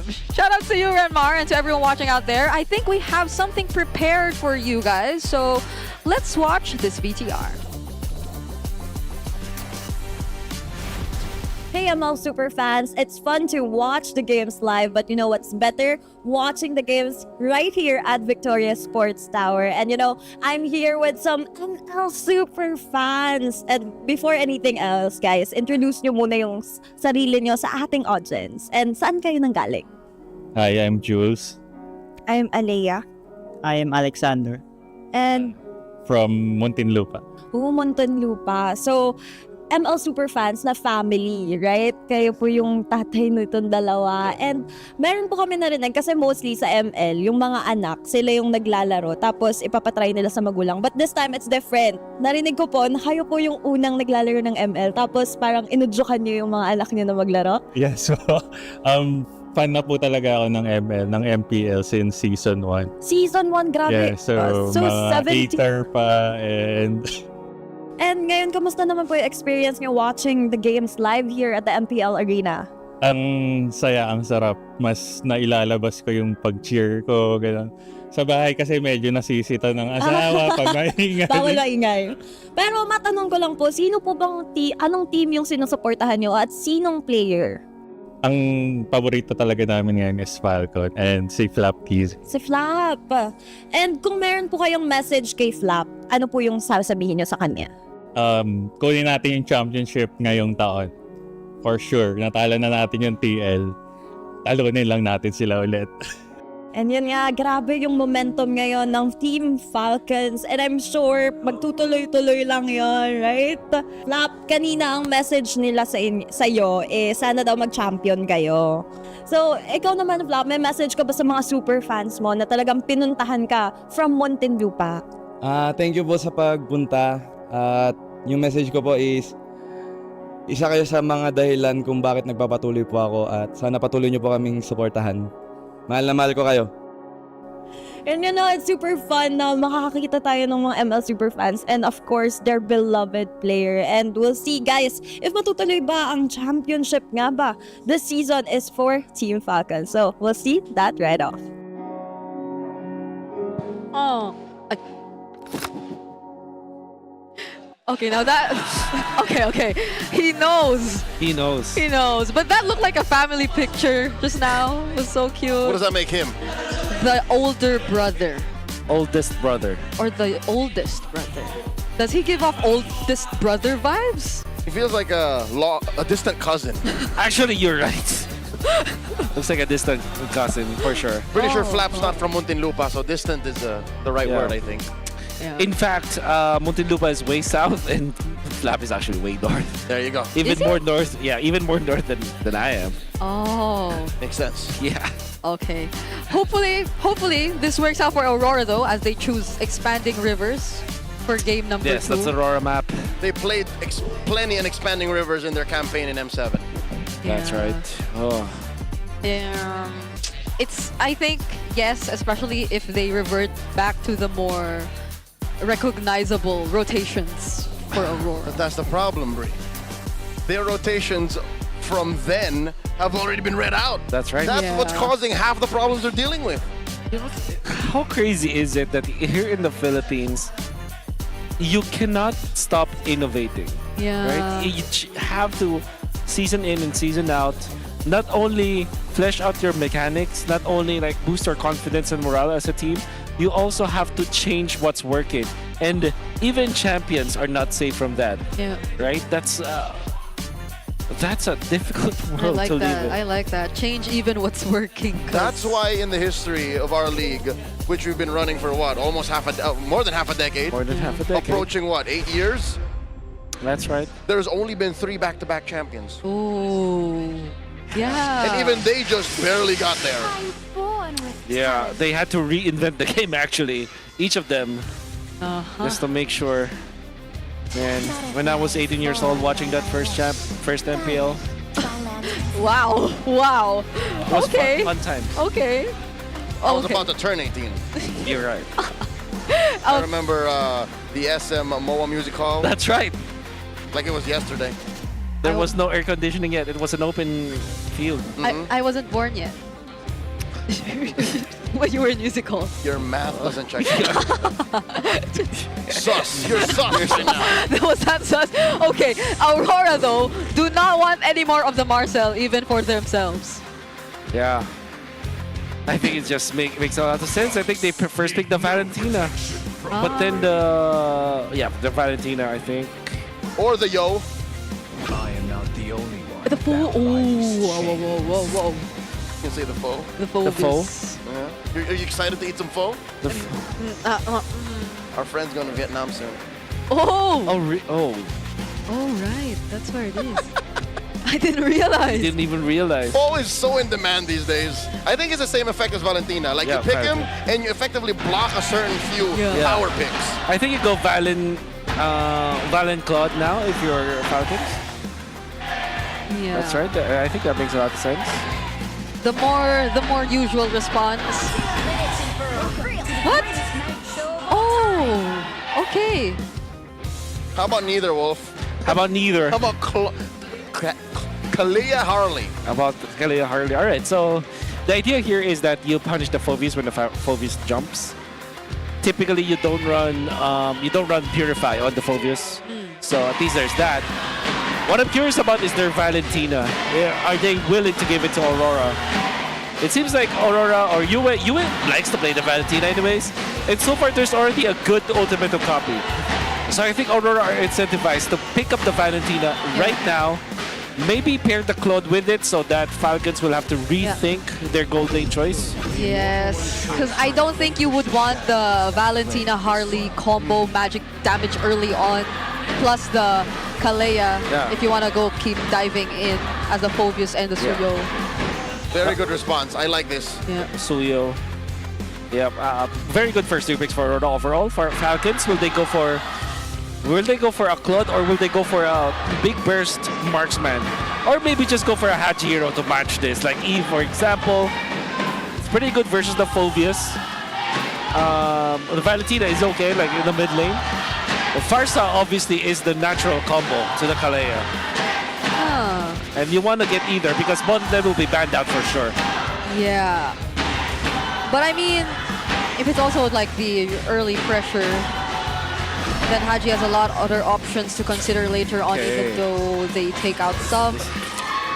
Falcons are onto something. They're not afraid of giving up the Farsa or the Eve, nor the Claude / Moscow, because they know that Aurora can only choose to ban one of those. Two of them, that's right. They're willing to let go of all of that. Yeah. And in a way, doesn't like Terizla also answer like those potential static heroes that would come up, because you could just use the flicker penalty zone. That's right. Oh, okay. We see it again. Okay. Is it time? I can only imagine what the context is for Chao to show up like that. Only legends will know. Yes. As they say. We're gonna see that every day. Okay. At least once. I feel like if you're Aurora, it's much better to just ban twice. I said at least. I said at least. Okay. Oh, there's the Farsa, as expected. Yeah. I think you're fine with giving away Eve, but not Claude. Moments of brevity like this really help with the pacing, man. That's right. Okay. 6-7. 6-7. Is it the Eve? You can go Eve, but I'd like to propose a Claude ban. Okay.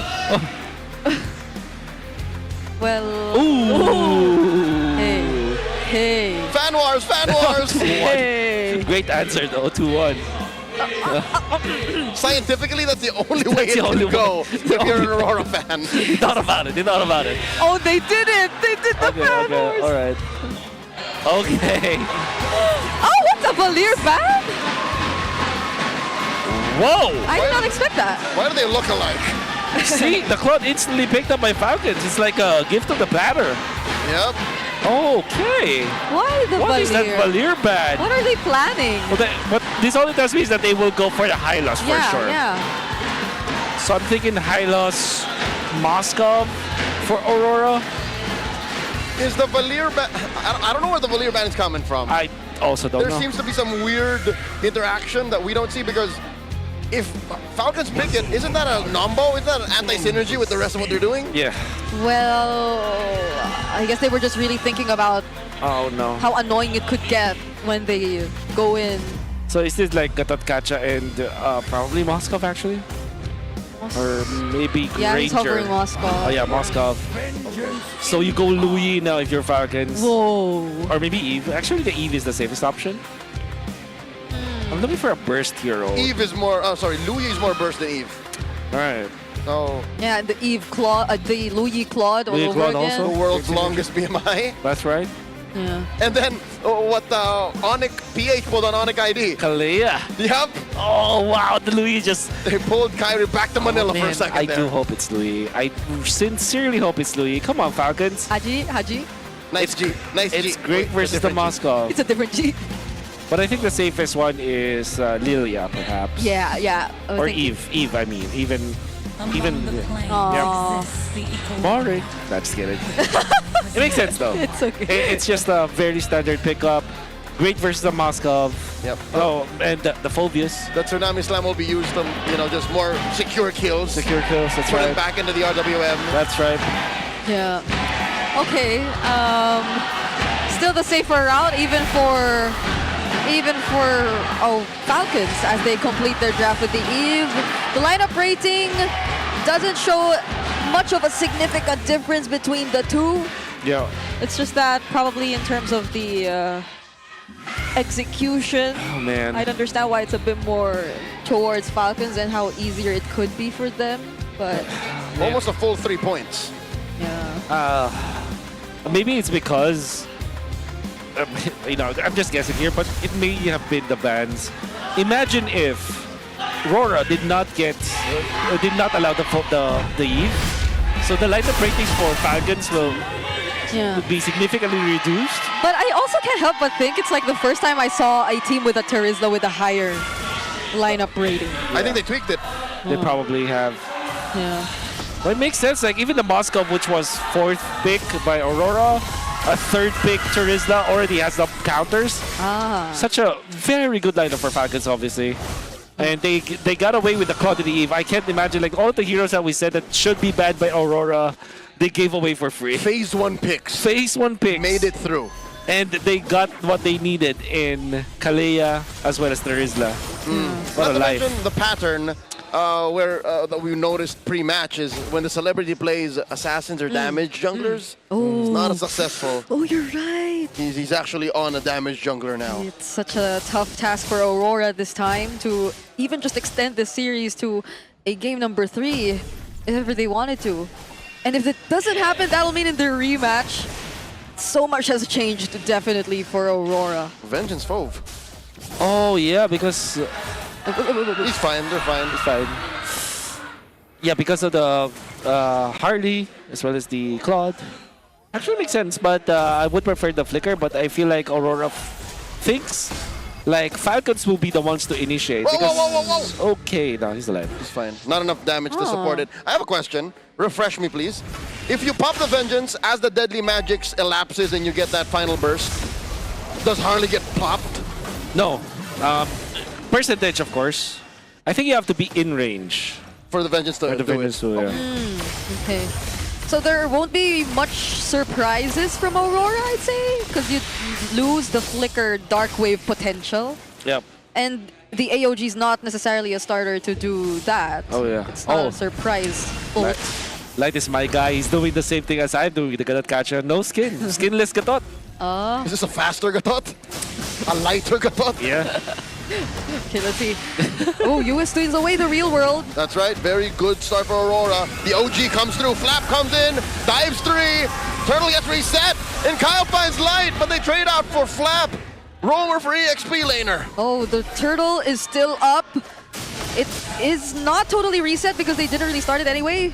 But Demon Kite's low. Okay, DK is low. At the same time, Falcons have lost majority of their ultimates.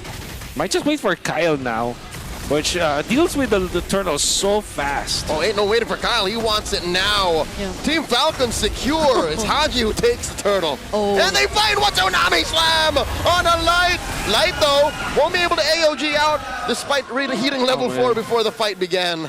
He just respawned. Yeah. And he just scouted that out. Only dying twice. No revitalize. Fortunately, he gets level 4, so it's a better side for sure, but you don't want to die twice in the early stages. Come on, Light. Yeah. Show us some love with this skinless Gatot. Make everyone understand why this is the way to go. Wolf revealed himself to be the same. It's a skinless Gatot, man. It's a thing. It's a thing. It's like an anime cell phone case. If you know, you know. If you know, you know. We gotta see it work. Because it's been not that okay for Light so far, 0-2. And you understand that he is the guy expected to really tank and take a lot of this damage, but oh my goodness. Okay. No way. Okay. A sliver of health left on Dom and Kite. Kyle and Marco could have sworn he was dead. But he will be denied of a minion wave. Well, we'll try to go for this one. It's a technical knockout. Oh, that's Light okay, he did what he had to do to be able to give the gold card Yes, to exactly. Dome. A very important one at that. Of course, it costed them to revitalize, but any port in the storm for this Moskov in the early stages. Yue, I think, also has been holding on to that real-world manipulation still. Good timing. It's earlier on, it was Flap who started things up. So Aurora, we see that yes, they're expecting that to happen, but how prepared could they be? Because earlier did it feel like they were. Probably apart from the fact that they still are yet to hit their level 4s, but at the same time, it seems like the position was just way better for Falcon. So that cannot happen the second time around here as we take a look at the second turtle of the game. Should be able to catch up. Both gold laners can join this too. Roamers are holding it down, but it looks like it's Falcons first to the scene. Haji shows some support for Flap and Ogwin. Kyle holding back. Edward jumps onto one, cross another Infernal Pursuit. RWM put up by Yue. The OG still held on to by Haji. And in comes the rest of the... Yeah! Super Marco puts up a screen. Demon Kite full. Turtle goes to Falcons. Light gonna be up next. Haji gets a kill. And another falls in Edward. The machine is on a roll. How is Flap still alive? Oh, it's because of the peeling coming out from Falcons and the fact that the main damage dealers have been taken out. So the fact that Edward was taken out and Yue's ultimate, the IMU real world manipulation was not on point. It was actually way too early. Yep. And then of course Demon Kite being bursted down by the jump coming up from Super Marco, which by the way RORA should have seen a mile away because they were literally playing in the gold side of the map. Yeah. Super Marco was too free. Yeah. During that entire team fight, there was no one paying attention to man. Super Marco. Everyone had their eyes on either Flap, who, by the way, just bypassed everyone too by the time he set on that penalty zone. That's the problem you have with a peel kind of roamer. There's no lockdown. There's no real check. And again, even so, Wolf, he has to purify. He has to purify it. Edward would have wished that he had Flicker. At least they can go in with eventually Yue, but Yue also rocking the Purify the scenario. Oh, it's pandemonium now. Falcons will just control the map easily this game. Yeah, RORA definitely looking to take what they can, even especially towards the top side of the map, but even that area is already guarded. Open and Kyle are not letting them take anything as they please. This is miserable, because even Aurora find themselves in quite a pickle. There's parasitism happening in their gold.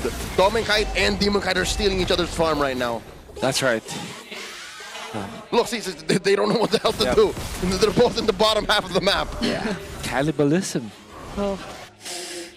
At this point, as the kids would say. What does... like us. Ah. I don't want to say it. It's like 6'7". It's just too spelled out. What's this? The heart rates look pretty high for Aurora too. Reasonably so. Reasonably. Ah, man. Oh! Not an SOD, finds its mark, but you'd be a fool to press that. Yep. Falcons go 3 for 3 for Turtles. Oh, this is so difficult. Aurora needs a miracle for this to happen. Fortunately, they have some tools to get out of this situation. And that the only thing that separates Aurora from absolute defeat is going to be Dominic and this Moscow. He hadn't died yet. Hadn't died yet. And there is a way to go for the split push. In many ways, if Demon Cat plays it well, it can actually get away and just go for the defense, go for the split. That will eventually mean that UA will be just damaged as well as Edward. But I think that's the only way to go if you're Aurora. Activate split mode now. Yeah, they gotta break the... Oh! Right in your face, Super Marco pops the Blazing Duet! Gets the PMI on out of the Purify! But Demon Kite finds him with Aquila! Okay. Just when we needed to see something from Demon Kite. Tsunami Slam! Oh, it's not gonna lead to much. He pops to Revitalize unless there's enough damage from Falcons. Here they come in droves! Light gets taken down by Kyle, and now Aurora find themselves in a pickle as Edward pushes back defensive use of the Vengeance, and they get stopped by RWM. Haji closes out the exit. Yue puts it up a second too late. Brigitte, you were saying? He still had that? He still had that real world manipulation. I completely forgot what I was supposed to say. I think it was about Demon Kite and the assassin junglers not really favoring them, but we still have to discuss what happened there. Oh, well, Falcons won't let us. Oh, Falcons won't let us! Finds Demon Kite! Deadly Magic to the face! And now they're gonna commit Grand Theft Orange after they take light. He gets popped with a Vengeance Strike. Void Crystal puts him in. And the Orange, where'd it go? It's probably with Demon Kite, but he went down. Kyle had Retribution, so... Or Kyle. Yeah, Demon Kite could not have taken it because he was taken out early. And Falcons... Oh my goodness, they're just withdrawing left and right. Yeah, Kyle has it. Yeah. You can see all of those 200 gold notifications that's just being granted to Falcons. Left and right. Kyle popped the Deadly Magic onto Edward. Even through Vengeance. Even through Vengeance. Because of the spell vamp that you get from the skill and from his skills, and the fact that Kyle is just way ahead of the pack. Edward, with this Vengeance, ineffective now. Purify onto that Tsunami Slam by Yue. Close call. RORA can focus on the defense. Oh man, this is probably where I would have wished that it was a Flicker Phobius instead. Oh man. Because at least they have ways to play from behind. Oh man. And turn things around. Man. Oh no! Kyle has evil intentions. Kite gets away! In a split second, Kyle checks the wrong brush. RORA's all around the world. Sigh of relief. 1 in 3 chance. He gets it. He hit the furthest brush too. That's right. Oh my goodness. Unbelievable. Oh, that was scary. That was scary. That's already 5 head of Dominkite. That's right. He chose the closest brush to Falcon side of the map, so I guess that's what saves him. Okay. And he does somewhat still push that turret up top. Oh! Tsunami Slam on Edward. Vengeance ain't gonna save him. Super Marco gets one look at light from the back, finds an Unbreakable. Goes through Haji and Ogwin. And now the punish from Falcons. Light bites it. Even with that push up top, they lose 2 in the process. Falcons are not letting up. They're still staying near the base. They want to get a trade. They want to go for the end angle. Oh my. Team Falcons, all 5 of them in the base. RWM to stop Aurora from defending. Chubby wave down bot. RORA minions spawn. Falcons got to slow it down. Oh, really scary there. 10,000 gold for Falcons. Falcons know that there is the Holy Shield still active up top, so there will be no success from Dominkite whatsoever with that push. We'll have to wait for 12 minutes. Now it goes. Now Falcons can wait for another minute, or will they? Because I feel like they wanted to go for a Tsunami Slam Ogwin, going for the wraparound now. Wait, and the conceal. And he goes for the flicker, finds Edward, pops him just like that, and comes light, but it's a little too much damage. AOG, RWM, stop it. Yeah! Super Marco serves up a kill to Kyle. Now 3 defenders left for Aurora. Falcons clear the waves. Members of the Nest are at half health. Yeah. Can Aurora take advantage? No ultimates for Falcons, but they have waves. They have waves coming in. RORA can deal with the mid wave. Oh my god, the damage is too much! Light gets taken out just like that. Team Falcons can smell blood in the water. RORA holding out for dear life. Minion waves crash into another Tsunami Slam. Demon Kite falls. Team Falcons continue the streak, taking the series 2-0. A sweep in their second meeting this season. Team Falcons are indeed soaring high with that 8-0 win streak in their hands. Back-to-back dominant fights. Very standard draft coming out from Team Falcons, but they're placed out the way that they winged it and utilized Kyle on this Harley. Falcons are starting to get scary because everybody else is just performing so well. Unfortunately for Aurora, it's like the wind got knocked out of them. It's tough to see all this happening. It's a record that's very different from all previous world champs, as we've also previously discussed in the panel. But hopefully, nothing they could not completely recover from. Still props to Aurora for what they've been able to show us against Falcons in this series. But we take a look at the highlights once again, and our super fans in the arena who've had all sorts of emotions watching that 2-game series, which was really favoring Falcons for a huge majority of it. Oh, wow. That's the sniper. That's a sniper. Well, look at this That's all play. him.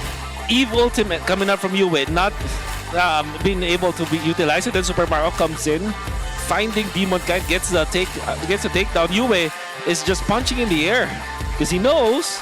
Well, it was way too early, and because of the 2 damage dealers not being available, even when there was a jump coming out from, or a dive coming out from Falcons, they weren't punished, and they will take a kill after another. Watch out for how Edward was melted. Kyle was here. Yeah. I believe that Edward will pop the Vengeance. Okay, we'll not see it, but yeah. So many questions and a lot to recover from if you're Aurora. But now let's hear from the Falcons who successfully took this series.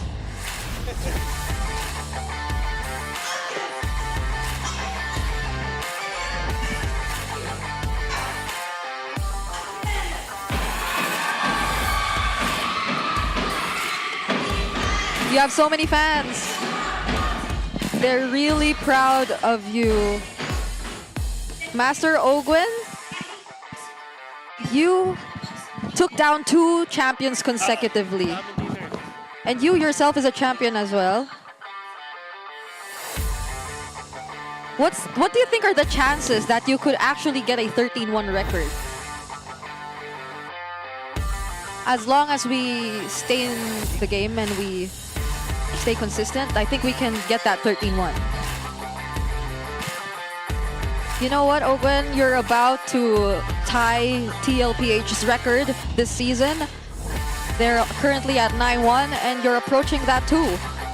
What do you think will be your goal for the rest of the season?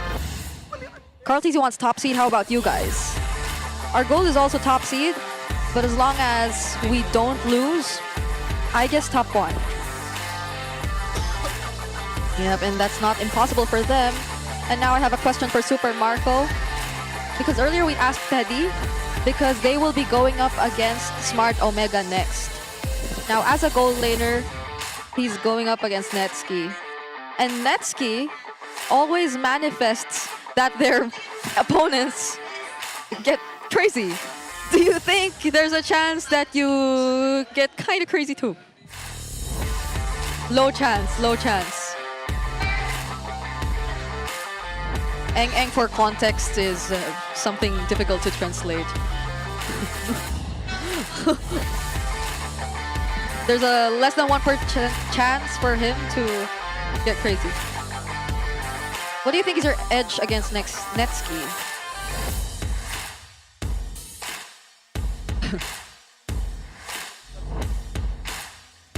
My edge against him is that I'm in top 2. Okay, he's basing it on stats.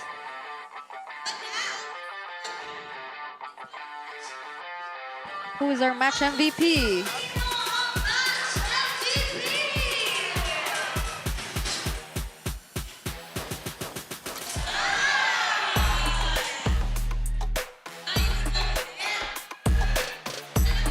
Kyle, it's you again.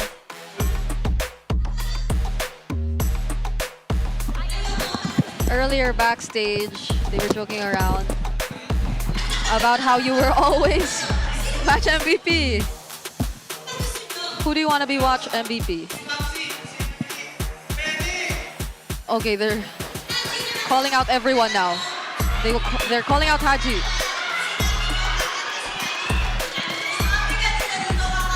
Okay, previously they said Haji would dance if he gets match MVP.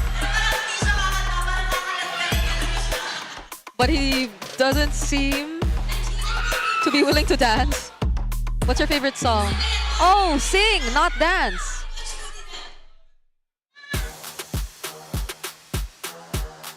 What's your favorite song? Oh, okay, he sings Happy Birthday.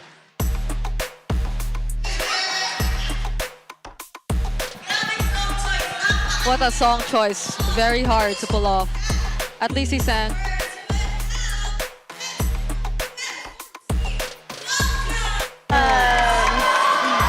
Giving up, take your bow. and take your walk of victory as you continue your winning streak this regular season. And Odin, that's our last match for today. Falcons are continuing their domination during this round too. I love that. I love to see that our teams continue to bring what they have in this regular season. At tingnan natin kung ano ba masasabi ng ating mga casters in that game too. Casters, ayun na to. Team Falcons always have one of the best victory walks. Yes, so 'Cause chaotic. it's always accompanied by a song. That's right. At least since Coach Moody sang. I still hold Haji accountable. I'm not satisfied. Yes, I also need another song from him that's not Happy Birthday. Haji, that is bad luck. I'm telling you, you gotta be true to your promise. Yes. But of course, Ogwen, the MVP, 0-0 and 14 with 82% kill participation. The Kalea first pick coming out from Team Falcons have given so much, especially because he was able to catch Light back to back. This was the first one, and then Light eventually. So this was the respawn of Light. Eventually, they were able to get. Interestingly, Demon Kite and Domin Kite are clumped up together. Gets caught by Flap, and then of course Super Marco will be there.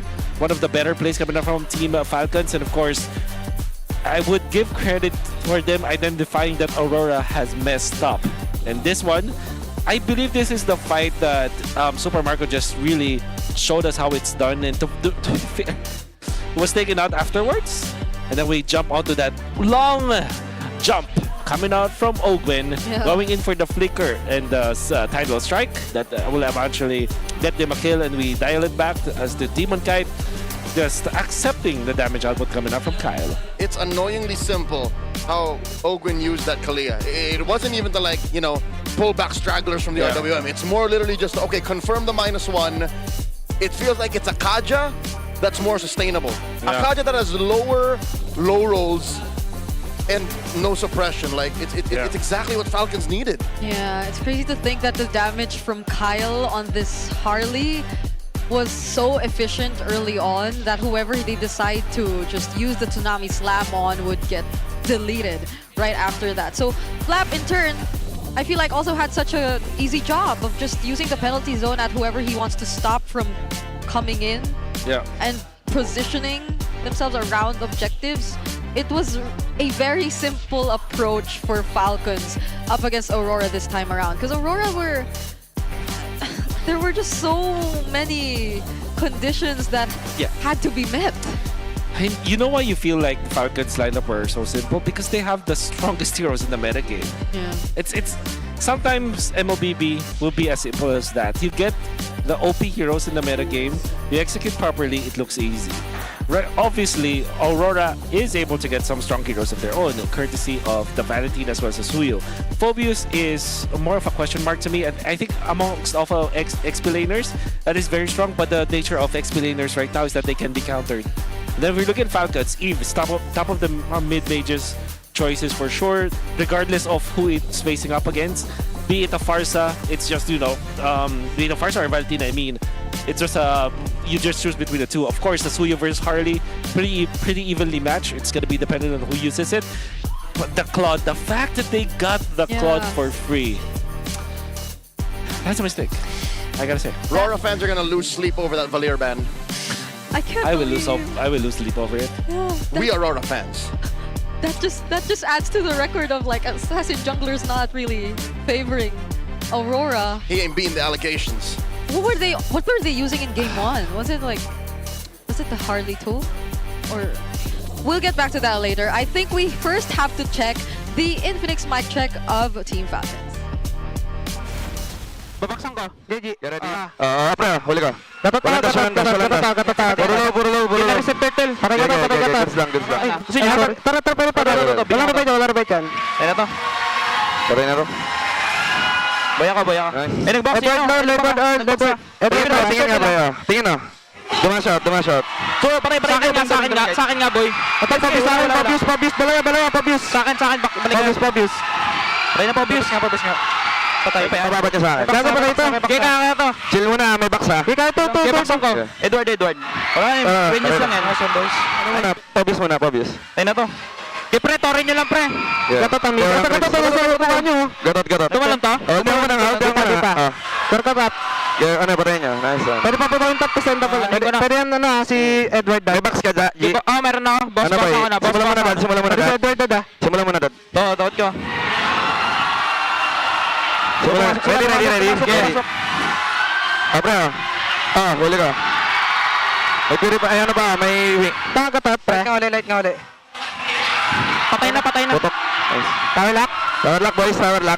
Oh, gamitin natin. Crips muna. Ready sa akin, ready. Moskov. Demon kite, patay na. Nice one. Tore. It was so simple, they weren't even outright calling who they're going for first anymore. It's just whoever. As chaotic as their interviews will be and their whatever Flap is doing, it's the complete opposite on how organized and calm and stick to the MO they are. That's exactly what Flap was doing. He's literally just saying, chill, let's do this, let's do that, go. Yep.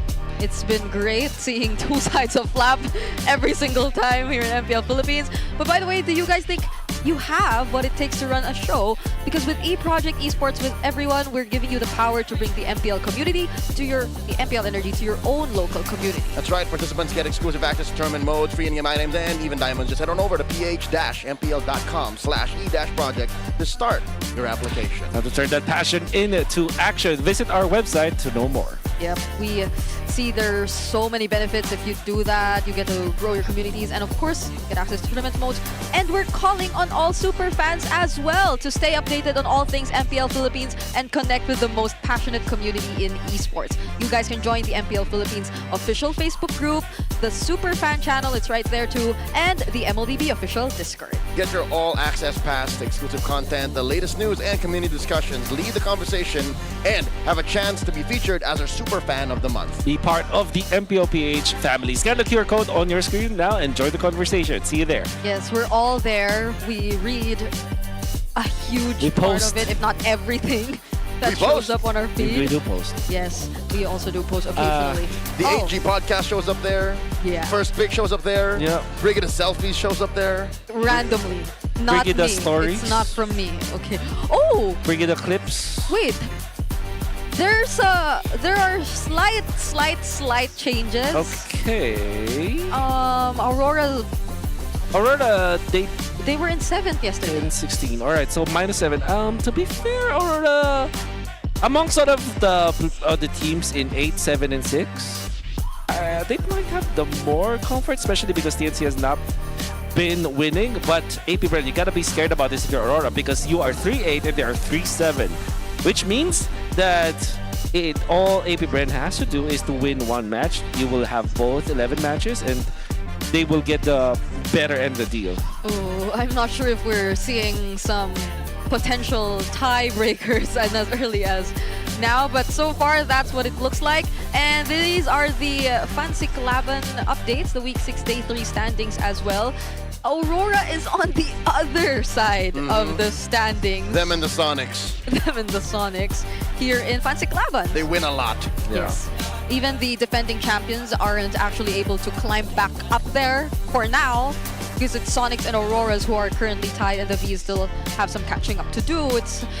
I did expect to see a similar outcome from the last time we had this during the first half, which was all 3-game series, but it didn't happen. A lot to fix if you're Aurora, but for sure, it's been great to see Falcons soar this high. It's been Brigida, Leo, and Wolf joining you for the English broadcast. Let's throw it over to the host to close the show.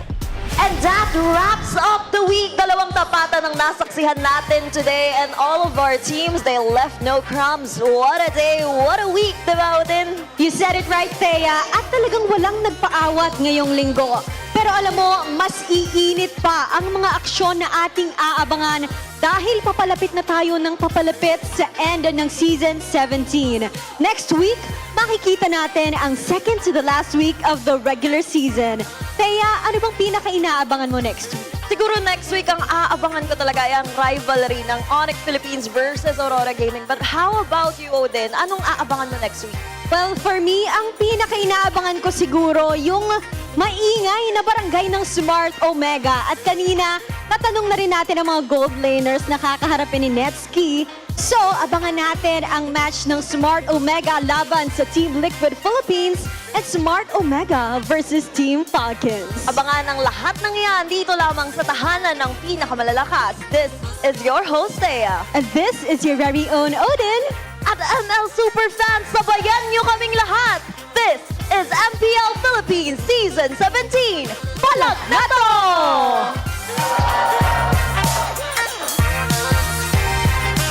17th season of MPL Philippines is brought to you by the following sponsors.